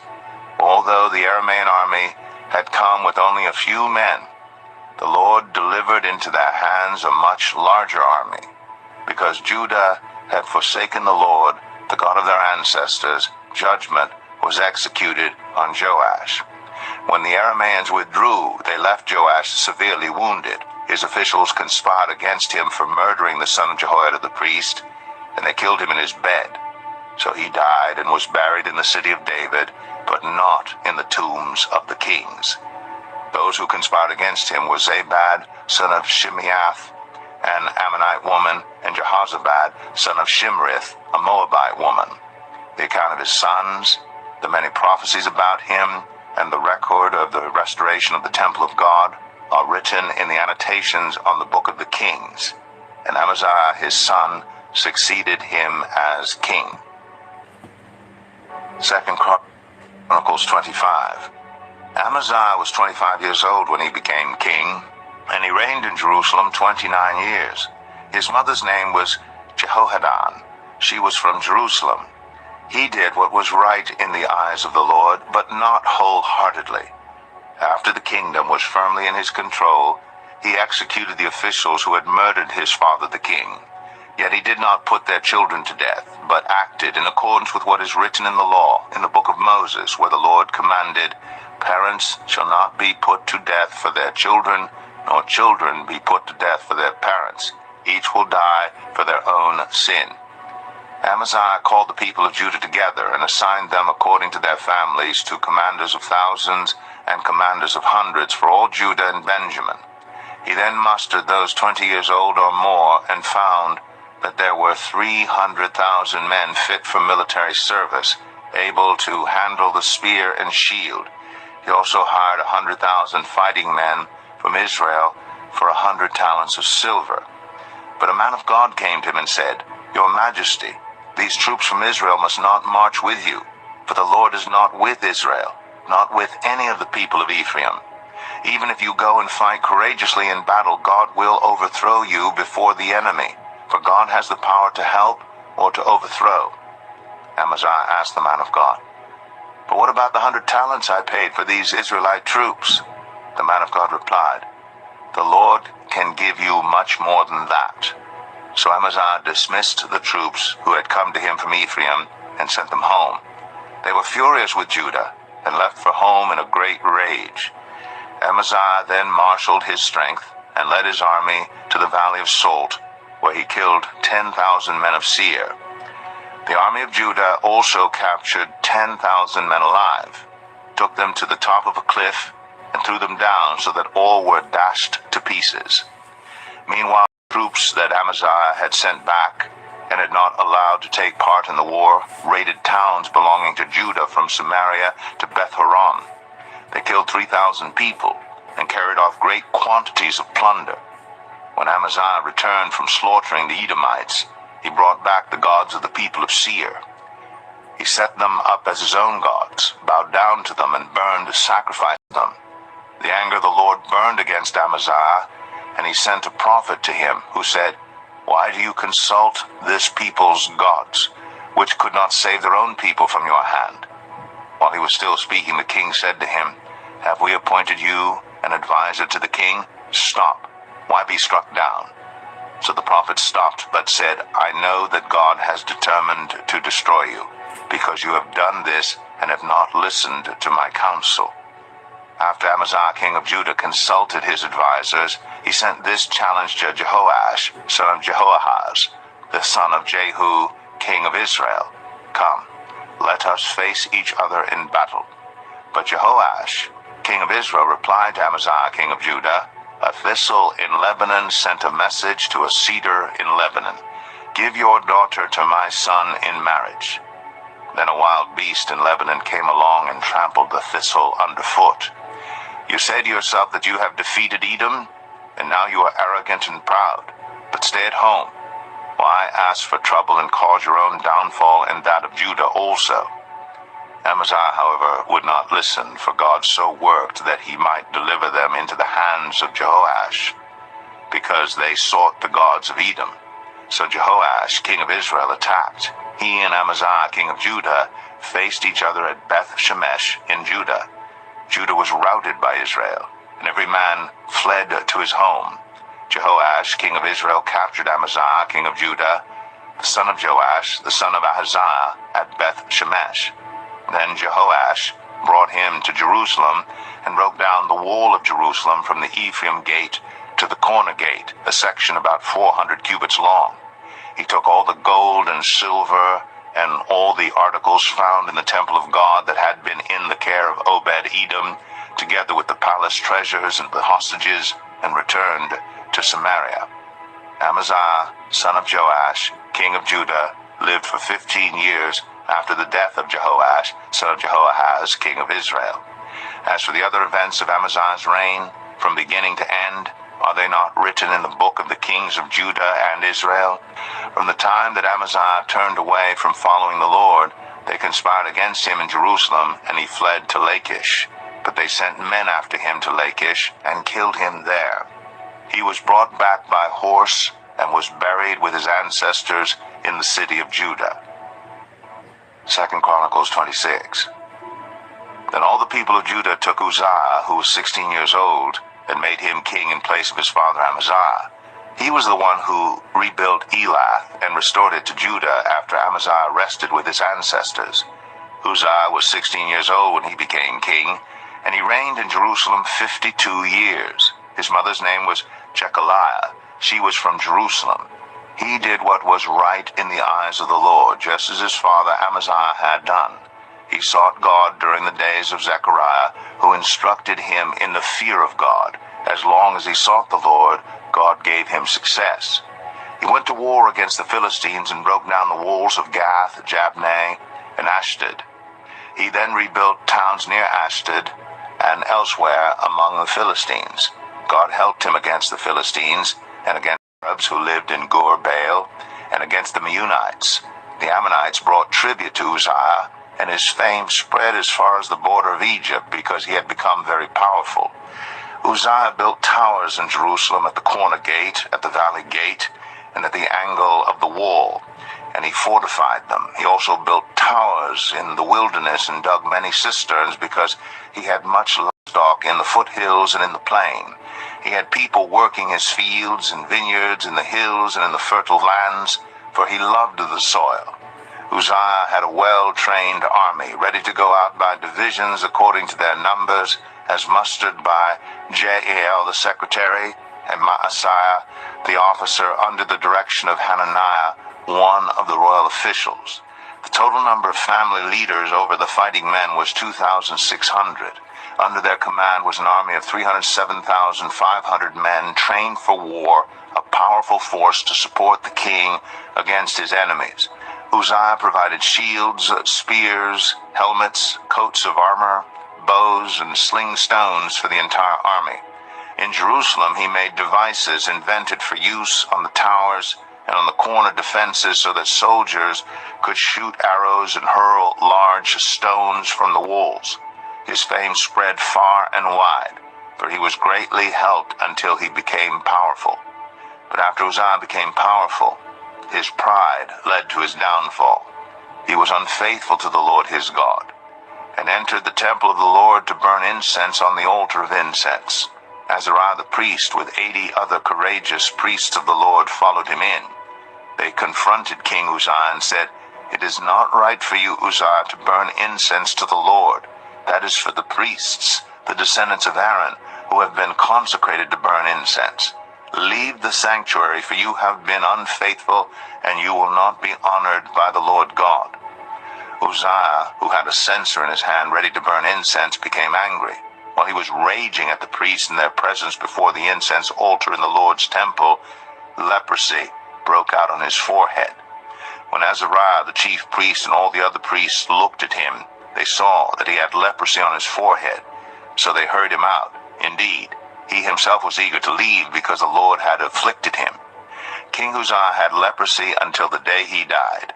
He lived in a separate house, leprous, and banned from the temple of the Lord. Jotham, his son, had charge of the palace and governed the people of the land. The other events of Uzziah's reign, from beginning to end, are recorded by the prophet Isaiah, son of Amoz. Uzziah rested with his ancestors and was buried near them in a cemetery that belonged to the kings. The people said he had leprosy, and Jotham, his son, succeeded him as king. 2 Chronicles 27. Jotham was 25 years old when he became king, and he reigned in Jerusalem 16 years. His mother's name was Jerusha, daughter of Zadok.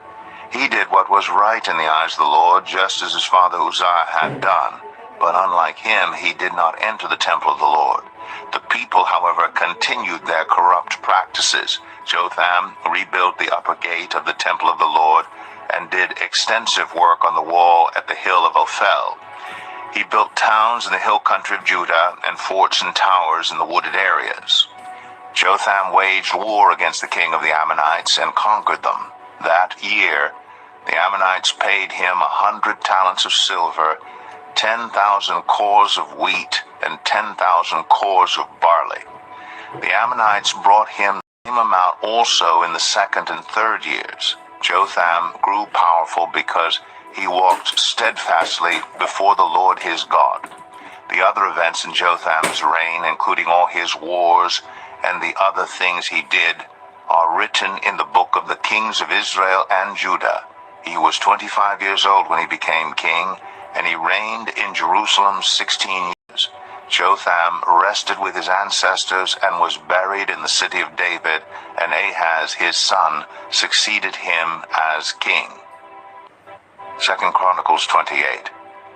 Ahaz was 20 years old when he became king, and he reigned in Jerusalem 16 years. Unlike David his father, he did not do what was right in the eyes of the Lord. He followed the ways of the kings of Israel and also made idols for worshiping the Baals. He burned sacrifices in the valley of Ben-Hinnom and sacrificed his children in the fire, engaging in the detestable practices of the nations the Lord had driven out before the Israelites. He offered sacrifices and burned incense at the high places, on the hilltops, and under every spreading tree. Therefore the Lord his God delivered him into the hands of the king of Aram. The Arameans defeated him and took many of his people as prisoners and brought them to Damascus. He was also given into the hands of the king of Israel, who inflicted heavy casualties on him. In one day, Pekah, son of Remaliah, killed 120,000 soldiers in Judah, because Judah had forsaken the Lord, the God of their ancestors. Zikri, an Ephraimite warrior, killed Maaseiah, the king's son, Azrikam, the officer in charge of the palace, and Elkanah, second to the king. The men of Israel took captive from their fellow Israelites who were from Judah 200,000 wives, sons, and daughters. They also took a great deal of plunder, which they carried back to Samaria. But a prophet of the Lord named Oded was there, and he went out to meet the army when it returned to Samaria. He said to them, "Because the Lord, the God of your ancestors, was angry with Judah, he gave them into your hand. But you have slaughtered them in a rage that reaches to heaven. And now you intend to make the men and women of Judah and Jerusalem your slaves. But aren't you also guilty of sins against the Lord your God?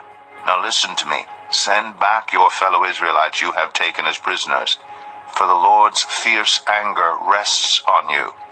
Then some of the leaders in Ephraim, Azariah son of Jehohanan, Berechiah son of Meshillemoth, Jehizkiah son of Shallum, and Amasa son of Hadlai, confronted those who were arriving from the war.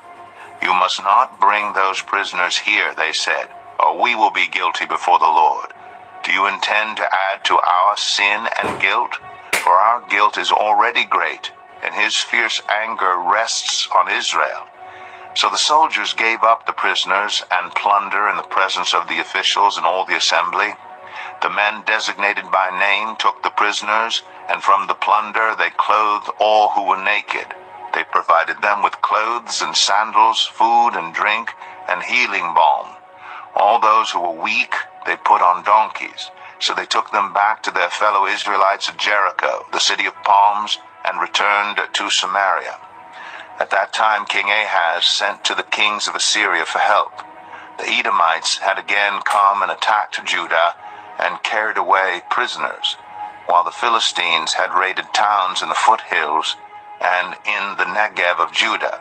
They captured and occupied Beth-Shemesh, Ajalon, and Gederoth, as well as Socoh, Timnah, and Gimzo, with their surrounding villages. The Lord had humbled Judah because of Ahaz king of Israel, for he had promoted wickedness in Judah and had been most unfaithful to the Lord. Tiglath-Pileser king of Assyria came to him, but he gave him trouble instead of help. Ahaz took some of the things from the temple of the Lord and from the royal palace and from the officials and presented them to the king of Assyria, but that did not help him. In his time of trouble, King Ahaz became even more unfaithful to the Lord. He offered sacrifices to the gods of Damascus, who had defeated him, for he thought, "Since the gods of the kings of Aram have helped them, I will sacrifice to them, so they will help me." But they were his downfall, and the downfall of all Israel. Ahaz gathered together the furnishings from the temple of God and cut them in pieces. He shut the doors of the Lord's altars at every street corner in Jerusalem. In every town in Judah, he built high places to burn sacrifices to other gods and aroused the anger of the Lord, the God of his ancestors. The other events of his reign and all his ways from beginning to end are written in the book of the kings of Judah and Israel. Ahaz rested with his ancestors and was buried in the city of Jerusalem, but he was not placed in the tombs of the kings of Israel. And Hezekiah his son succeeded him as king. 2 Chronicles 29. Hezekiah was 25 years old when he became king, and he reigned in Jerusalem 29 years. His mother's name was Abijah, daughter of Zechariah. He did what was right in the eyes of the Lord, just as his father David had done. In the first month of the first year of his reign, he opened the doors of the temple of the Lord and repaired them. He brought in the priests and the Levites, assembled them in the square on the east side, and said, "Listen to me, Levites. Consecrate yourselves now and consecrate the temple of the Lord, the God of your ancestors. Remove all defilement from the sanctuary. Our parents were unfaithful. They did evil in the eyes of the Lord our God and forsook him. They turned their faces away from the Lord's dwelling place and turned their backs on him. They also shut the doors of the portico and put out the lamps. They did not burn incense or present any burnt offerings at the sanctuary to the God of Israel. Therefore the anger of the Lord has fallen on Judah and Jerusalem. He has made them an object of dread and horror and scorn, as you can see with your own eyes. This is why our fathers have fallen by the sword, and why our sons and daughters and our wives are in captivity. Now I intend to make a covenant with the Lord, the God of Israel, so that his fierce anger will turn away from us. My sons, do not be negligent now, for the Lord has chosen you to stand before him and serve him, to minister before him and to burn incense." Then these Levites set to work from the Kohathites, Mahath son of Amasai, and Joel son of Azariah. From the Merarites, Kish son of Abdi, and Azariah son of Jehalalel. From the Gershonites, Joah son of Zimmah, and Eden son of Joah. From the descendants of Elizaphan, Shimri, and Jeiel. From the descendants of Asaph, Zechariah, and Mattaniah.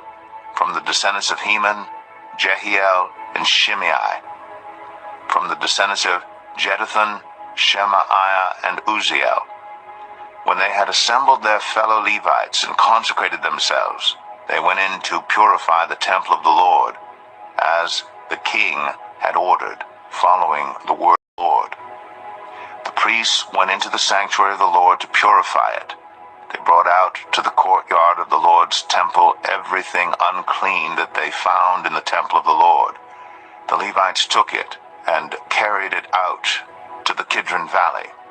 They began the consecration on the first day of the first month, and by the 8th day of the month they reached the portico of the Lord. For 8 more days they consecrated the temple of the Lord itself, finishing on the 16th day of the first month. Then they went in to King Hezekiah and reported, "We have purified the entire temple of the Lord, the altar of burnt offering with all its utensils, and the table for setting out the consecrated bread with all its articles. We have prepared and consecrated all the articles that King Ahaz removed in his unfaithfulness while he was king. They are now in front of the Lord's altar." Early the next morning, King Hezekiah gathered the city officials together and went up to the temple of the Lord. They brought 7 bulls, 7 rams, 7 male lambs, and 7 male goats as a sin offering for the kingdom, for the sanctuary, and for Judah. The king commanded the priests, the descendants of Aaron, to offer these on the altar of the Lord. So they slaughtered the bulls, and the priests took the blood and splashed it against the altar. Next they slaughtered the rams and splashed their blood against the altar. Then they slaughtered the lambs and splashed their blood against the altar. The goats for the sin offering were brought before the king and the assembly, and they laid their hands on them. The priests then slaughtered the goats and presented their blood on the altar for a sin offering to atone for all Israel, because the king had ordered the burnt offering and the sin offering for all Israel. He stationed the Levites in the temple of the Lord with cymbals, harps, and lyres, in the way prescribed by David and Gad the king's seer and Nathan the prophet. This was commanded by the Lord through his prophets. So the Levites stood ready with David's instruments and the priests with their trumpets. Hezekiah gave the order to sacrifice the burnt offering on the altar. As the offering began, singing to the Lord began also, accompanied by trumpets and the instruments of David, king of Israel. The whole assembly bowed in worship, while the musicians played and the trumpets sounded. All this continued until the sacrifice of the burnt offering was completed. When the offerings were finished, the king and everyone present with him knelt down and worshipped. King Hezekiah and his officials ordered the Levites to praise the Lord with the words of David and of Asaph the seer. So they sang praises with gladness and bowed down and worshipped.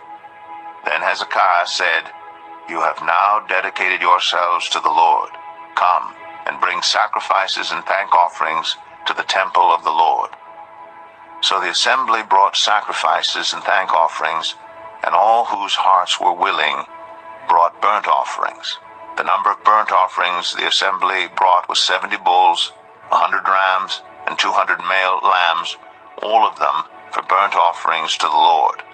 The animals consecrated as sacrifices amounted to 600 bulls and 3,000 sheep and goats.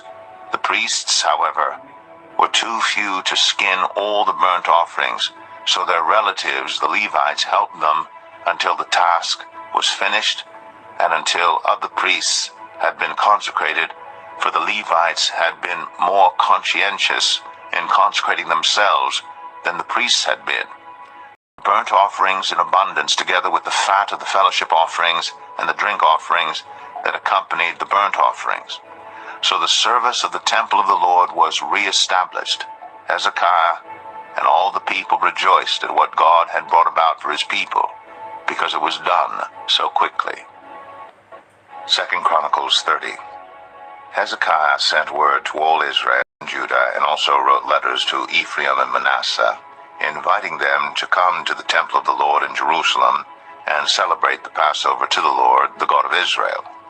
The king and his officials and the whole assembly in Jerusalem decided to celebrate the Passover in the second month. They had not been able to celebrate it at the regular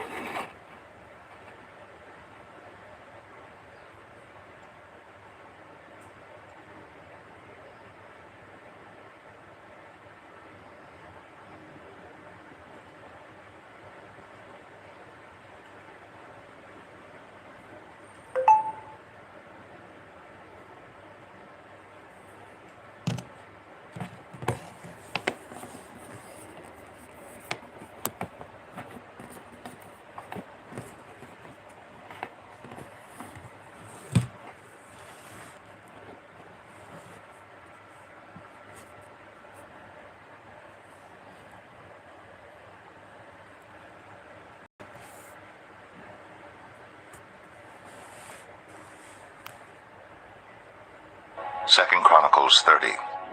Hezekiah sent word to all Israel and Judah, and also wrote letters to Ephraim and Manasseh, inviting them to come to the temple of the Lord in Jerusalem and celebrate the Passover to the Lord, the God of Israel. The king and his officials and the whole assembly in Jerusalem decided to celebrate the Passover in the second month. They had not been able to celebrate it at the regular time because not enough priests had consecrated themselves and the people had not assembled in Jerusalem. The plan seemed right both to the king and to the whole assembly. They decided to send a proclamation throughout Israel from Beersheba to Dan, calling the people to come to Jerusalem and celebrate the Passover to the Lord, the God of Israel. It had not been celebrated in large numbers according to what was written. At the king's command, couriers went throughout Israel and Judah with letters from the king and from his officials which read, "People of Israel, return to the Lord, the God of Abraham, Isaac, and Israel. that he may return to you who are left, who have escaped from the hand of the kings of Assyria. Do not be like your parents and your fellow Israelites, who were unfaithful to the Lord, the God of their ancestors, so that he made them an object of horror, as you see. Do not be stiff-necked, as your ancestors were. Submit to the Lord. Come to his sanctuary, which he has consecrated forever. Serve the Lord your God, so that his fierce anger will turn away from you. If you return to the Lord, then your fellow Israelites and your children will be shown compassion by their captors, and will return to this land. For the Lord your God is gracious and compassionate. He will not turn his face from you if you return to him. The couriers went from town to town in Ephraim and Manasseh as far as Zebulun, but people scorned and ridiculed them. Nevertheless, some from Asher, Manasseh, and Zebulun humbled themselves and went to Jerusalem. Also in Judah, the hand of God was on the people to give them unity of mind to carry out what the king and his officials had ordered, following the word of the Lord. A very large crowd of people assembled in Jerusalem to celebrate the festival of unleavened bread in the 2nd month. They removed the altars in Jerusalem and cleared away the incense altars and threw them into the Kidron Valley.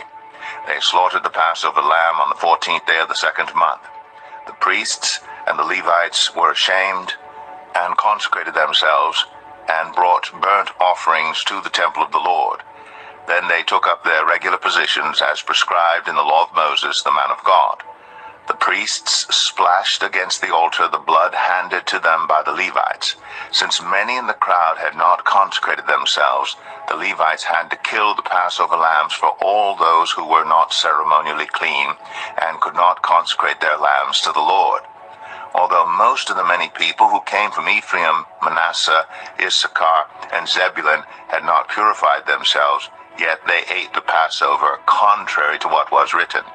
But Hezekiah prayed for them, saying, May the Lord, who is good, pardon everyone who sets their heart on seeking God, the Lord, the God of their ancestors, even if they are not clean according to the rules of the sanctuary.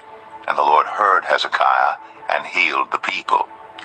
The Israelites who were present in Jerusalem celebrated the festival of unleavened bread for 7 days with great rejoicing, while the Levites and priests praised the Lord every day with resounding instruments dedicated to the Lord. Hezekiah spoke encouragingly to all the Levites, who showed good understanding of the service of the Lord. For the 7 days they ate their assigned portion and offered fellowship offerings and praised the Lord, the God of their ancestors. The whole assembly then agreed to celebrate the festival 7 more days. So for another 7 days they celebrated joyfully.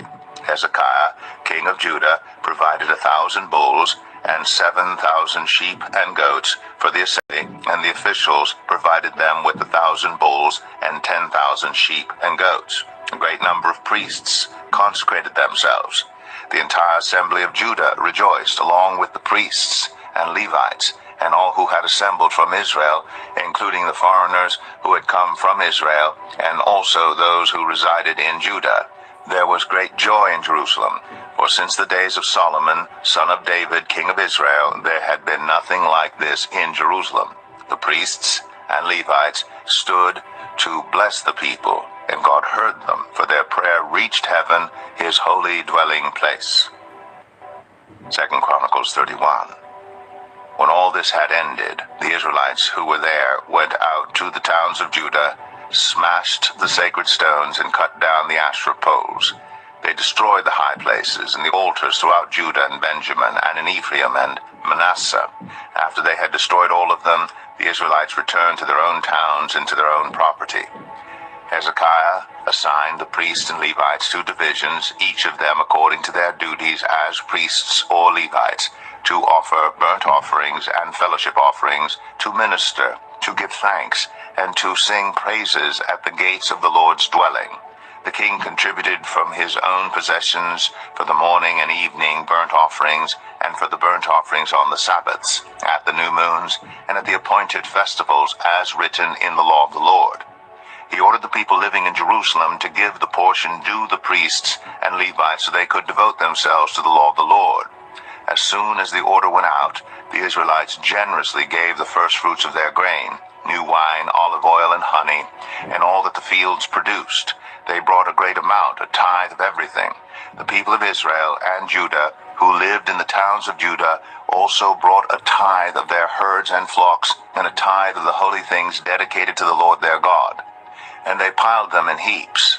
They began doing this in the 3rd month, and finished in the 7th month. When Hezekiah and his officials came and saw the heaps, they praised the Lord and blessed his people Israel. Hezekiah asked the priests and Levites about the heaps, and Azariah, the chief priest, from the family of Zadok, answered, "Since the people began to bring their contributions to the temple of the Lord, we have had enough to eat and plenty to spare, because the Lord has blessed his people, and this great amount is left over." Hezekiah gave orders to prepare storerooms in the temple of the Lord, and this was done. Then they faithfully brought in the contributions, tithes, and dedicated gifts. Conaniah, a Levite, was the overseer in charge of these things, and his brother Shimei was next in rank. Jehiel, Azaziah, Nahath, Asahel, Jeremoth, Jozabad, Eliel, Ismachiah, Mahath, and Benaiah were assistants of Conaniah, and Shimei, his brother. All these served by appointment of King Hezekiah, and Azariah, the official in charge of the temple of God. Kor, son of Imnah, the Levite, keeper of the east gate, was in charge of the freewill offerings given to God, distributing the contributions made to the Lord and also the consecrated gifts. Eden, Meniamin, Jeshua, Shemaiah, Amariah, and Shechaniah assisted him faithfully in the towns of the priests, distributing to their fellow priests according to their divisions, old and young alike. In addition, they distributed to the males 3 years old or more, whose names were in the genealogical records, all who would enter the temple of the Lord to perform the daily duties of their various tasks, according to their responsibilities and their divisions.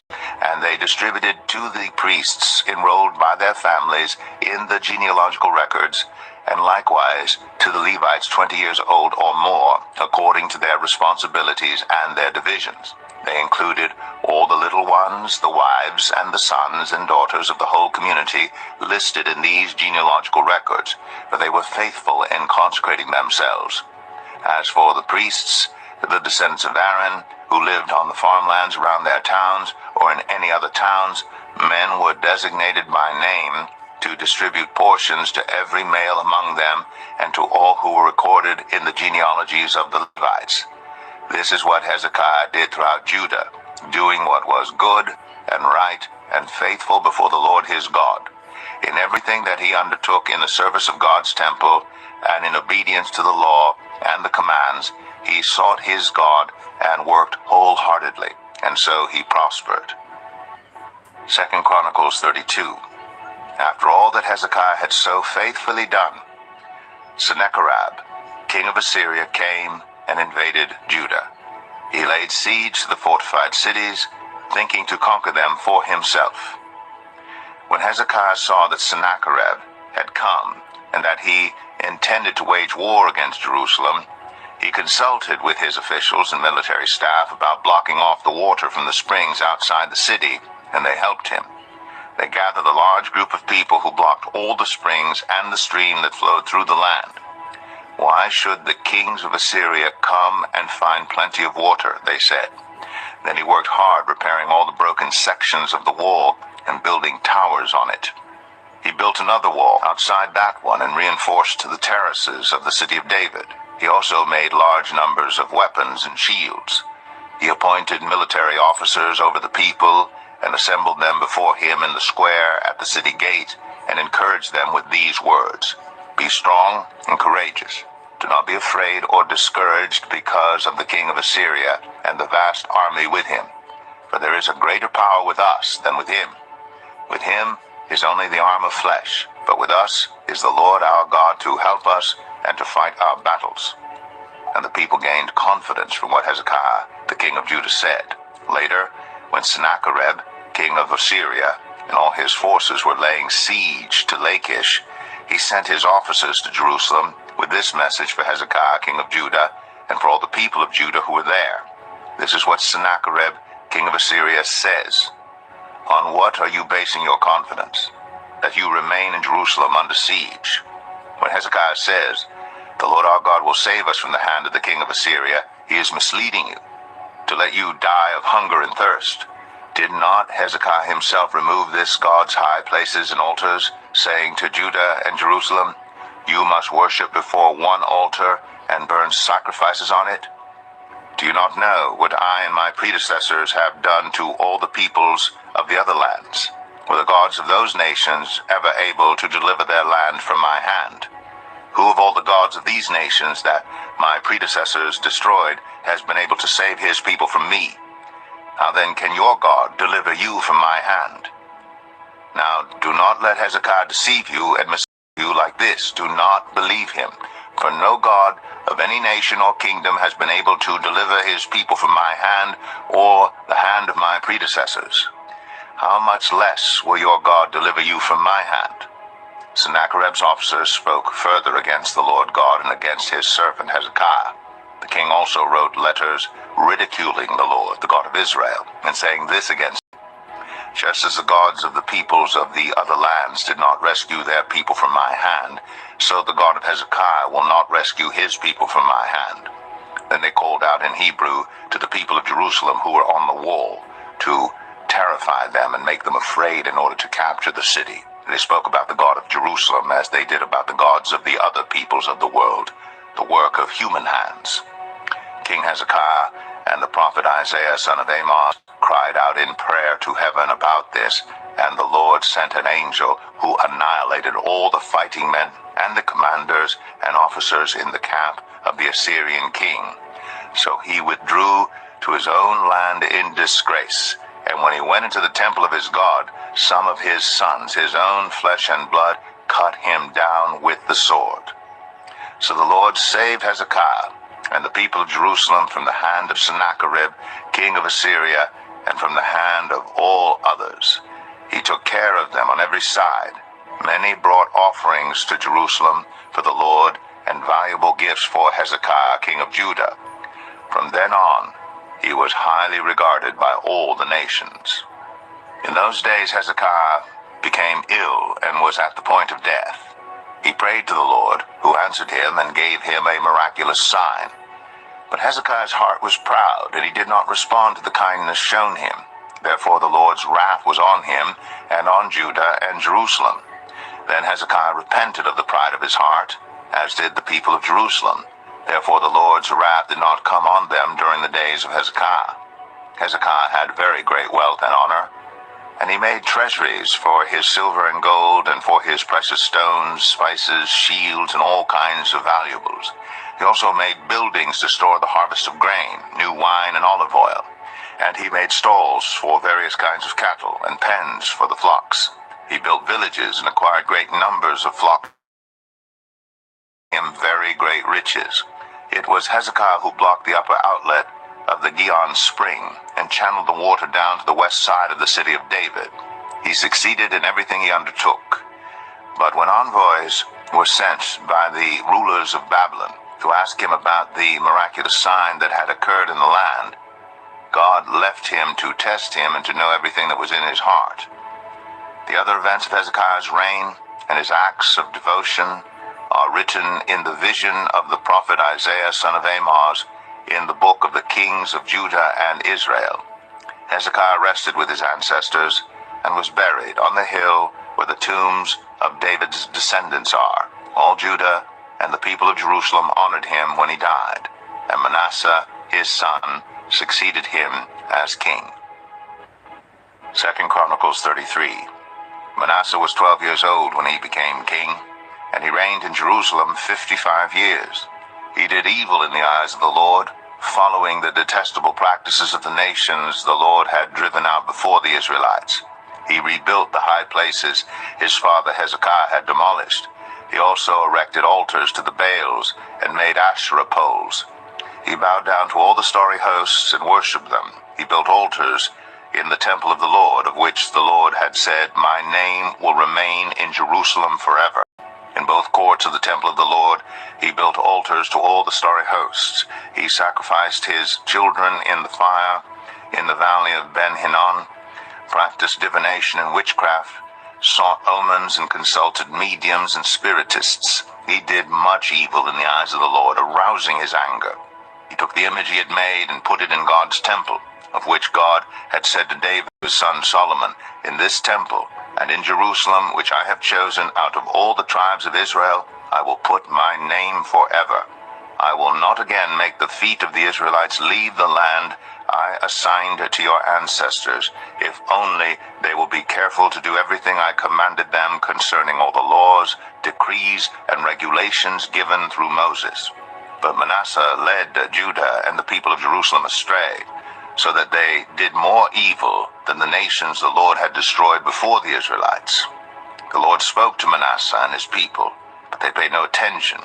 So the Lord brought against them the army commanders of the king of Assyria, who took Manasseh prisoner, put a hook in his nose, bound him with bronze shackles, and took him to Babylon.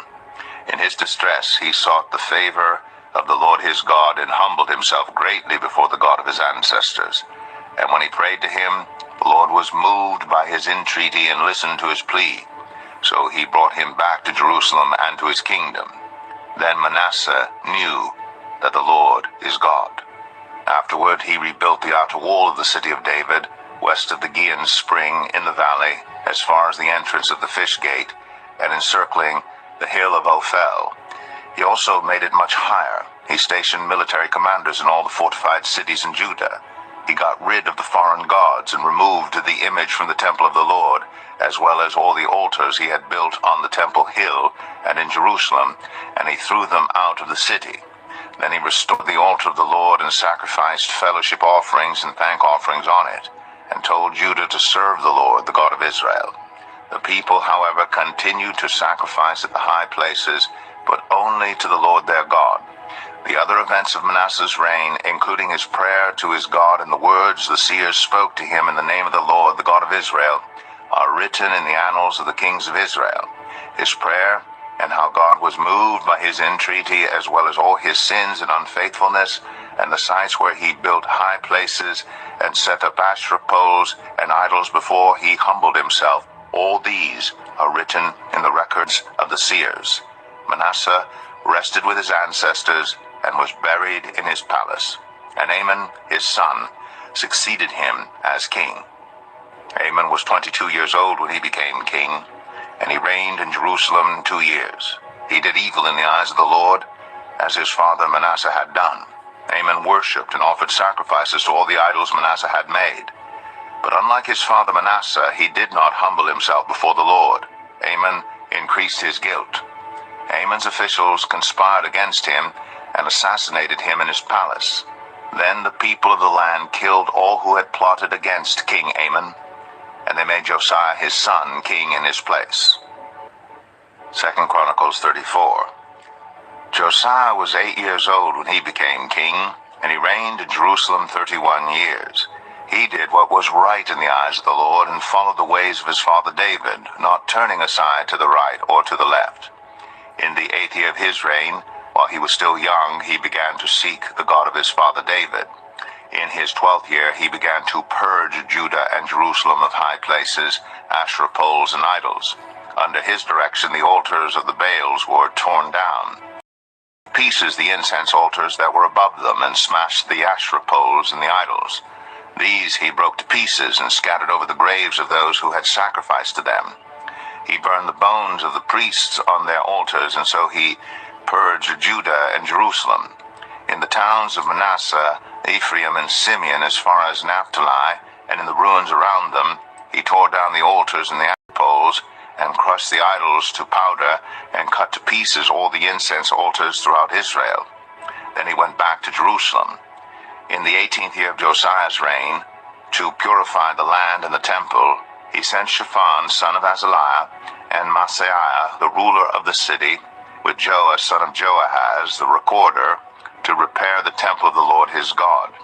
They went to Hilkiah, the high priest, and gave him the money that had been brought into the temple of God, which the Levites, who were the gatekeepers, had collected from the people of Manasseh, Ephraim, and the entire remnant of Israel, and from all the people of Judah and Benjamin, and the inhabitants of Jerusalem. Then they entrusted it to the men appointed to supervise the work on the Lord's temple. These men paid the workers who repaired and restored the temple.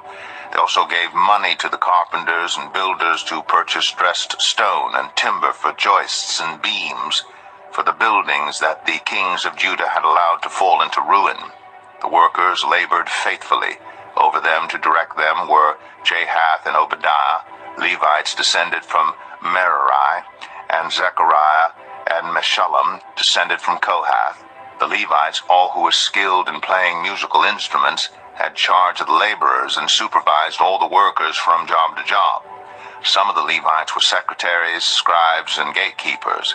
While they were bringing out the money that had been taken into the temple of the Lord, Hilkiah the priest found the book of the law of the Lord that had been given through Moses. Hilkiah said to Shaphan the secretary, "I have found the book of the law in the temple of the Lord." He gave it to Shaphan. Then Shaphan took the book to the king and reported to him, "Your officials are doing everything that has been committed to them. They have paid out the money that was in the temple of the Lord and have entrusted it to the supervisors and workers." Then Shaphan, the secretary, informed the king, "Hilkiah the priest has given me a book." And Shaphan read from it in the presence of the king. When the king heard the words of the law, he tore his robes. He gave these orders to Hilkiah, Ahikam son of Shaphan, Abdon son of Micah, Shaphan the secretary, and Asaiah the king's attendant. "Go and inquire of the Lord for me, and for the remnant in Israel and Judah about what is written in this book that has been found. Great is the Lord's anger that is poured out on us, because those who have gone before us have not kept the word of the Lord. They have not acted in accordance with all that is written in this book." Hilkiah and those the king had sent with him went to speak to the prophet Huldah, who was the wife of Shallum, son of Tokath, the son of Hazra, keeper of the wardrobe. She lived in Jerusalem in the new quarter. She said to them, "This is what the Lord, the God of Israel, says. Tell the man who sent you to me, this is what the Lord says. I'm going to bring disaster on this place and its people. All the curses written in the book that has been read in the presence of the king of Judah, because they have forsaken me and burned incense to other gods and aroused my anger by all that their hands have made. My anger will be poured out on this place and will not be quenched. Tell the king of Judah, who sent you to inquire of the Lord, this is what the Lord, the God of Israel, says concerning the words you heard. Because your heart was responsive and you humbled yourself before God when you heard what he spoke against this place and its people, and because you humbled yourself before me and tore your robes and wept in my presence, I have heard you, declares the Lord. Now I will gather you to your ancestors, and you will be buried in peace. Your eyes will not see all the disaster I'm going to bring on this place and on those who live here." So they took her answer back to the king. Then the king called together all the elders of Judah and Jerusalem. He went up to the temple of the Lord with the people of Judah, the inhabitants of Jerusalem, the priests and the Levites, all the people from the least to the greatest. He read in their hearing all the words of the book of the covenant which had been found in the temple of the Lord. The king stood by his pillar and renewed the covenant in the presence of the Lord, to follow the Lord and keep his commands, statutes, and decrees with all his heart and all his soul, and to obey the words of the covenant written in this book. Then he had everyone in Jerusalem and Benjamin pledge themselves to it. The people of Jerusalem did this in accordance with the covenant of God, the God of their ancestors. Josiah removed all the detestable idols from all the territory belonging to the Israelites, and he had all who were present in Israel serve the Lord their God as long as he lived. They did not fail to follow the Lord, the God of their ancestors. 2 Chronicles 35. Josiah celebrated the Passover to the Lord in Jerusalem, and the Passover lamb was slaughtered On the 14th day of the first month, he appointed the priests to their duties and encouraged them in the service of the Lord's temple.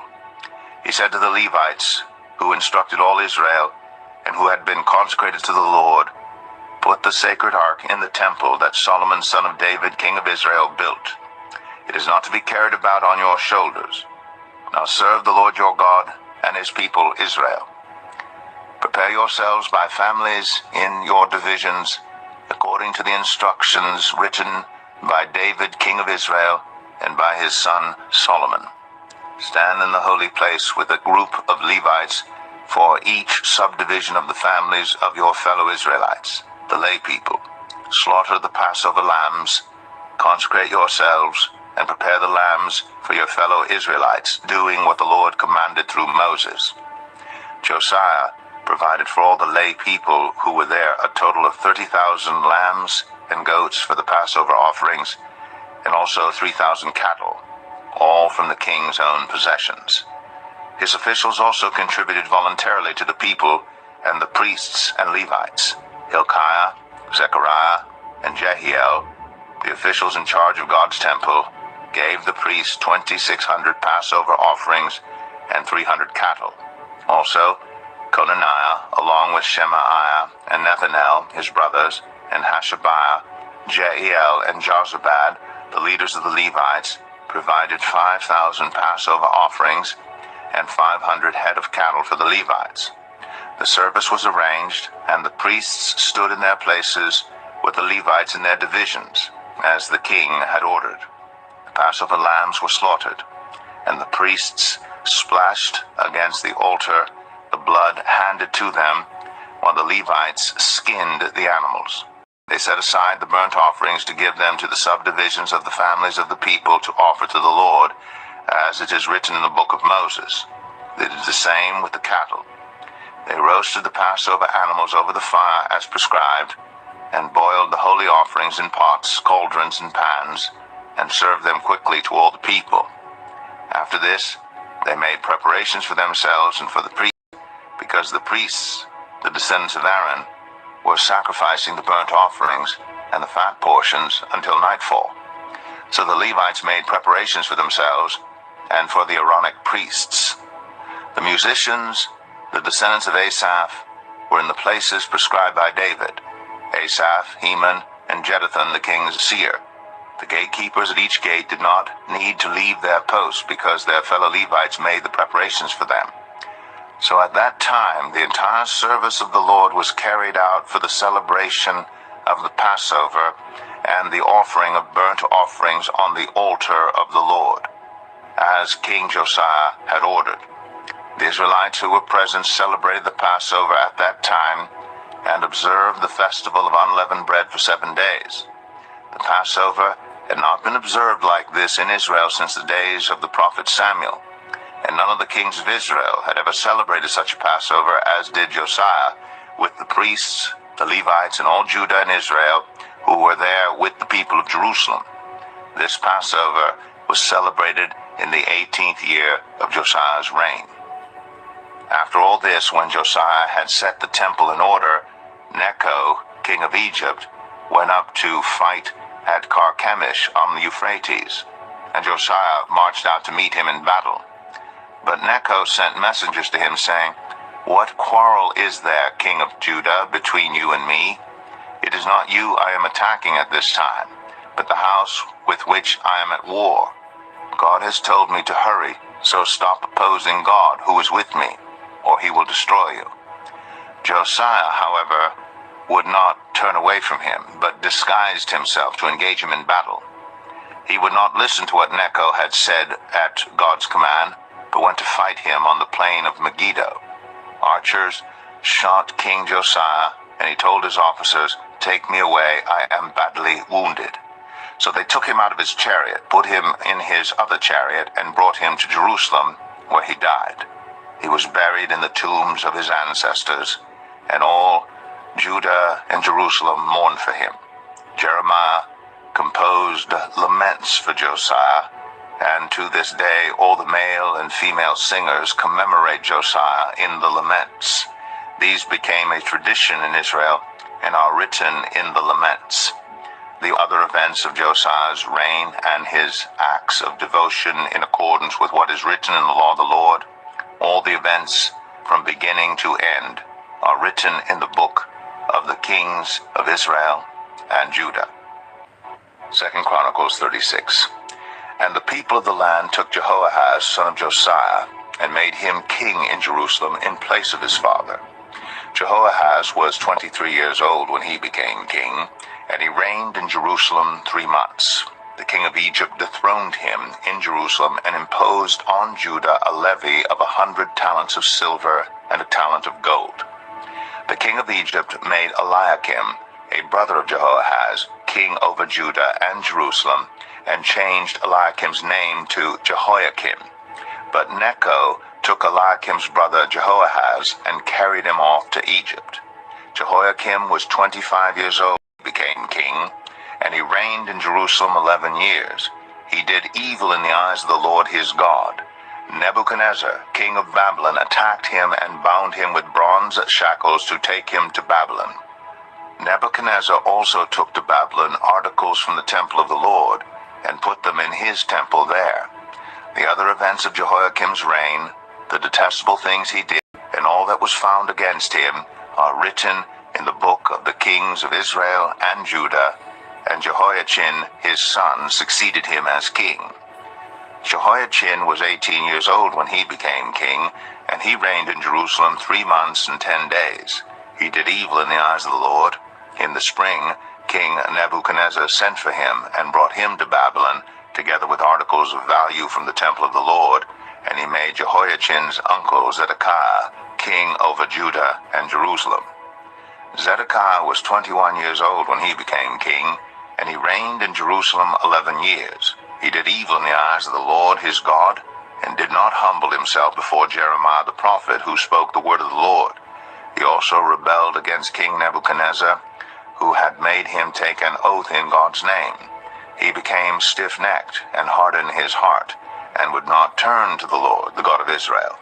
Furthermore, all the leaders of the priests and the people became more and more unfaithful, following all the detestable practices of the nations and defiling the temple of the Lord, which he had consecrated in Jerusalem. The Lord, the God of their ancestors, sent word to them through his messengers again and again, because he had pity on his people and on his dwelling place. But they mocked God's messengers, despised his words, and scoffed at his prophets until the wrath of the Lord was aroused against his people, and there was no remedy. He brought up against them the king of the Babylonians, who killed their young men with the sword in the sanctuary, and did not spare young men or young women, the elderly or the infirm. God gave them all into the hands of Nebuchadnezzar. He carried to Babylon all the articles from the temple of God, both large and small, and the treasures of the Lord's temple, and the treasures of the king and his officials. They set fire to God's temple, and broke down the wall of Jerusalem. They burned all the palaces, and destroyed everything of value there.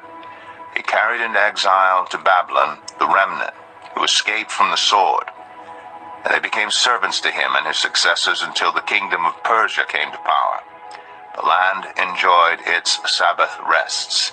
All the time of its desolation it rested, until the 70 years were completed in fulfillment of the word of the Lord spoken by Jeremiah. In the first year of Cyrus, king of Persia, in order to fulfill the word of the Lord spoken by Jeremiah, the Lord moved the heart of Cyrus, king of Persia, to make a proclamation throughout his realm, and also to put it in writing. This is what Cyrus, king of Persia, says: "The Lord, the God of heaven, has given me all the kingdoms of the earth, and he has appointed me to build a temple for him at Jerusalem in Judah. Any of his people among you may go up, and may the Lord their God be with them."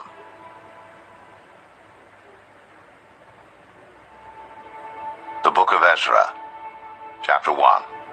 In the first year of Cyrus, king of Persia, in order to fulfill the word of the Lord spoken by Jeremiah, The Lord moved the heart of Cyrus, king of Persia, to make a proclamation throughout his realm, and also to put it in writing. This is what Cyrus, king of Persia, says.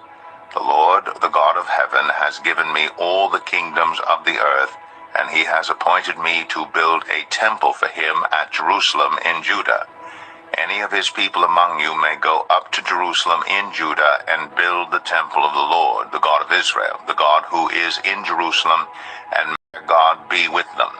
And in any locality where survivors may now be living, the people are to provide them with silver and gold, with goods and livestock, and with free will offerings for the temple of God in Jerusalem. Then the family heads of Judah and Benjamin and the priests and Levites, everyone whose heart God had moved, prepared to go up and build the house of the Lord in Jerusalem. All their neighbors assisted them with articles of silver and gold, with goods and livestock, and with valuable gifts, in addition to all the freewill offerings. Moreover, King Cyrus brought out the articles belonging to the temple of the Lord, which Nebuchadnezzar had carried away from Jerusalem, and had placed in the temple of his God. Cyrus, king of Persia, had them brought by Mithredath, the treasurer, who counted them out to Sheshbazzar, the prince of Judah. This was the inventory: gold dishes, 30, silver dishes, 1,000, silver pans, 29, gold bowls, 30, matching silver bowls, 410, other articles, 1,000. In all, there were 5,400 articles of gold and of silver. Sheshbazzar brought all these along with the exiles when they came up from Babylon to Jerusalem. Ezra 2. Now these are the people of the province who came up from the captivity of the exiles, whom Nebuchadnezzar, king of Babylon, had taken captive to Babylon. They returned to Jerusalem and Judah, each to their own town, in company with Zerubbabel, Joshua, Nehemiah, Seraiah, Realiah, Mordecai, Bilshan, Mispar, Bigvai, Rehum, and Banah. The list of the men of the people of Israel: the descendants of Parosh, 2,172, of Shephatiah, 372, of Arah, 775, of Pahath Moab, through the line of Jeshua and Joab, 2,812, of Elam, 1,254, of Zatu, 945, of Zakai, 760, of Bani, 642, of Babai, 623, of Asgad, 1,222, of Adonikam, 666, of Bigvai, 2,056, of Adin, 454, of Ater, through Hezekiah, 98, of Bezai, 323, of Jorah, 112, of Hashem, 223, of Gebar, 95, the men of Bethlehem, 123, of Netopha, 56, of Anathoth, 128, of Asmaveth, 42, of Kiriath Jearim, Kephirah, and Beeroth, 743, of Ramah and Gibeah, 621, of Michmash, 122, of Bethel and Ai, 223, of Nebo, 52, of Magbish, 156, of the other Elam, 1,254, of Harim, 320, of Lod, Hadid, Jericho, 345, of Sanaa, 3,630. The priests, the descendants of Jedaiah, through the family of Jeshua, 973, of Immer, 1,052, of Pashur, 1,247, of Harim, 1,017. The Levites, the descendants of Jeshua and Kadmiel, of the line of Hodaviah, 74. The musicians, the descendants of Asaph, 128. The gatekeepers of the temple, the descendants of Shalom, Ater, Talmon, Akub, Haditha, and Shobai, 139. The temple servants, the descendants of Zilha, Hasupha, Tabaoth, Keros, Siaha, Padon, Lebanah, Hagabah, Akub, Hagab, Shalmai, Hanan, Gedel, Gehar, Reaiah, Rezin, Nekoda, Gazam, Uzzah, Paseah, Besai, Asna, Meunim, Nephosim, Bakbuk, Hakufa, Hahar, Bazluth, Mahida, Harsha, Barkos, Sisera, Tema, Nezaiah, and Hatipha. The descendants of the servants of Solomon, the descendants of Sotai, Hassaphereth, Peruda, Jalah, Darkon, Gidel, Shephatiah, Hatil, Pachereth, Hazabaim, and Amai. The temple servants and the descendants of the servants of Solomon, 392. The following came up from the towns of Tel Melah, Tel Harsha, Kerub, Adon, and Immer, but they could not show that their families were descended from Israel. The descendants of Delaiah, Tobiah, and Nekoda, 652. And from among the priests, the descendants of Hobaiah, Hakaz, and Barzillai, a man who had married a daughter of Barzillai the Gileadite, and was called by that name. These searched for their family records, but they could not find them, and so they were excluded from the priesthood as unclean. The governor ordered them not to eat any of the most sacred food until there was a priest ministering with the Urim and the Thummim. The whole company numbered 42,360, besides their 7,337 male and female slaves, and they also had 200 male and female singers. They had 736 horses, 245 mules, 435 camels, and 6,720 donkeys. When they arrived at the house of the Lord in Jerusalem, some of the heads of the families gave freewill offerings toward the rebuilding of the house of God on its site. According to their ability, they gave to the treasury for this work 61,000 darricks of gold, 5,000 minas of silver, and 100 priestly garments. The priests, the Levites, the musicians, the gatekeepers, and the temple servants settled in their own towns, along with some of the other people, and the rest of the Israelites settled in their towns. Ezra 3. When the 7th month came, and the Israelites had settled in their towns, the people assembled together as one in Jerusalem.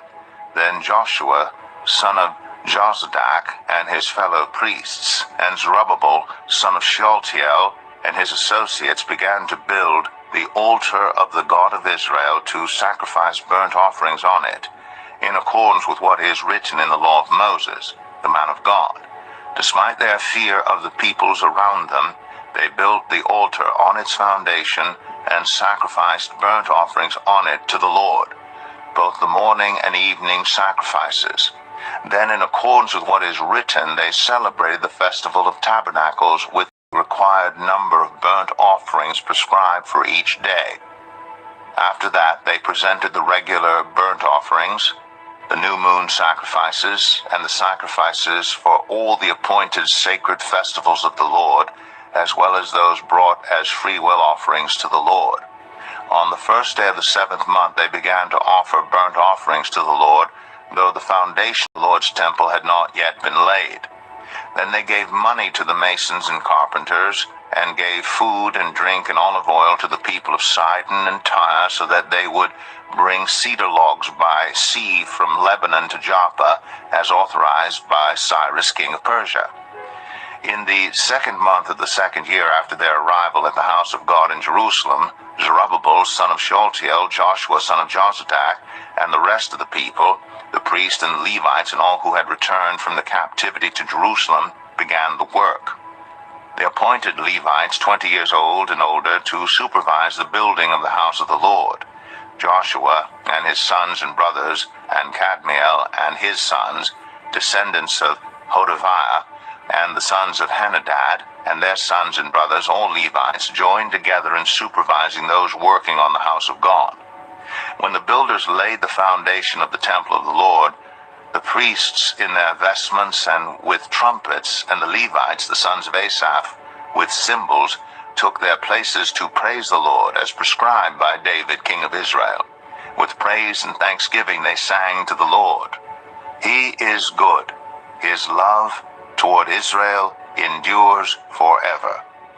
And all the people gave a great shout of praise to the Lord, because the foundation of the house of the Lord was laid. But many of the older priests and Levites and family heads who had seen the former temple wept aloud when they saw the foundation of this temple being laid, while many others shouted for joy. No one could distinguish the sound of the shouts of joy from the sound of weeping, because the people made so much noise, and the sound was heard far away. Ezra 4. When the enemies of Judah and Benjamin heard that the exiles were building a temple for the Lord, the God of Israel, they came to Zerubbabel and to the heads of the families and said, "Let us help you build your God," and have been sacrificing to him since the time of Esarhaddon, king of Assyria, who brought us here.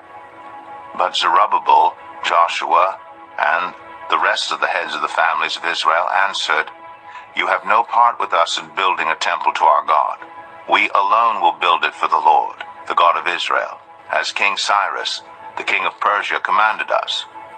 Then the peoples around them set out to discourage the people of Judah and make them afraid to go on building.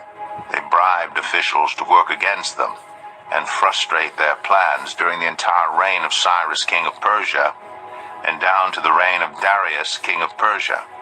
At the beginning of the reign of Xerxes, they lodged an accusation against the people of Judah and Jerusalem. And in the days of Artaxerxes, king of Persia, Bishlam, Mithridath, Tabiel, and the rest of his associates wrote a letter to Artaxerxes. The letter was written in Aramaic script and in the Aramaic language. Rehum, the commanding officer, and Shimshai, the secretary, wrote a letter against Jerusalem to Artaxerxes, the king, as follows. Rehum, the commanding officer, and Shimshai, the secretary, together with the rest of their associates, the judges, officials, and administrators over the people from Persia, Urek, and Babylon, the Elamites of Susa, and the other people whom the great and honorable Ashurbanipal deported and settled in the city of Samaria and elsewhere in Trans-Euphrates. This is a copy of the letter they sent him. To King Artaxerxes, from your servants in Trans-Euphrates. The king should know that the people who came up to us from you have come to Jerusalem and are rebuilding that rebellious and wicked city. They are restoring the walls and repairing the foundations. Furthermore, the king should know that if this city is built and its walls are restored, no more taxes, tribute, or duty will be paid, and eventually the royal revenues will suffer. Now, since we are under obligation to the palace, and it is not proper for us to see the king dishonored, we are sending this message to inform the king, so that a search may be made in the archives of your predecessors. In these records you will find that this city is a rebellious city, troublesome to kings and provinces, a place with a long history of sedition. That is why this city was destroyed. We inform the king that if this city is built and its walls are restored, you will be left with nothing in Trans-Euphrates. The king sent this reply to Rehum, the commanding officer, Shimshai the secretary, and the rest of their associates living in Samaria and elsewhere in Trans-Euphrates. Greetings. The letter you sent us has been read and translated in my presence. I issued an order, and a search was made, and it was found that this city has a long history of revolt against kings and has been a place of rebellion and sedition. Jerusalem has had powerful kings ruling over the whole of Trans-Euphrates, and taxes, tribute, and duty were paid to them. Now issue an order to these men to stop work, so that this city will not be rebuilt until I so order. Be careful not to neglect this matter. Why let this threat grow to the detriment of the royal interests? As soon as the copy of the letter of King Artaxerxes was read to Rehum and Shimshai the secretary and their associates, they went immediately to the Jews in Jerusalem and compelled them by force to stop. Thus the work on the house of God in Jerusalem came to a standstill until the second year of the reign of Darius, king of Persia. Ezra 5. Now Haggai the prophet and Zechariah the prophet, a descendant of Iddo, prophesied to the Jews in Judah and Jerusalem in the name of the God of Israel, who was over them. Then Zerubbabel son of Shealtiel and Joshua son of Jozadak set to work to rebuild the house of God in Jerusalem, and the prophets of God were with them, supporting them. At that time Tattenai, governor of Trans-Euphrates, and Shethar-Bozenai and their associates went to them and asked, "Who authorized you to rebuild this temple and to finish it?" They also asked, "What are the names of those who are constructing this building?" But the eye of their God was watching over the elders of the Jews, and they were not stopped until a report could go to Darius, and his written reply be received. This is a copy of the letter that Tattenai, governor of Trans-Euphrates, and Shethar-Bozenai, and their associates, the officials of Trans-Euphrates, sent to King Darius. The report they sent him read as follows: To King Darius, cordial greetings. The king should know that we went to the district of Judah to the temple of the great God. The people are building it with large stones and placing the timbers in the walls. The work is being carried on with diligence and is making rapid progress under their direction. We questioned the elders and asked them, "Who authorized you to rebuild this temple and to finish it?" We also asked them their names so that we could write down the names of their leaders for your information. This is the answer they gave us: "We are the servants of the God of heaven and earth, and we are rebuilding the temple that was built many years ago, one that a great king of Israel built and finished. But because our ancestors angered the God of heaven, he gave them into the hands of Nebuchadnezzar the Chaldean, king of Babylon, who destroyed this temple and deported the people to Babylon. However, in the first year of Cyrus, king of Babylon, King Cyrus issued a decree to rebuild this house of God. He even removed from the temple of Babylon the gold and silver articles of the house of God, which Nebuchadnezzar had taken from the temple in Jerusalem and brought to the temple in Babylon. Then King Cyrus gave them to a man named Sheshbazzar, whom he had appointed governor. And he told him, "Take these articles and go and deposit them in the temple in Jerusalem and rebuild the house of God on its site." So this Sheshbazzar came and laid the foundations of the house of God in Jerusalem. From that day to the present it has been under construction, but is not yet finished. Now, if it pleases the king, let a search be made in the royal archives of Babylon to see if King Cyrus did in fact issue a decree to rebuild this house of God in Jerusalem. Then let the king send us his decision in this matter. Ezra 6. King Darius then issued an order, and they searched in the archives stored in the treasury at Babylon. A scroll was found in the citadel of Ecbatana in the province of Media, and this was written on it: Memorandum. In the first year of King Cyrus, the king issued a decree concerning the temple of God in Jerusalem. Let the temple be rebuilt as a place to present sacrifices, and let its foundations be laid. It is to be 60 cubits high and 60 cubits wide, with 3 courses of large stones and 1 of timbers. The costs are to be paid by the royal treasury. Also the gold and silver articles of the house of God, which Nebuchadnezzar took from the temple in Jerusalem and brought to Babylon, are to be returned to their places in the temple in Jerusalem. They are to be deposited in the house of God. Now then, Tattenai, governor of Trans-Euphrates, and Shethar-Bozenai, and you other officials of that province, stay away from there. Do not interfere with the work on this temple of God. Let the governor of the Jews and the Jewish elders rebuild this house of God on its site. Moreover, I hereby decree what you are to do for these elders of the Jews in the construction of this house of God. Their expenses are to be fully paid out of the royal treasury from the revenues of Trans-Euphrates, so that the work will not stop. Whatever is needed, young bulls, rams, male lambs for burnt offerings to the God of heaven, and wheat, salt, wine, and olive oil, as requested by the priests in Jerusalem, must be given them daily without fail, so that they may offer sacrifices pleasing to the God of heaven, and pray for the well-being of the king and his sons. Furthermore, I decree that if anyone defies this edict, a beam is to be pulled from their house, and they are to be impaled on it. and for this crime their house is to be made a pile of rubble. May God, who has caused his name to dwell there, overthrow any king or people who lifts a hand to change this decree or to destroy this temple in Jerusalem. I, Darius, have decreed it.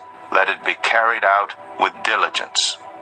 Then, because of the decree King Darius had sent, Tattenai, governor of Trans-Euphrates, and Shethar-Bozenai and their associates carried it out with diligence. So the elders of the Jews continued to build and prosper under the preaching of Haggai, the prophet, and Zechariah, a descendant of Iddo. They finished building the temple according to the command of the God of Israel and the decrees of Cyrus, Darius, and Artaxerxes, kings of Persia. The temple was completed on the 3rd day of the month Adar, in the 6th year of the reign of King Darius. Then the people of Israel, the priests, the Levites, and the rest of the exiles, celebrated the dedication of the house of God with joy. For the dedication of this house of God, they offered 100 bulls, 200 rams, 400 male lambs, and as a sin offering for all Israel, 12 male goats, one for each of the tribes of Israel. And they installed the priests in their divisions and the Levites in their groups for the service of God at Jerusalem, according to what is written in the book of Moses. On the 14th day of the 1st month, the exiles celebrated the Passover. The priests and Levites had purified themselves and were all ceremonially clean. The Levites slaughtered the Passover lamb for all the exiles, for their relatives, the priests, and for themselves. So the Israelites who had returned from the exile ate it together with all who had separated themselves from the unclean practices of their Gentile neighbors in order to seek the Lord, the God of Israel. For 7 days they celebrated with joy the festival of unleavened bread, because the Lord had filled them with joy by changing the attitude of the king of Assyria, so that he assisted them in the work on the house of God, the God of Israel. Ezra 7.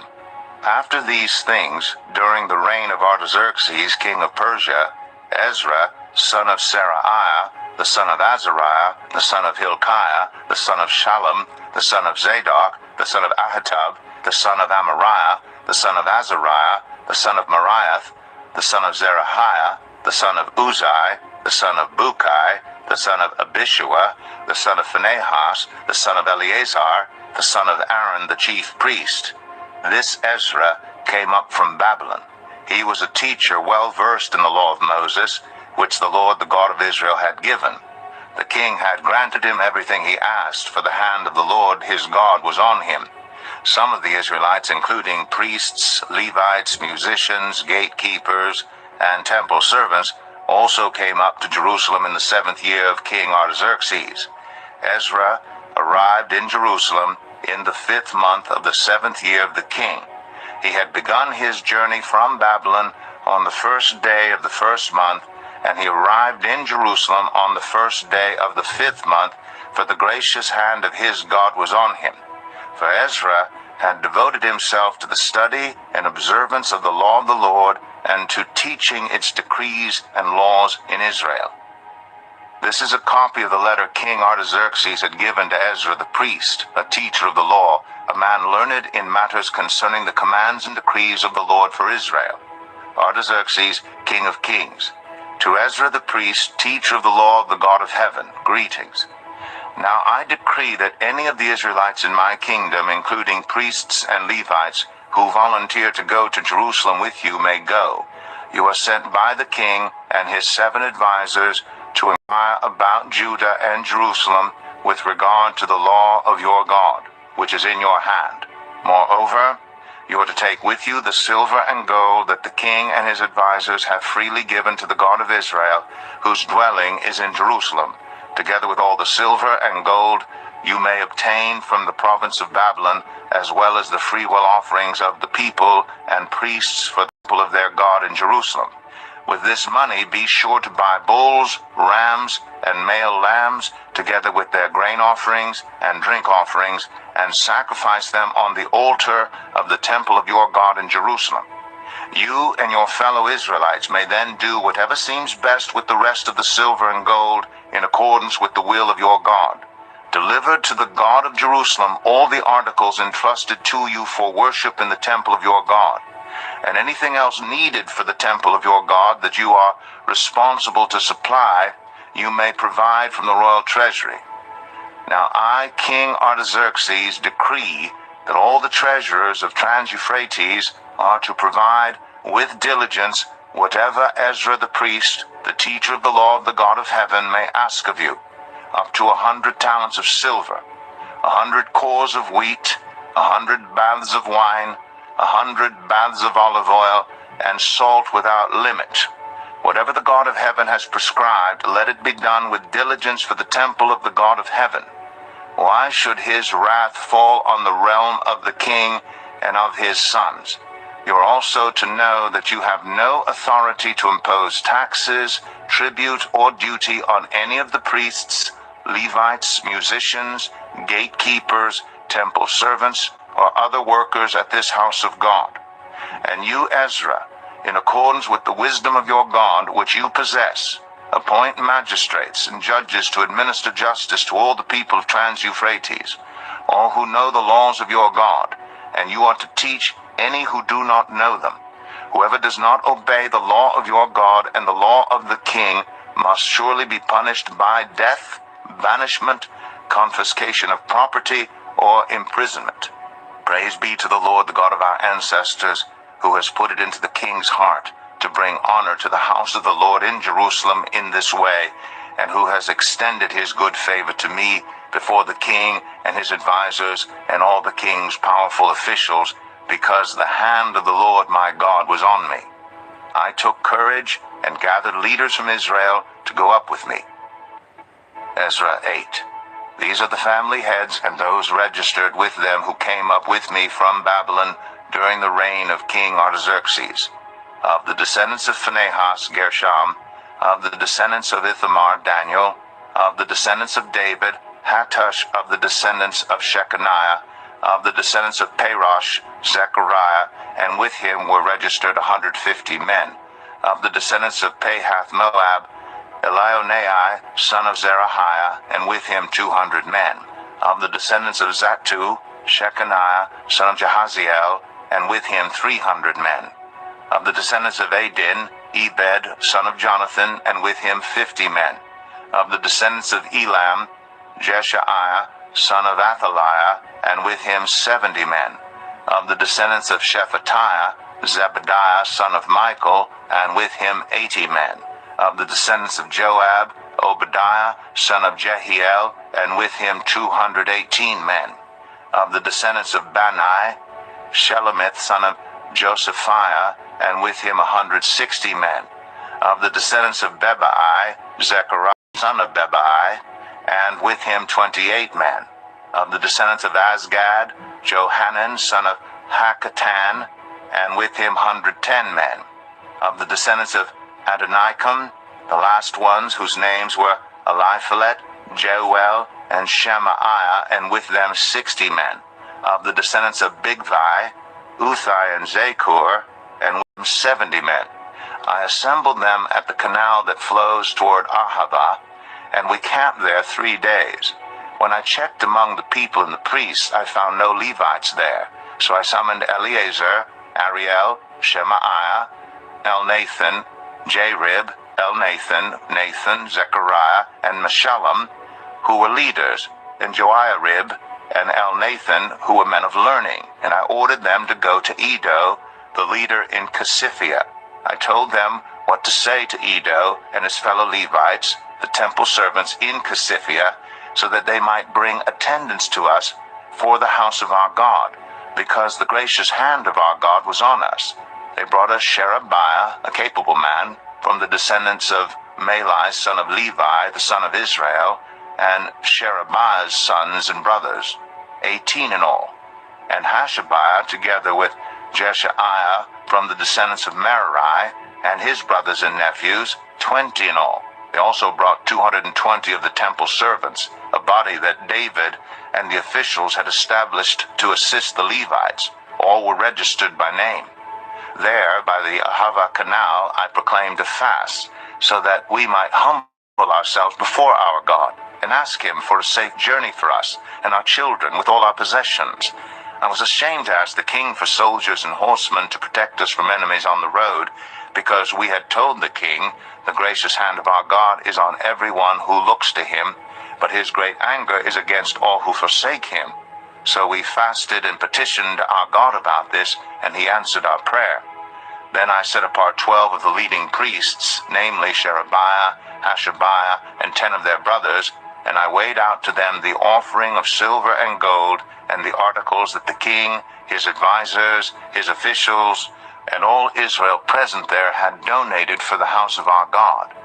I weighed out to them 650 talents of silver, silver articles weighing 100 talents, 100 talents of gold, 20 bowls of gold valued at 1,000 darics, and 2 fine articles of polished bronze as precious as gold. I said to them, you as well as these articles are consecrated to the Lord.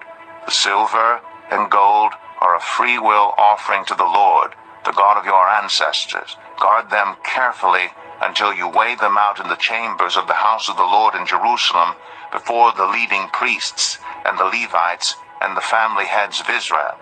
Then the priests and Levites received the silver and gold and sacred articles that had been weighed out to be taken to the house of our God in Jerusalem.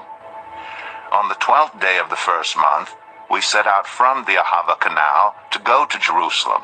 The hand of our God was on us, and he protected us from enemies and bandits along the way. So we arrived in Jerusalem, where we rested 3 days. On the 4th day, in the house of our God, we weighed out the silver and gold and the sacred articles into the hands of Meremoth, son of Uriah the priest. Eleazar, son of Phinehas, was with him, and so were the Levites Jozabad, son of Jeshua, and Noadiah, son of Binnui. Everything was accounted for by number and weight, and the entire weight was recorded at that time. Then the exiles who had returned from captivity sacrificed burnt offerings to the God of Israel, 12 bulls for all Israel, 96 rams, 77 male lambs, and as a sin offering 12 male goats. All this was a burnt offering to the Lord. They also delivered the king's orders to the royal satraps and to the governors of Trans-Euphrates, who then gave assistance to the people and to the household. Ezra 9. After these things had been done, the leaders came to me and said, the people of Israel, including the priests and the Levites, have not kept themselves separate from the neighboring peoples with their detestable practices, like those of the Canaanites, Hittites, Perizzites, Jebusites, Ammonites, Moabites, Egyptians, and Amorites. They have taken some of their daughters as wives for themselves and their sons, and have mingled the holy race with the peoples around them. And the leaders and officials have led the way in this unfaithfulness. When I heard this, I tore my tunic and cloak, pulled hair from my head and beard, and sat down appalled. Then everyone who trembled at the words of the God of Israel gathered around me because of this unfaithfulness of the exiles, and I sat there appalled until the evening sacrifice. Then, at the evening sacrifice, I rose from my self-abasement, with my tunic and cloak torn, and fell on my knees with my hands spread out to the Lord my God, and prayed, I am too ashamed and disgraced, my God, to lift up my face to you, because our sins are higher than our heads, and our guilt has reached to the heavens. From the days of our ancestors until now, our guilt has been great. Because of our sins, we and our kings and our priests have been subjected to the sword and captivity, to pillage and humiliation at the hand of foreign kings, as it is today. But now, for a brief moment, the Lord our God has been gracious in leaving us a remnant and giving us a firm place in his sanctuary. And so our God gives light to our eyes and a little relief in our bondage. Though we are slaves, our God has not forsaken us in our bondage. He has shown us kindness in the sight of the kings of Persia. He has granted us new life to rebuild the house of our God and repair its ruins, and he has given us a wall of protection in Judah and Jerusalem. But now, our God, what can we say after this? For we have forsaken the commands you gave through your servants, the prophets, when you said, The land you are entering to possess is a land polluted by the corruption of its peoples. By their detestable practices, they have filled it with their impurity from one end to the other. Therefore, do not give your daughters in marriage to their sons, or take their daughters for your sons. Do not seek a treaty of friendship with them at any time, that you may be strong and eat the good things of the land, and leave it to your children as an everlasting inheritance. What has happened to us is a result of our evil deeds and our great guilt, and yet, our God, you have punished us less than our sins deserved, and have given us a remnant like this. Shall we then break your commands again and intermarry with the peoples who commit such detestable practices? Would you not be angry enough with us to destroy us, leaving us no remnant or survivor? Lord, the God of Israel, you are righteous. We are left this day as a remnant. Here we are before you in our guilt, though because of it not one of us can stand in your presence. Ezra 10.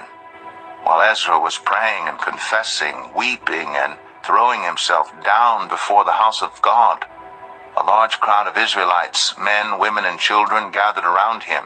They too wept bitterly. Then Shechaniah, son of Jehiel, one of the descendants of Elam, said to Ezra, "We have been unfaithful to our God by marrying foreign women from the peoples around us. But in spite of this, there is still hope for Israel. Now let us make a covenant before our God to send away all these women and their children, in accordance with the counsel of my Lord and of those who fear the commands of our God. Let it be done according to the law. Rise up, this matter is in your hands. We will support you, so take courage and do it." So Ezra rose up and put the leading priests and Levites and all Israel under oath to do what had been suggested, and they took the oath. Then Ezra withdrew from before the house of God and went to the room of Jehohanan, son of Eliashib. While he was there, he ate no food and drank no water, because he continued to mourn over the unfaithfulness of the exiles. A proclamation was then issued throughout Judah and Jerusalem for all the exiles to assemble in Jerusalem. Anyone who failed to appear within 3 days would forfeit all his property in accordance with the decision of the officials and elders, and would himself be expelled from the assembly of the exiles. Within the 3 days, all the men of Judah and Benjamin had gathered in Jerusalem. And on the 20th day of the 9th month, all the people were sitting in the square before the house of God, greatly distressed by the occasion and because of the rain. Then Ezra the priest stood up and said to them, "You have been unfaithful. You have married foreign women, adding to Israel's guilt. Now honor the Lord, the God of your ancestors, and do his will. Separate yourselves from the peoples around you and from your foreign wives." The whole assembly responded with a loud voice, "You are right. We must do as you say.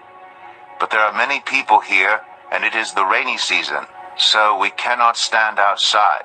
Besides, this matter cannot be taken care of in a day or two, because we have sinned greatly in this thing. Let our officials act for the whole assembly.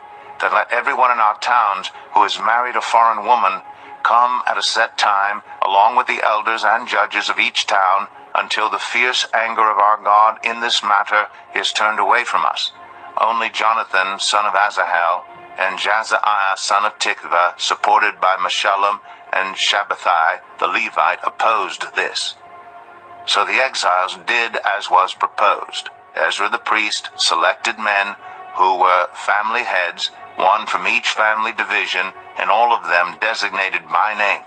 On the first day of the 10th month, they sat down to investigate the cases, and by the first day of the first month, they finished dealing with all the men who had married foreign women. Among the descendants of the priests, the following had married foreign women.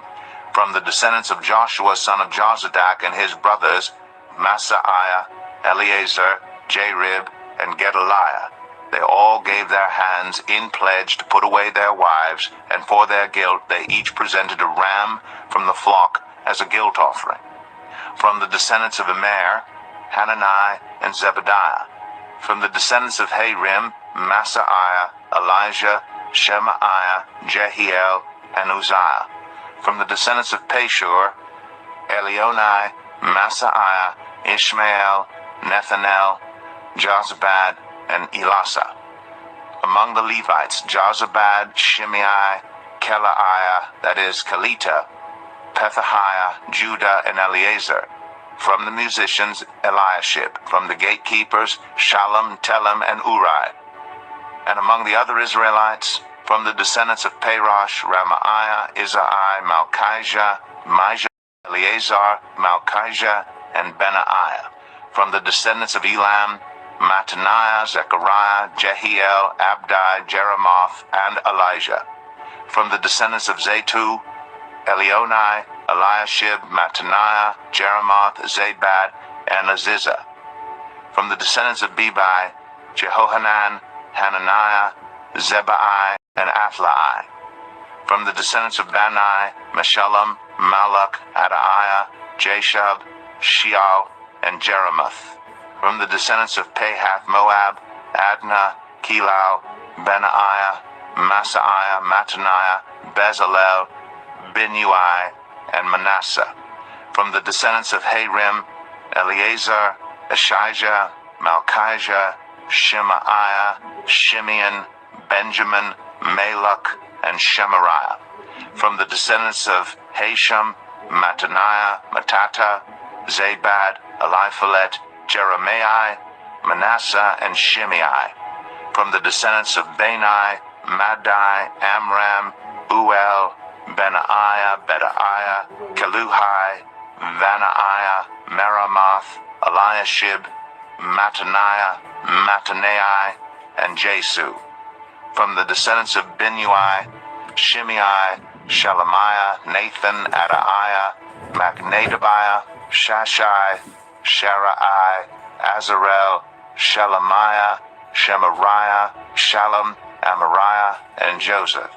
From the descendants of Nebo, Jeiel, Mattathiah, Zabad, Zebina, Jaddai, Joel, and Benaiah. All these had married foreign women, and some of them had children by these wives.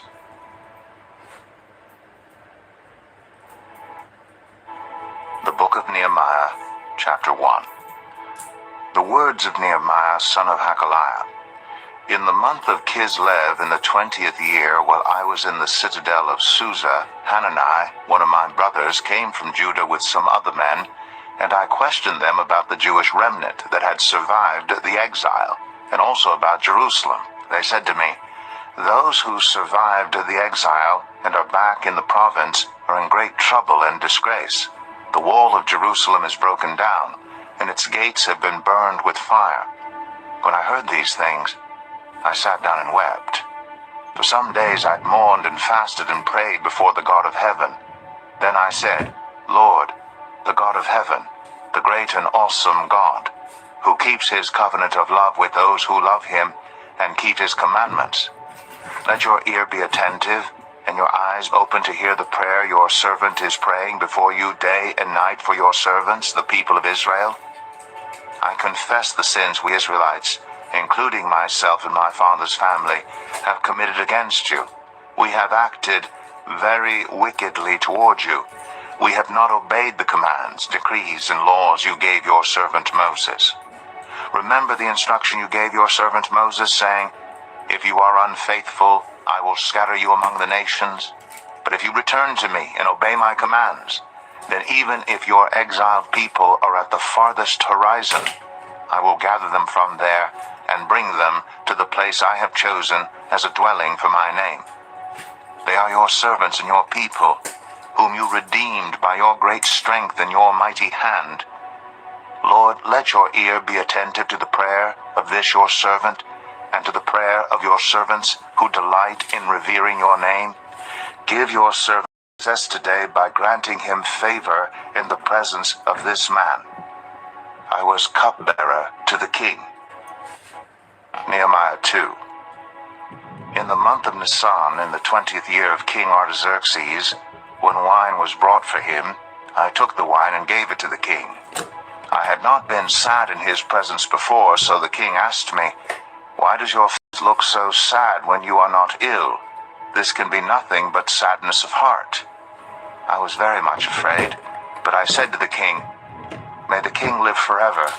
Why should my face not look sad when the city where my ancestors are buried lies in ruins, and its gates have been destroyed by fire?" The king said to me, "What is it you want?" Then I prayed to the God of heaven, and I answered the king, "If it pleases the king, and if your servant has found favor in his sight, let him send me to the city in Judah where my ancestors are buried so that I can rebuild it." Then the king, with the queen sitting beside him, asked me, "How long will your journey take, and when will you get back?" It pleased the king to send me, so I set a time. I also said to him, "If it pleases the king, may I have letters to the governors of Trans-Euphrates so that they will provide me safe conduct until I arrive in Judah? And may I have a letter to DECEIVE, keeper of the royal park, so he will give me timber to make beams for the gates of the citadel by the temple, and for the city wall, and for the residence I will occupy." And because the gracious hand of my God was on me, the king granted my requests. So I went to the governors of Trans-Euphrates and gave them the king's letters. The king had also sent army officers and cavalry with me. When Sanballat the Horonite and Tobiah the Ammonite official heard about this, they were very much disturbed that someone had come to promote the welfare of the Israelites. I went to Jerusalem, and after staying there 3 days, I set out during the night with a few others. I had not told anyone what my God had put in my heart to do for Jerusalem. There were no mounts with me except the one I was riding on. By night I went out through the valley gate toward the Jackal Well and the Dung Gate, examining the walls of Jerusalem, which had been broken down, and its gates, which had been destroyed by fire. Then I moved on toward the Fountain Gate and the King's Pool, but there was not enough room for my mount to get through. So I went up the valley by night, examining the wall. Finally, I turned back and re-entered through the Valley Gate. The officials did not know where I had gone, or what I was doing, because as yet I had said nothing to the Jews, or the priests, or nobles, or officials, or any others who would be doing the work. Then I said to them, "You see the trouble we are in. Jerusalem lies in ruins, and its gates have been burned with fire. Come, let us rebuild the wall of Jerusalem, and we will no longer be in disgrace." I also told them about the gracious hand of my God on me, and what the king had said to me. They replied, "Let us start rebuilding." So they began this good work. But when Sanballat the Horonite, Tobiah the Ammonite official, and Geshem the Arab heard about it, they mocked and ridiculed us. "What is this you're doing?" they asked. "Are you rebelling against the king?" I answered them by saying, "The God of heaven will give us success. We, his servants, will start rebuilding. But as for you, you have no share in Jerusalem or any claim or historic right to it." Nehemiah 3. Eliashib the high priest and his fellow priests went to work and rebuilt the sheep gate. They dedicated it and set its doors in place, building as far as the Tower of the 100, which they dedicated, and as far as the Tower of Hananel.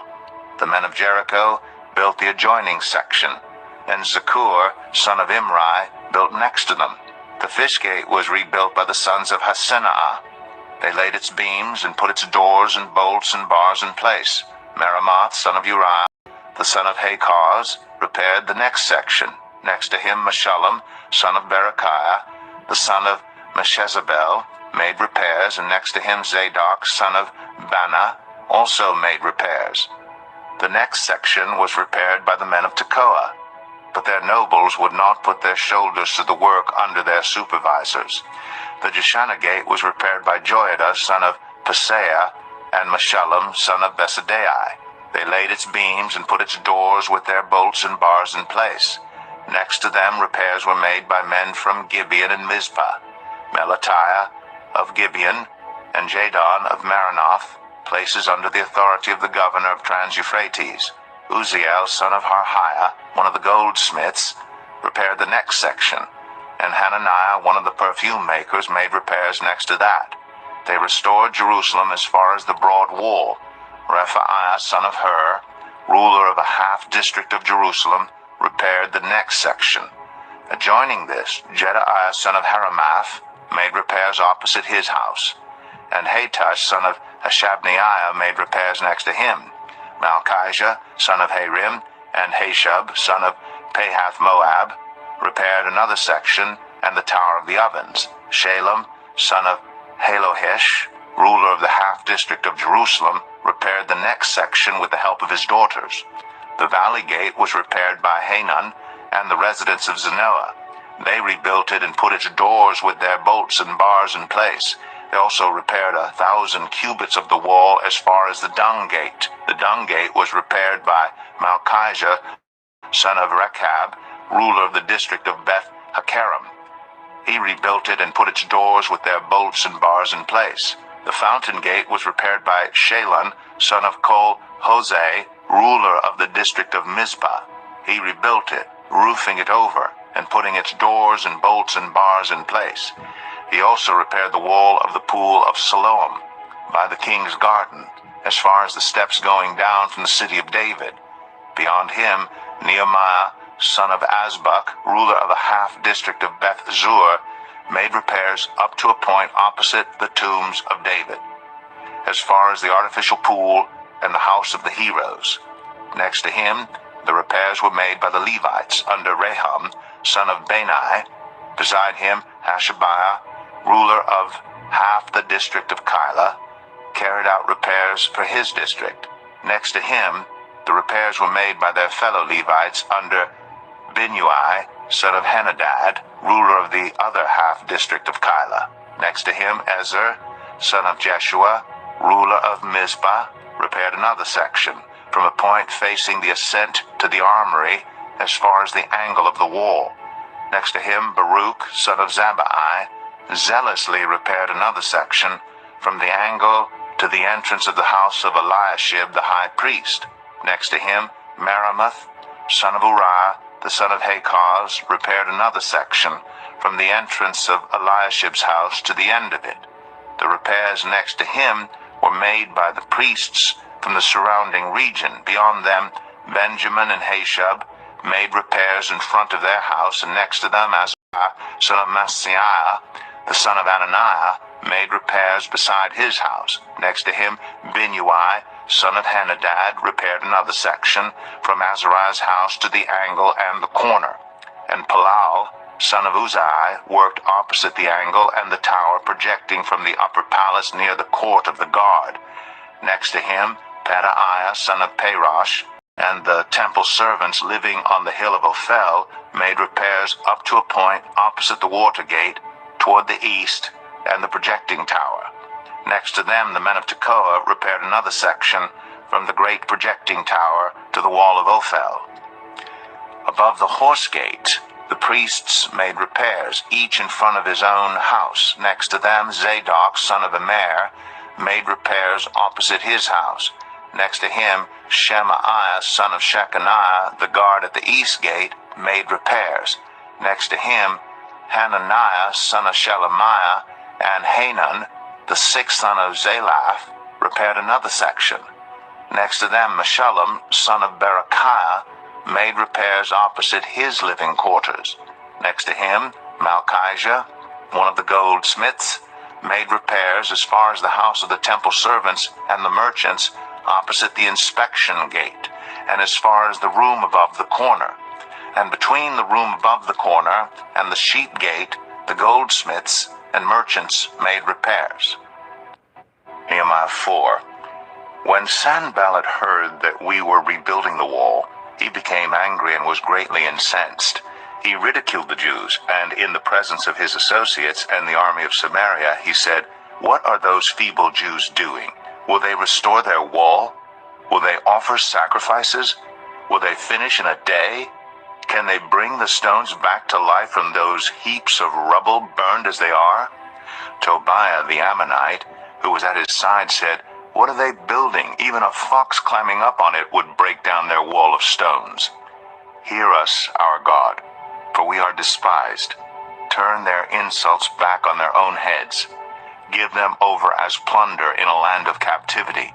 Do not cover up their guilt or blot out their sins from your sight, for they have thrown insults in the face of the builders.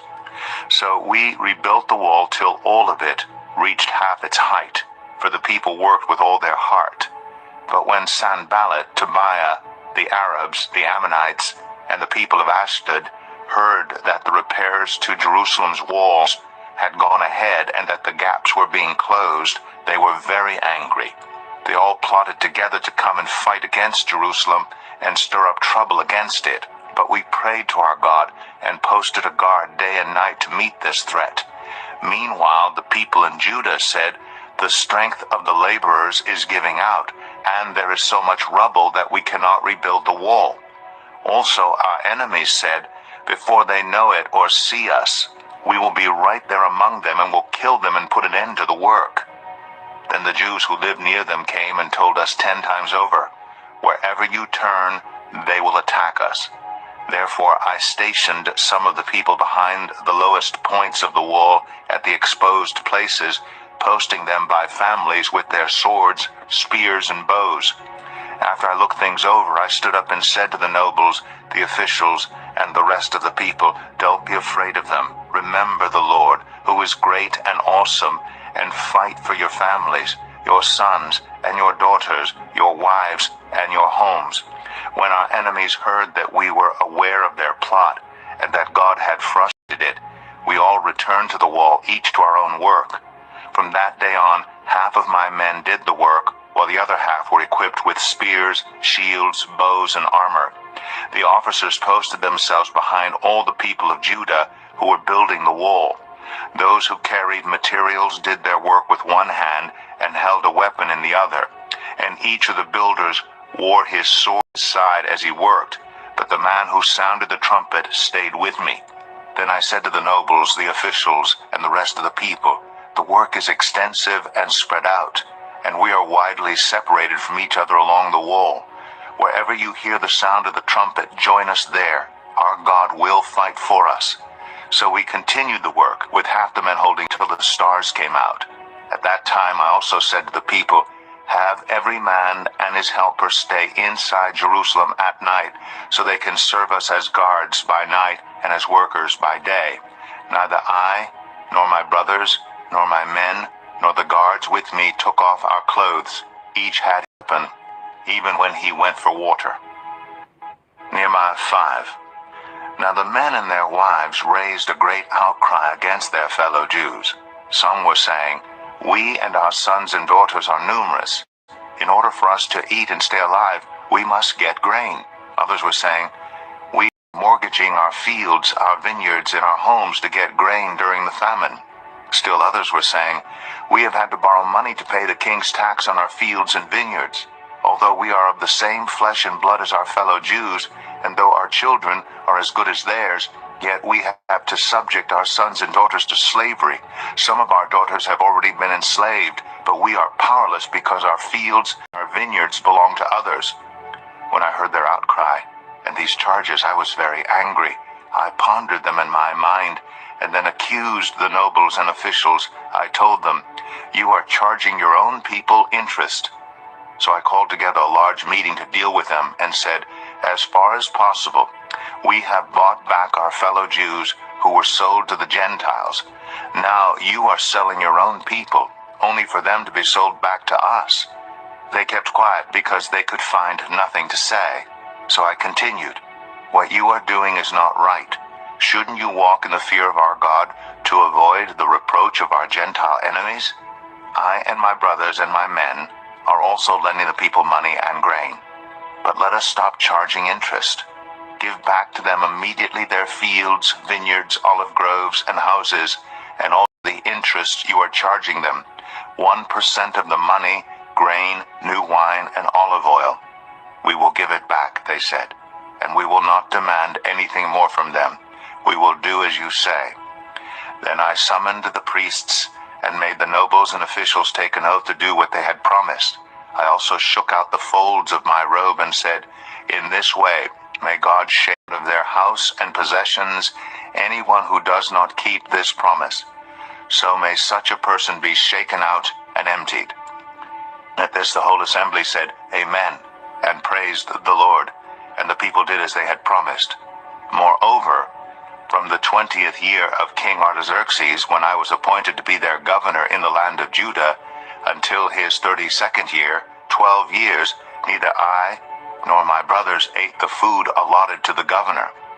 But the earlier governors, those preceding me, placed a heavy burden on the people and took 40 shekels of silver from them in addition to food and wine. Their assistants also lorded it over the people, but out of reverence for God, I did not act like that. Instead, I devoted myself to the work on this wall. All my men were assembled there for the work. We did not acquire any land. Furthermore, 150 Jews and officials ate at my table, as well as those who came to us from the surrounding nations.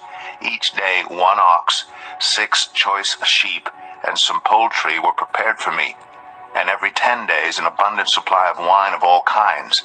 In spite of all this, I never demanded the food allotted to the governor, because the demands were heavy on these people. Remember me with favor, my God, for all I have done for these people. Nehemiah 6. When word came to Sanballat, Tobiah, Geshem, the Arab, and the rest of our enemies, that I had rebuilt the wall, and not a gap was left in it, though up to that time I had not set the doors and the gates, Sanballat and Geshem sent me this message: "Come, let us meet together in one of the villages on the plain of Ono." But they were scheming to harm me, so I sent messengers to them with this reply: "I am carrying on a great project and cannot go down. Why should the work stop while I leave it and go down to you?" 4 times they sent me the same message, and each time I gave them the same answer. Then the 5th time Sanballat sent his aide to me with the same message, and in his hand was an unsealed letter in which was written, "It is reported among the nations, and Geshem says it is true, that you and the Jews are plotting to revolt, and therefore you are building the wall. Moreover, according to these reports, you are about to become their king, and have even appointed prophets to make this proclamation about you in Jerusalem. There is a king in Judah. Now this report will get back to the king, so come, let us meet together." I sent him this reply: "Nothing like what you are saying is happening. You are just making it up out of your head." They were all trying to frighten us, thinking, "Their hands will get too weak for the work, and it will not be completed." But I prayed, "Now strengthen my hands." One day I went to the house of Shemaiah, son of Delaiah, the son of Mehetabel, who was shut in at his home. He said, "Let us meet in the house of God, inside the temple, and let us close the temple doors, because men are coming to kill you. By night they are coming to kill you." But I said, "Should a man like me run away? Or should someone like me go into the temple to save his life? I will not go." I realized that God had not sent him, but that he had prophesied against me, because Tobiah and Sanballat had hired him. He had been hired to intimidate me so that I would commit a sin by doing this, and then they would give me a bad name to discredit me. Remember Tobiah and Sanballat, my God, because of what they have done. Remember also the prophet Noadiah, and how she and the rest of the prophets had been trying to intimidate me. So the wall was completed on the 25th of Elul in 52 days. When all our enemies heard about this, all the surrounding nations were afraid and lost their self-confidence, because they realized that this work had been done with the help of our God. Also in those days, the nobles of Judah were sending many letters to Tobiah, and replies from Tobiah kept coming to them. For many in Judah were under oath to him, since he was son-in-law to Shechaniah, son of Arah, and his son Jehohanan had married the daughter of Meshullam, son of Berechiah. Moreover, they kept reporting to me his good deeds, and then telling him what I said, and Tobiah sent letters to intimidate me. Nehemiah 7. After the wall had been rebuilt, and I had set the doors in place, the gatekeepers, the musicians, and the Levites were appointed. I put in charge of Jerusalem my brother Hanani, along with Hananiah, the commander of the citadel, because he was a man of integrity and feared God more than most people do. I said to them, "The gates of Jerusalem are not to be opened until the sun is hot. While the gatekeepers are still on duty, have them shut the doors and bar them. Also, appoint residents of Jerusalem as guards, some at their posts and some near their own houses. Now the city was large and spacious, but there were few people in it, and the houses had not yet been rebuilt. So my God put it into my heart to assemble the nobles, the officials, and the common people for registration by families. I found the genealogical record of those who had been the first to return. This is what I found written there. These are the people of the province who came up from captivity of the exiles whom Nebuchadnezzar, king of Babylon, had taken captive. They returned to Jerusalem and Judah, each to his own town, in company with Zerubbabel, Joshua, Nehemiah, Azariah, Ramaiah, Nahamani, Mordecai, Bilshan, Mispereth, Bigvai, Nahum, and Baah. The list of the men of Israel: the descendants of Parosh, 2,172, of Shephatiah, 372, of Arah, 652, of Pahath Moab, through the line of Jeshua and Joab, 2,818, of Elam, 1,254, of Zatu, 845, of Zakai, 760, of Binui, 648, of Bebai, 628, of Asgad, 2,322, of Adonikam, 667, of Bigvai, 2,067, of Adin, 655, of Ater through Hezekiah, 98, of Hashem, 328, of Bezai, 324, of Hariph, 112, of Gibeon, 95, the men of Bethlehem and Netopha, 188, of Anathoth, 128, of Beth Asmaveth, 42, of Kiriath Jearim, Kephirah, and Beeroth, 743, of Ramah and Gibeah, 621, of Michmash, 122, of Bethel and Ai, 123, of the other Nebo, 52, of the other Elam, 1,254, of Harim, 320, of Jericho, 345, of Lod, Hadid, and Ono, 721, of Sanaa, 3,930. The priests: the descendants of Jedaiah through the family of Jeshua, 973, of Immer, 1,052, of Pashur, 1,247, of Harim, 1,017. The Levites: the descendants of Jeshua through Kadmiel, through the line of Hodaviah, 74. The musicians: the descendants of Asaph, 148. The gatekeepers: the descendants of Shalom, Ater, Talmon, Akub, Haditha, and Shobai, 138.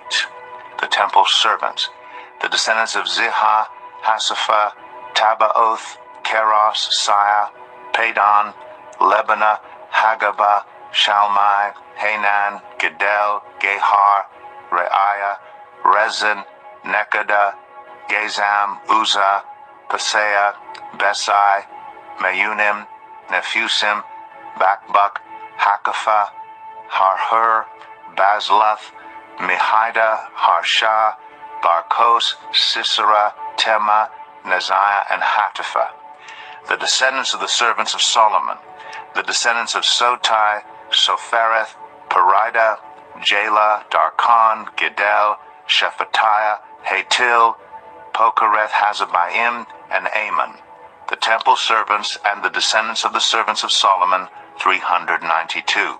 The following came up from the towns of Tel Melah, Tel Harsha, Kerub, Adon, and Immer, but they could not show that their families were descended from Israel. The descendants of Delaiah, Tobiah, and Nekada, 642. And from among the priests, the descendants of Hobaiah, Hakaz, and Barzillai, a man who had married a daughter of Barzillai the Gileadite, and was called by that name. These searched for their family records, but they could not find them, so they were excluded from the priesthood as unclean. The governor, therefore, ordered them not to eat any of the most sacred food until there should be a priest ministering with the Urim and Thummim. The whole company numbered 42,360, besides their 7,337 male and female slaves, and they also had 245 male and female singers. There were 736 horses, 245 mules, 435 camels, and 6,720 donkeys. Some of the heads of the families contributed to the work. The governor gave to the treasury 1,000 darracks of gold, 50 bowls, and 530 garments for priests.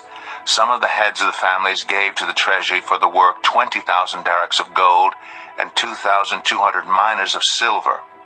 The total given by the rest of the people was 20,000 darracks of gold, 2,000 minas of silver, and 67 garments for priests. The priests, the Levites, the gatekeepers, the musicians, and the temple servants, along with certain of the people and the rest of the Israelites, settled in their own towns. When the 7th month came, and the Israelites had settled in their towns, Nehemiah 8. All the people came together as one in the square before the water gate. They told Ezra, the teacher of the law, to bring out the book of the law of Moses, which the Lord had commanded for Israel. So on the first day of the 7th month, Ezra the priest brought the law before the assembly, which was made up of men and women, and all who were able to understand. He read it aloud from daybreak till noon, as he faced the square before the water gate in the presence of the men, women, and others who could understand. And all the people listened attentively to the book of the law.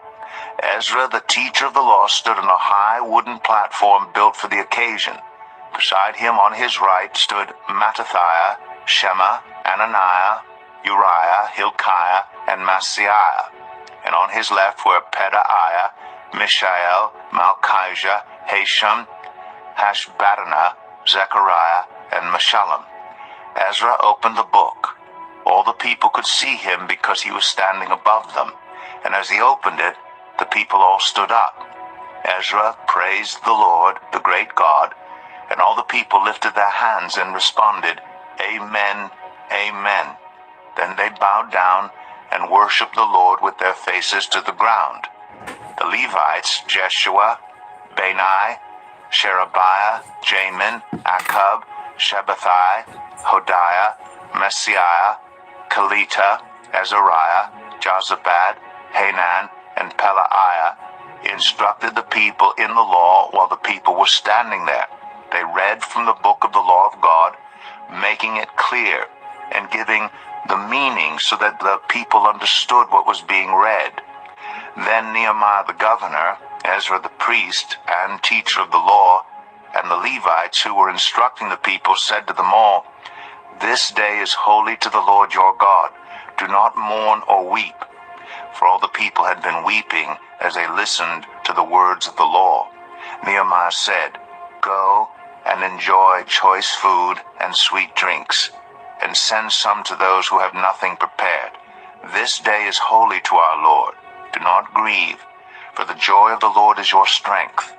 The Levites calmed all the people, saying, Be still, for this is a holy day. Do not grieve.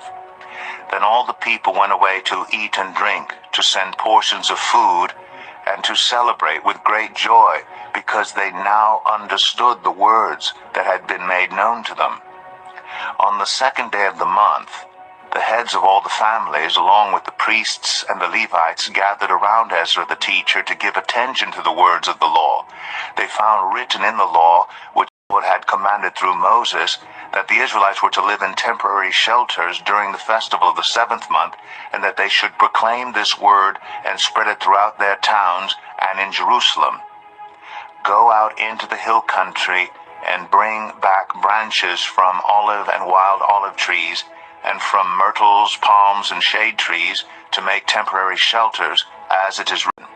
So the people went out and brought back branches and built themselves temporary shelters on their own roofs, in their courtyards, in the courts of the house of God, and in the square by the water gate, and the one by the gate of Ephraim. The whole company that had returned from exile built temporary shelters and lived in them. From the days of Joshua son of Nun, Until that day, the Israelites had not celebrated it like this, and their joy was very great. Day after day, from the first day to the last, Ezra read from the book of the law of God. They celebrated the festival for 7 days, and on the 8th day, in accordance with the regulation, there was an assembly. Nehemiah 9. On the 24th day of the same month, the Israelites gathered together, fasting and wearing sackcloth, and putting dust on their heads. Those of Israelite descent had separated themselves from all foreigners. They stood in their places and confessed their sins and the sins of their ancestors. They stood where they were and read from the book of the law of the Lord their God for a quarter of the day, and spent another quarter in confession and in worshiping the Lord their God. Standing on the stairs of the Levites were Jeshua, Bani, Kadmiel, Shebaniah, Bunai, Sherebiah, Bani, and Kenani. They cried out with loud voices to the Lord their God, and the Levites, Jeshua, Kadmiel, Bani, Hashabniah, Sherebiah, Hodiah, Shebaniah, and Pethahiah said, "Stand up and praise the Lord your God, who is from everlasting to everlasting."